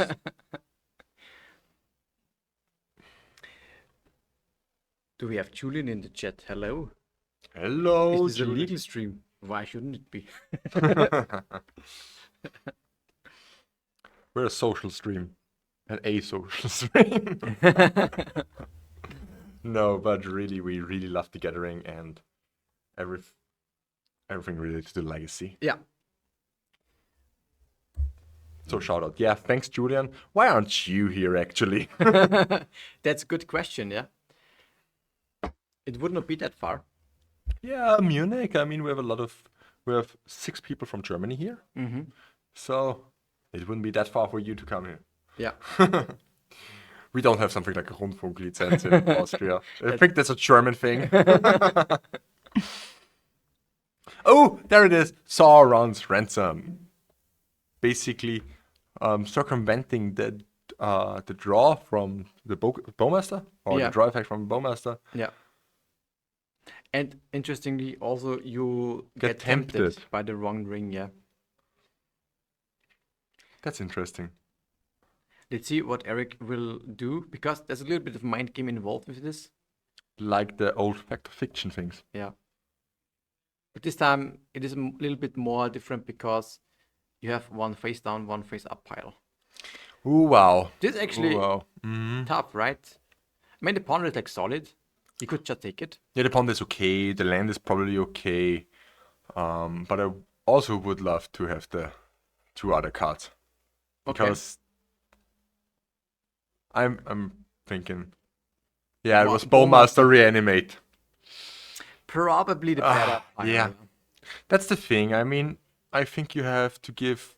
You simply can't put 2 bad cards into the open pile, Yeah. because then your opponent will think, yeah, You anyway take the the closed one, yeah, yeah, or the hidden one, yeah. Definitely. like it happened now. Reanimated Bowmaster is simply way better than Yeah. Ponder and Land. So maybe you should have made like Ponder Bowmaster or Ponder Reanimate. Yeah, maybe ponder Or reanimate, Land right? Reanimate. Land Reanimate would be. I think land reanimate, then I would even be more inclined to just take the 2 other. Really? Because he Yeah. had the grief in his graveyard. Yeah, sure. Then it would make more sense to actually, think about, maybe I want the Reanimate more, or I want the. Or do I want the hidden cards? It's like, well, Yeah. I think Land Reanimate would have been the better way to the better pile to show him. So he got all of the value. The thing is that Archie, Archie, there's Orc army.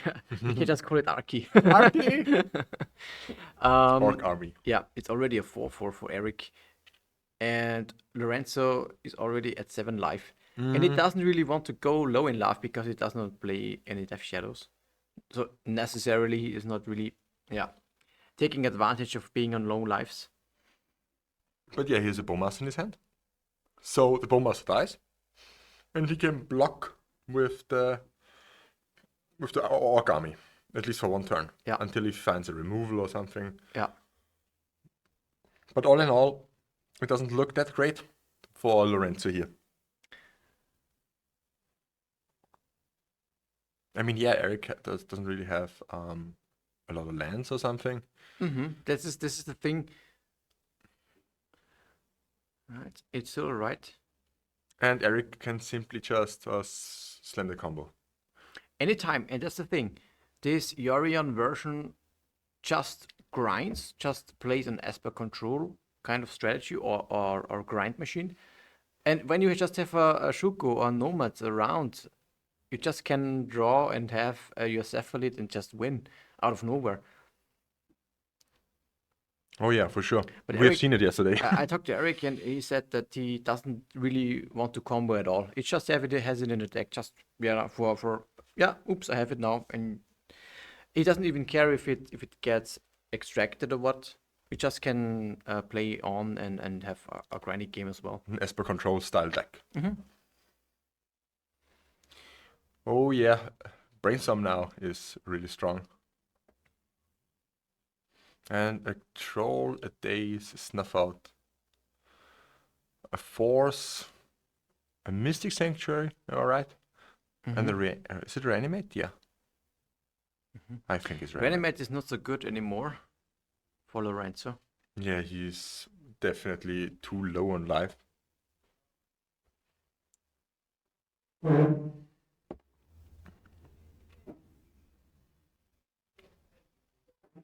Contemplating about cycling now, or Cycle Reanimate is extremely risky. Cycle plus reanimate. Yeah, The troll, you mean? yeah. Yeah, this is Then it goes down to probably. 1 life. Yeah. I mean, the troll would be a nice beta, a 6/5 that can't be blocked. I guess But- you would before that maybe go for the grief. Yeah, makes sense, but it's a slower clock. The funny thing is here in Ube's game, in UB's game, he doesn't really have a way to get back life points. No. The same as in Shadow also, of course. In Shadow, you have your Death Shadow. They get sorted all the time. So you could also just use your troll to get sorted, then you're fine again, right? Oh yeah, well, that's a So nice idea. Pretty easy actually. Ransom with Mystic Sanctuary. 2 cards that are really liking each other. Yeah, it's kind of hard. I mean, I like Ransom, but I'm so intrigued by Lorien. Even in this style of deck. Lorien is. I'm not sure if it would be it could maybe even be something for scam. I don't know. It seems like it has been so great overall these matches so far. This weekend, Yeah. Lorien is just insane. What I really find funny is Nicolo sent me yesterday 2 Grixis Delver lists Yeah. with Lorien. Yeah, we talked about this. Yeah, maybe this is the new card that pushes Delver over the top again. Or control maybe. So Or Control. I mean, it would be okay if Control was one of the is the best deck. It's the best thing to do. yeah, it's something for the heart. Really, Snuff out? control is something for the really dedicated pilots, I think. Because control is very not really rewarding, I think. I mean, it's rewarding when you put a lot of work into it, but it's not playing itself naturally. That's the thing.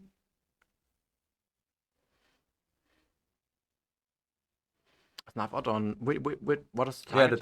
that doesn't work. Orc Army. Ah, yeah, because it's black. Yeah. I think they want to clarify with the judge. Yeah, with a judge, yeah. Because he doesn't have a target now. Yeah, so basically, He simply can't play it. you cannot cast it, right? Because you need to have a target in order to play it. So it's just, it seems that, Actually, it seems like a rewind here. yeah, I think so too.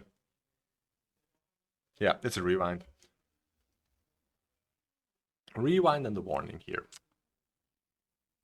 So, what's nice here is we actually play rule enforcement level competitive.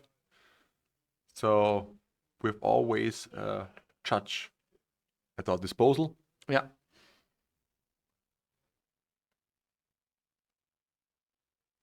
To hopefully don't miss anything. Yes. Okay, block in enough turns for ransom.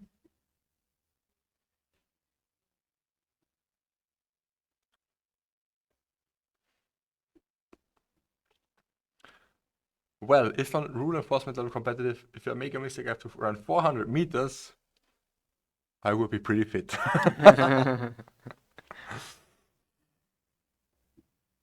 That sounds like something Gino would say. Yeah.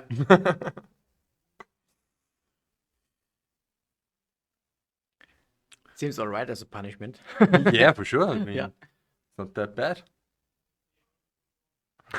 How many Fahrenheit is it? About 12 pounds, I think. Yeah.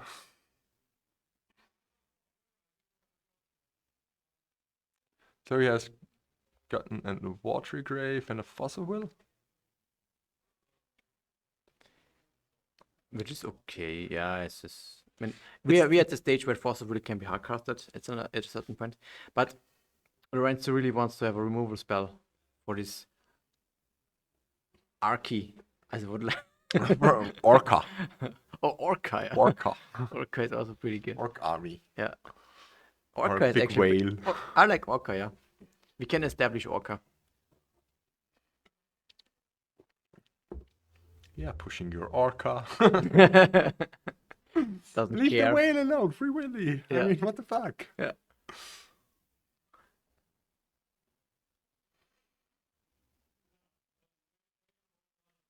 But yeah, Eric seems to have locked this game in unsure that Lorenzo can still Yeah.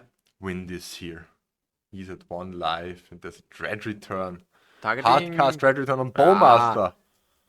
Okay, yeah. Okay. That seems fine. I Take it. guess it's still in the graveyard. I like this. Dread return just as a value card. Wow, yeah. I have never seen something like that, and it's really great. I did it a couple of times in Breakfast, and it's not the worst, let's say. Yeah, and he knew that he's given his opponent Forces Will.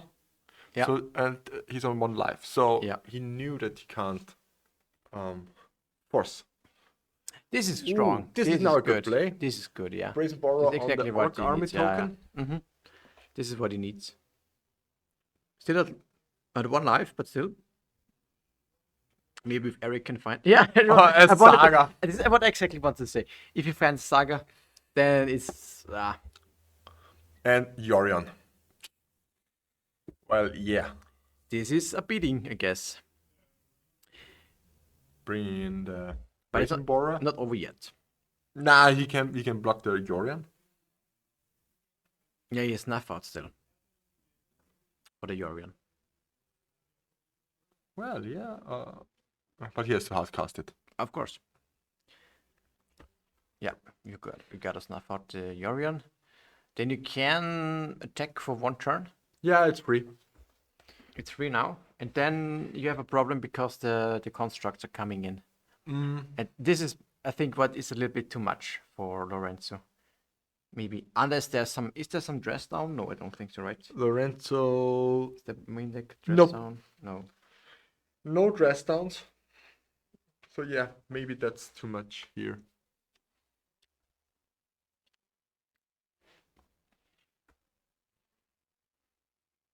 Wasteland. Oh. Yeah, but... At Yeah. least 1. You can... This is the nice 1 construct. It's okay. But I'm thinking Eric also should have access to retrofit the foundry as a wish target for... Okay, yeah. Yeah, 1 of them. Yeah. It would also be, of course, very problematic if you would be able to fetch for that. That's the 2/2 construct. And ransom again, end of turn, okay? A player has checked for doping during Austrian Legacy Month. Yeah, we're actually required to dope with our own made homebrew beer. Yeah. This is a requirement. Everyone has to drink a beer and then they pass the doping test. And everyone who isn't doped gets a game loss in the first round. Yeah. With a dope requirement. Doping required. Just below the deck list required.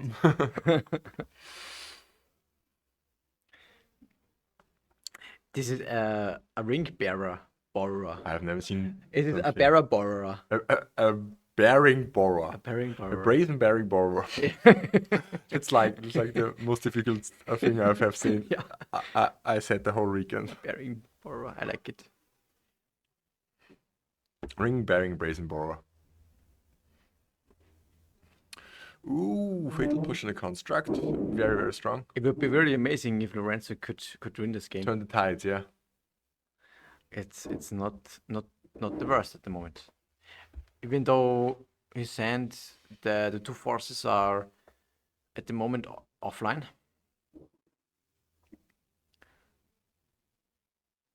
Yeah, Eric needs some. Yeah, that's a thing. Oh wow, it looked really, really bad for Eric, and now it looked really, really bad for Lorenzo, and now he's back in the game.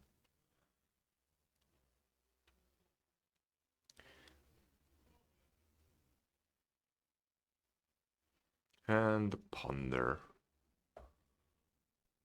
Oh, another brazen borrower. I like it. Seems good.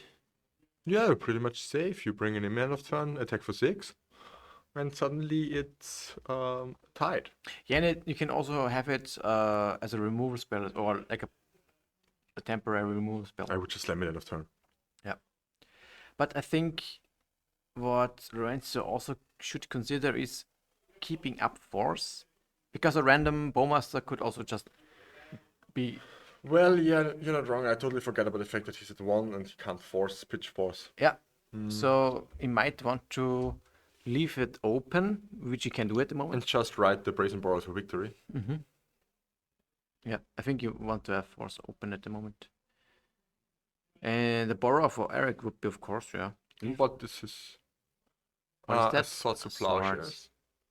Yeah. Now you can force again. Mm-hmm. Okay.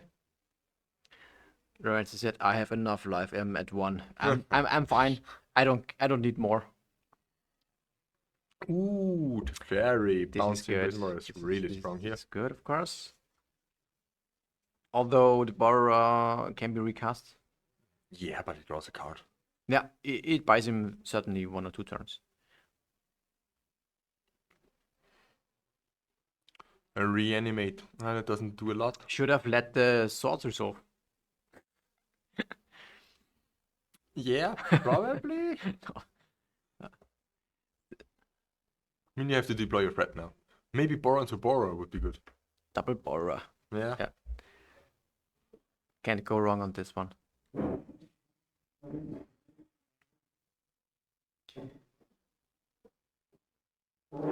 I like this match so far. It's very about little plays that all matter. And it's a little back and forth, actually. Yeah, it's double borrowing. Depends on if you keep it from a perspective. Double borrowing, just keeping things for yourself. You borrow it and then borrow it back immediately. Or borrowing the same thing twice. To somebody else. That Yeah. is problematic, yeah. But it would be pretty good if you borrow, I don't know, 10 euros. Hey, I borrowed 10 euros and then you convince that you didn't actually borrow it and borrow again 10 euros. That would be great, yeah. Snapcaster. Snappy strong. On Dread Return. It is 2016 or Yeah, it looks like it. Dread Return again. For Bombers, and he scoops it up. What the fuck? I have never seen something like that. Snapcaster Mage flashing back Dread Return for Bombers. I like it. This is the style of gameplay that you signed up for when you play something like Breakfast. Oh well, that's strange. So this is actually, oh yeah, is it stolen? I'm not sure if it's stolen. I think it qualifies. I think. Probably, yeah. Yeah, for Eric taking this first game of the match. Yeah, what the flip the Duchess here. Yeah, we've seen it and we still can't believe it. You can hardcast. I mean, at first I was pretty impressed because you can hardcast Dread Return. Wow. And now you can flashback Dread Return. And not via second creatures. Yeah. What the fuck? So, going over the deck list of our participants. We have on Eric's side, we've got the 1 Yorion Sky Nomad, 3 Surgical Extraction, 2 Flusterstorms, 2 Force of Negation, 3 Triumph of St. Catherine, 2 Serenity, 2 Hydroblast. Well, I'm certainly looking at the Catherine, right? Yeah, Kathy seems great. It's just a beta, and Lorenzo has a hard time to deal with that on a permanent basis. The funny thing here is we have to ask Eric how often he brought them in. Probably a decent amount of times because we had him twice on stream, Yeah. I think, and we brought them in both matchups. Maybe it so- should be main Main- deck. I mean, I don't know if he brings them into this, but it certainly makes sense to me. Yeah, then we have 2 Serenity and 2 Hydroblasts.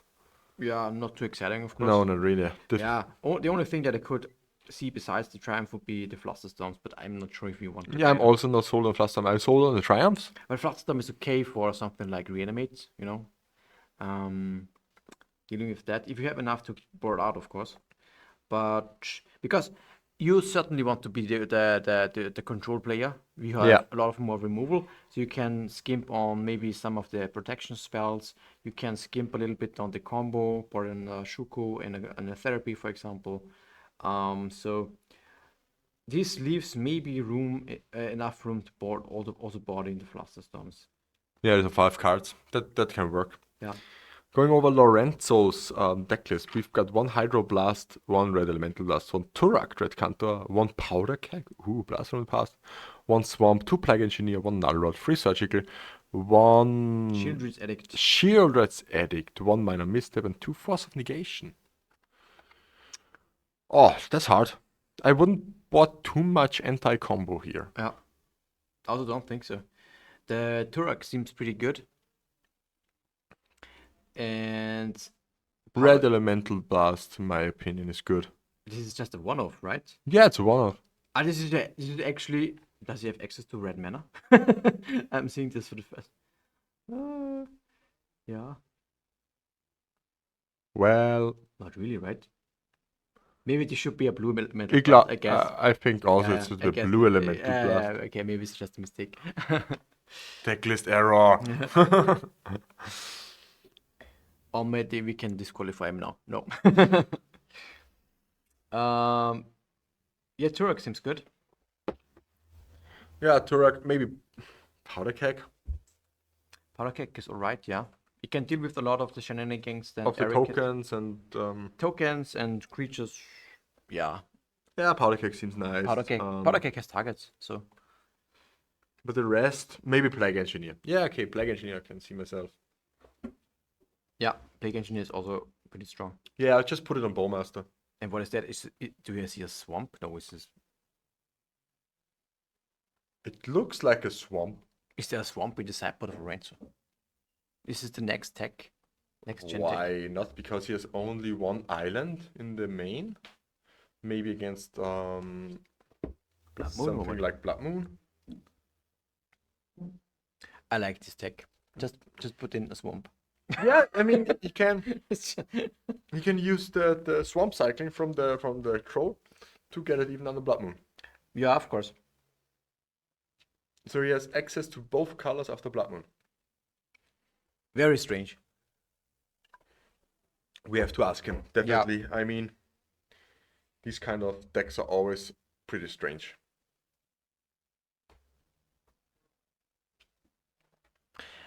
So Lorenzo will be on the play for this second game.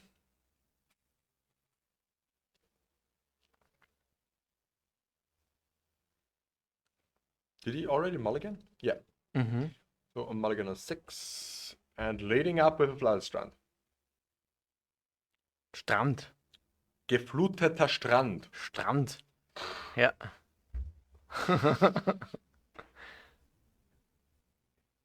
And the polluted delta. I don't know the German. Verschmutztes. No, No, it doesn't matter. It is, how is it called? I have no idea. I'm pretty bad with the German card names. I should know Because it. I never have German cards. I should know it, but I really don't know. Like, such right. But it must be Verschmutztes. Is it really verschmutztes delta? Yeah, it's polluted. Come on. It must be Verschmutztes something. Okay. You have to go to MKM, as they would say. No, Shrapnel is not. Yeah, you can put in the German name, I guess. Polluted. These are the most important things to look after, of course. Yeah, the match is running, and we're just like, what's the German word? DE. Yes. It's verschmutztes delta. Okay. Okay, it's not that I was halfway right, halfway. Yeah, even though I don't have it. Okay. you're not no German card connoisseur. No, never.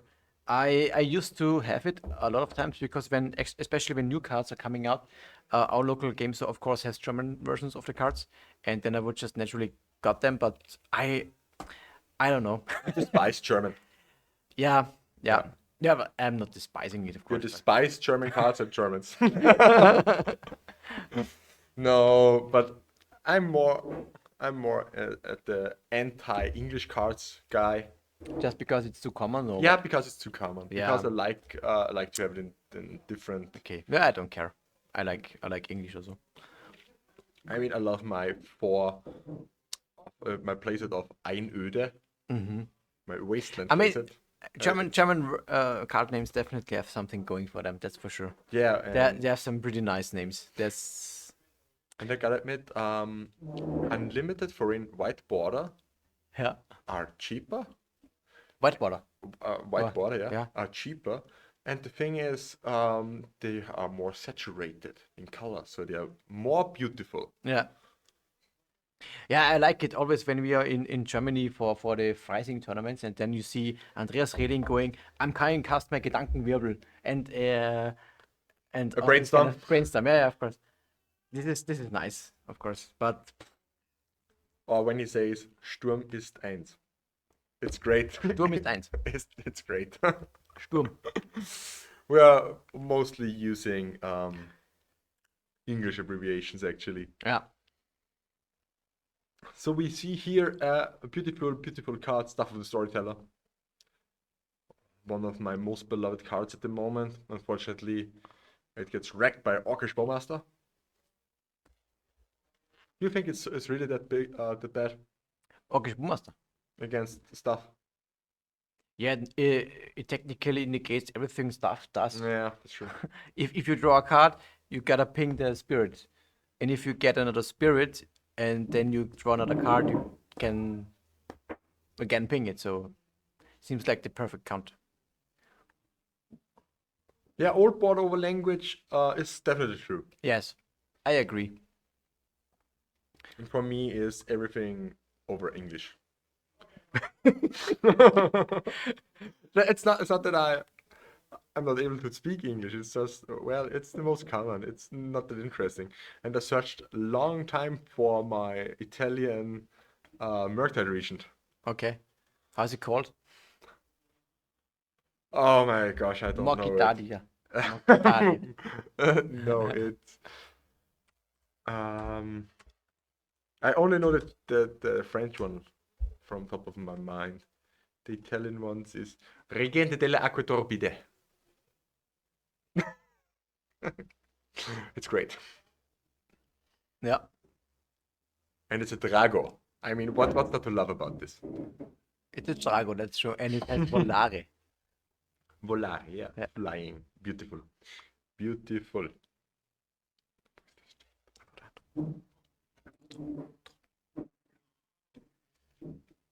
Yeah, beautiful. Ja. Have you seen any Überwältiger aus dem Zaunkönig-Revier today? Okay, let me guess. What is that? Überwältiger. Overwhelming. The Zaunkönig Battlecry. I have no idea. What is Zaunkönig-Revier? We should pay a little bit more attention to Sauron's Ransom here. Sauron's Ransom from Eric. From Lorenzo, sorry.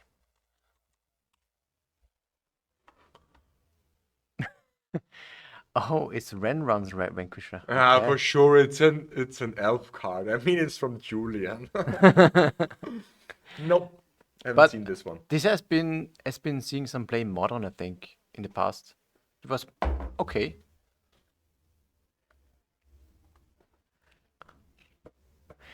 A little bit of fighting over the ransom at the moment, but it resolves. And oh no, there was no fighting. There was just normal resolving.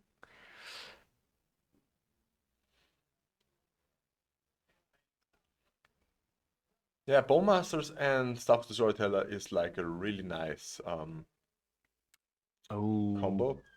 But the Plague Engineer here is Yeah, Plague Engineer especially strong. on Orca. On Orca, yeah.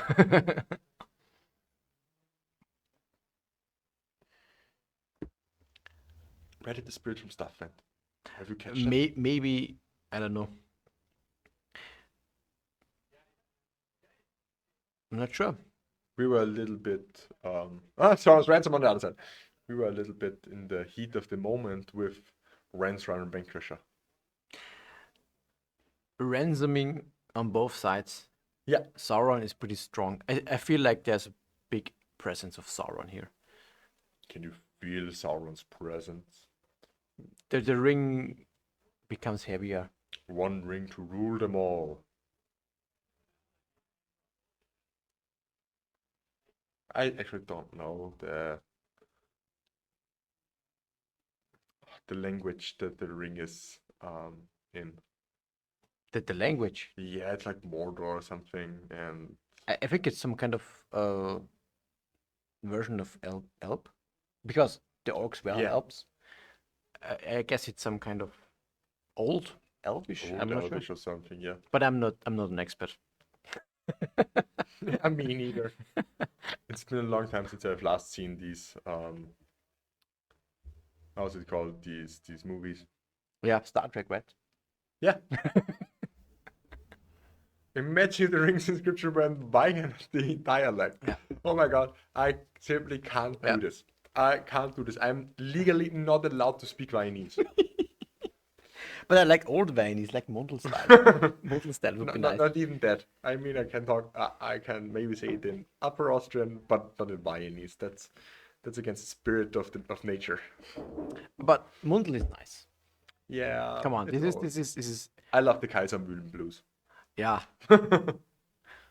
These are just Austrian TV shows.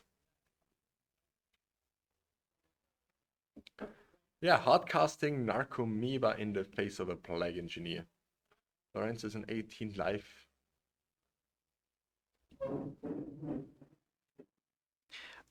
Ursa Saga is good, especially in the presence of the staff. Yeah, it's hard. Lorenzo, You know what Eric needs? what Eric needs. Yeah. I think he doesn't need anything at the moment. But what do you mean? Just a cephalid. Yeah, of course. But yeah, it's fine. I mean, A giant fireball. That's a little bit hard to cast yeah. with just Esper colors.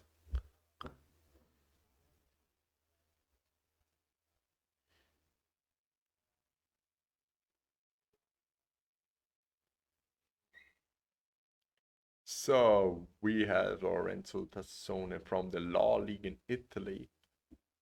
But actually, he is living in Barcelona, am I right? Lorenzo? Yeah, I'm pretty sure. Okay, I don't know. I have to be. I just know he's one of the members of the Buddha team, right? Yeah, with a team. Yeah, that's true. And I'm pretty sure he's Italian born, but he lives in Barcelona. Ah, okay. Pro players don't have Sideboard Mountain. Pro players have Sideboard Forest. Or Swamp, as Lorenzo has. Or Swamp, yeah. Sideboard basics. We can just call it that. 15 islands. Best sideboard ever. Yeah, you can cycle for it. You never run into Bloodroot. Yeah. It's easy. Gino obviously says he plays for Force of Will in his elf sideboard just to counter. I mean, You just need two. you Do you have need to, yeah. Yeah, it's fine. It's fine, Yeah, right? you just draw it. A deck with a lot of cantrips like elves. And the next turn ransom. It's the fourth for this turn. What I really like about Soren's Ransom is that it doesn't get hit by Orcish Bowmaster. Yeah. Unlike Lorien, but because Lorien, yeah, is draw 3 cards. Eric also has, at least from what I know, when you saw a deck, he has also one Lorien's return in his deck, but only as a one-off, because Nicolo convinced him just on short notice yesterday to put it into the deck. And he doesn't have more. It doesn't have more. Yeah, that's the problem. He convinced him to play at least one. Yeah. And yeah, well, Nicolo is so hyped over it. Yeah, and we already saw the power of Lorien revealed in the stream today. I really think it's even more of a breakout card than the other things. Yeah. Sure, the Ring and Bowmaster are good, but Everybody knows that by that point. yeah, that's true. It's nothing new. Come on. We want a new Lord of the Ring cards now to be shiny. Fourth Oliphant. Oliphant, yeah. So next week it will be Oliphant. Yeah, because Phil Gallagher has posted a video, a Legacy League video, I think on Thursday, with Legacy Living End, where he utilizes Oliphant. yeah, not only Oliphant, also the Trolls of Khazad-dûm and Generous End to a great extent, because they are Yeah. thinning the deck out and act as great fodder for Living End. Yeah, of course. Makes sense. Unless there was something like I don't know, a lot of. Well, it's okay living end actually because what is the most played Griveted? I think it's to a certain extent surgical I think. Surgical, actually. It's fine. Or how's it called? Leyland of the Void. Yeah. But Leyland, Yeah. actually, I mean, it's just Force of Vigor, or I think he has Foundation Breaker. Foundation Breaker is strong, yeah. Yeah. It's like, well, kill your Leyland, my Foundation Breaker goes to the graveyard. Mm-hmm. It's probably the best thing you can do. And cycling Step Through. Hopefully it was an upcaster mage. Do we see now? Okay, it's getting close to combo time. Well, we need the second part, of course. He has it in hand. I mean, why would he search for it? Yeah, the thing is that Step Through actually has a text on it that you can hardcast. Have you known that? It's like bounce something for 5 mana, I'm right? Yeah, you can bounce 2 creatures, I think. Well, yeah, it's not bad. It sounds like a person that is not convinced. I gotta say, I love it for the wizard cycling. I never hardcasted it. Yeah, before. that's a problem. But you know, the best I like the best situation is when you actually do something like this, especially Like with the Dread Return yeah, in the last game. like with the Dread Return, yeah. Yeah, Okay, you can only bounce exactly 2 creatures. Oh yeah, that's it's bad. yeah. So you wait that you're really behind, and then you can play it to just remove 2 creatures Do we see now a flashback from. Cabal Therapy? It was Um, Cabal Therapy getting countered by Minor Misstep. mhm. It seems like he has the combo in hand. Flashbacking here, maybe attacking beforehand, then flashbacking. The thing though is, I think he only has. This is the last creature on the battlefield for Eric, right? Yeah. If he has, there's Nakameba number 2 is already in the graveyard, so there's only one Nakameba left in library. Oh, for the So, return. Yeah, okay, that's true. He cannot. I mean, yeah, he can technically still if he has nomads. But if he has Shuko, it doesn't work. If he has Shuko, then he has not enough creatures for Dread What's the Return. name here? Without looking at his hand. I mean, you could go always with Force of Will. Yeah, Force seems like Or Veil Push. I a don't know. good decision. What is Grief? Orcish Bowmasters? I guess this was a no-hit.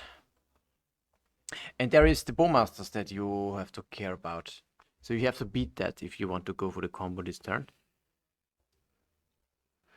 Yeah. I mean, we don't know what's in Eric's hand. We certainly have to do hand cameras. I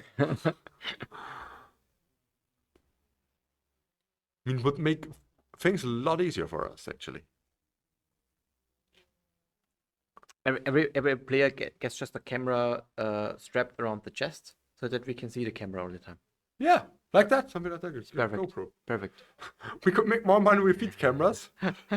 I'm not sure if people would really like feed pictures of I mean, our it Legacy players. has it. You said it. It has its niche, I guess. Probably. OnlyFans Austrian Legacy. How do you know our second money strategy? This is. He's already subscribed. That's the, Yeah, that's the thing. That's the thing. Yeah. But psst, don't see anything. We don't know it's him. It's led by Chino actually. Yeah. Okay, 2 Bowmasters. Yeah, I guess also.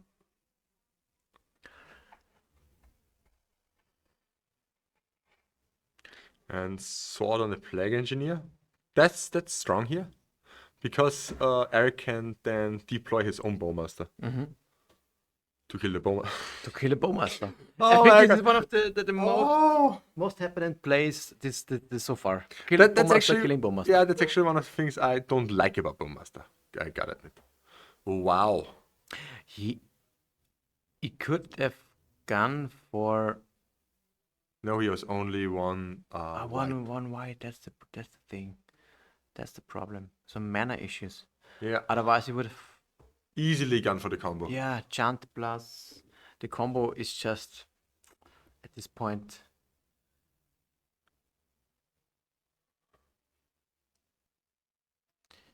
He still has a Bowmaster of its own.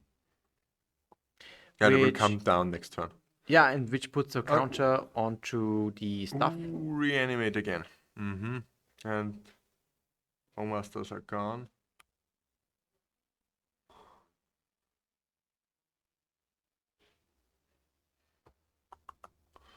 Okay. Doesn't seem that good right now. Nomads. Equip and go, maybe. Yes, Bowmaster open. No, Bowmaster is gone. He griefed the Bowmaster. Yeah, okay, sure. Yeah, missed that one. Hitting in for 4. Really, this thing with our tablet with the life points is has pulled its weight actually. Oh yeah. It's the best thing. It just works, you know. It just works. Another nomad. Another Bowmaster.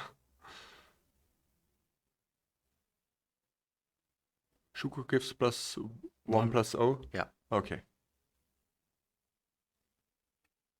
He could have redirected it to the other one. Next level play, yeah. Yeah. I've done it a couple of times, redirecting to my Baleful tricks. Just to protect my nomad. The third one.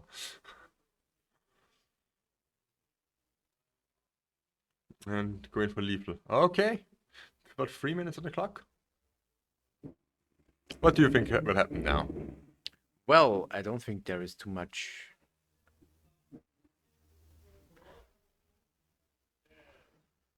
That will change in terms of sideboarding. I don't know. No, not really.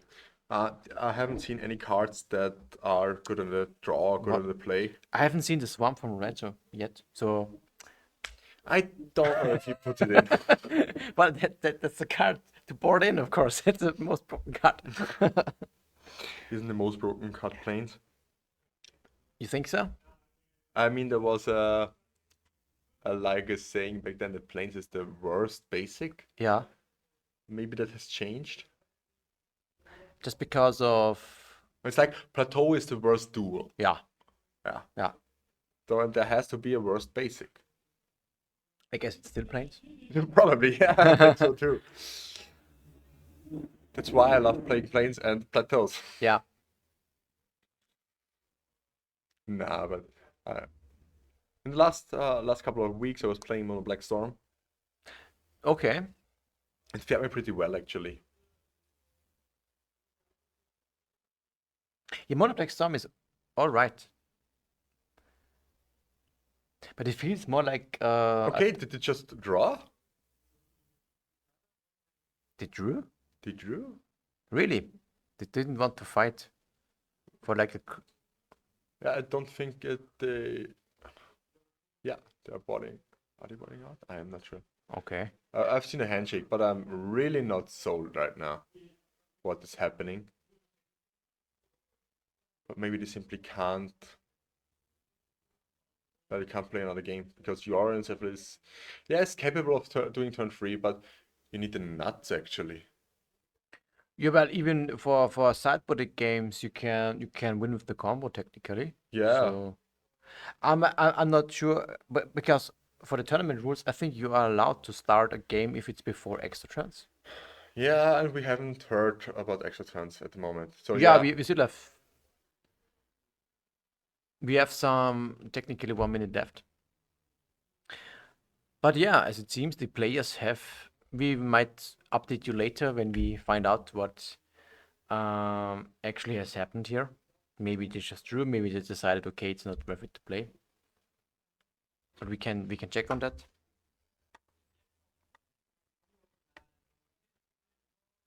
But in the meantime, we have 1 minute left. Then there will be a top 8 announcement that we can see who is actually in the top 8. I think it will be actually pretty interesting because interesting. we only had 4 people with 12 points. Yeah. And they basically drew for sure. I mean, it's easy. Yeah. And after that, it wasn't that clear actually, because at first we tried to get another feature match again, Yeah. Ninjas, Yeah. against Jeskai control, Yes. but they drew. They drew, yeah. Yeah, and so it's not that clear actually. I think a couple of players with 13 points will get into top 8. Maybe it's 1 or 2. But this will be only visible when we have the final standings, I think. Oh yeah, for sure. So I think in the meantime we can take a short break, About 5 minutes for sure. something like this, unless then the round is over, then we have the top 8 announcement, then we can inform you about the top 8 and we have our first semifinals. Yes. Quarterfinals. Yeah. Quarterfinals. Yeah. So stay tuned and see you in a couple of minutes.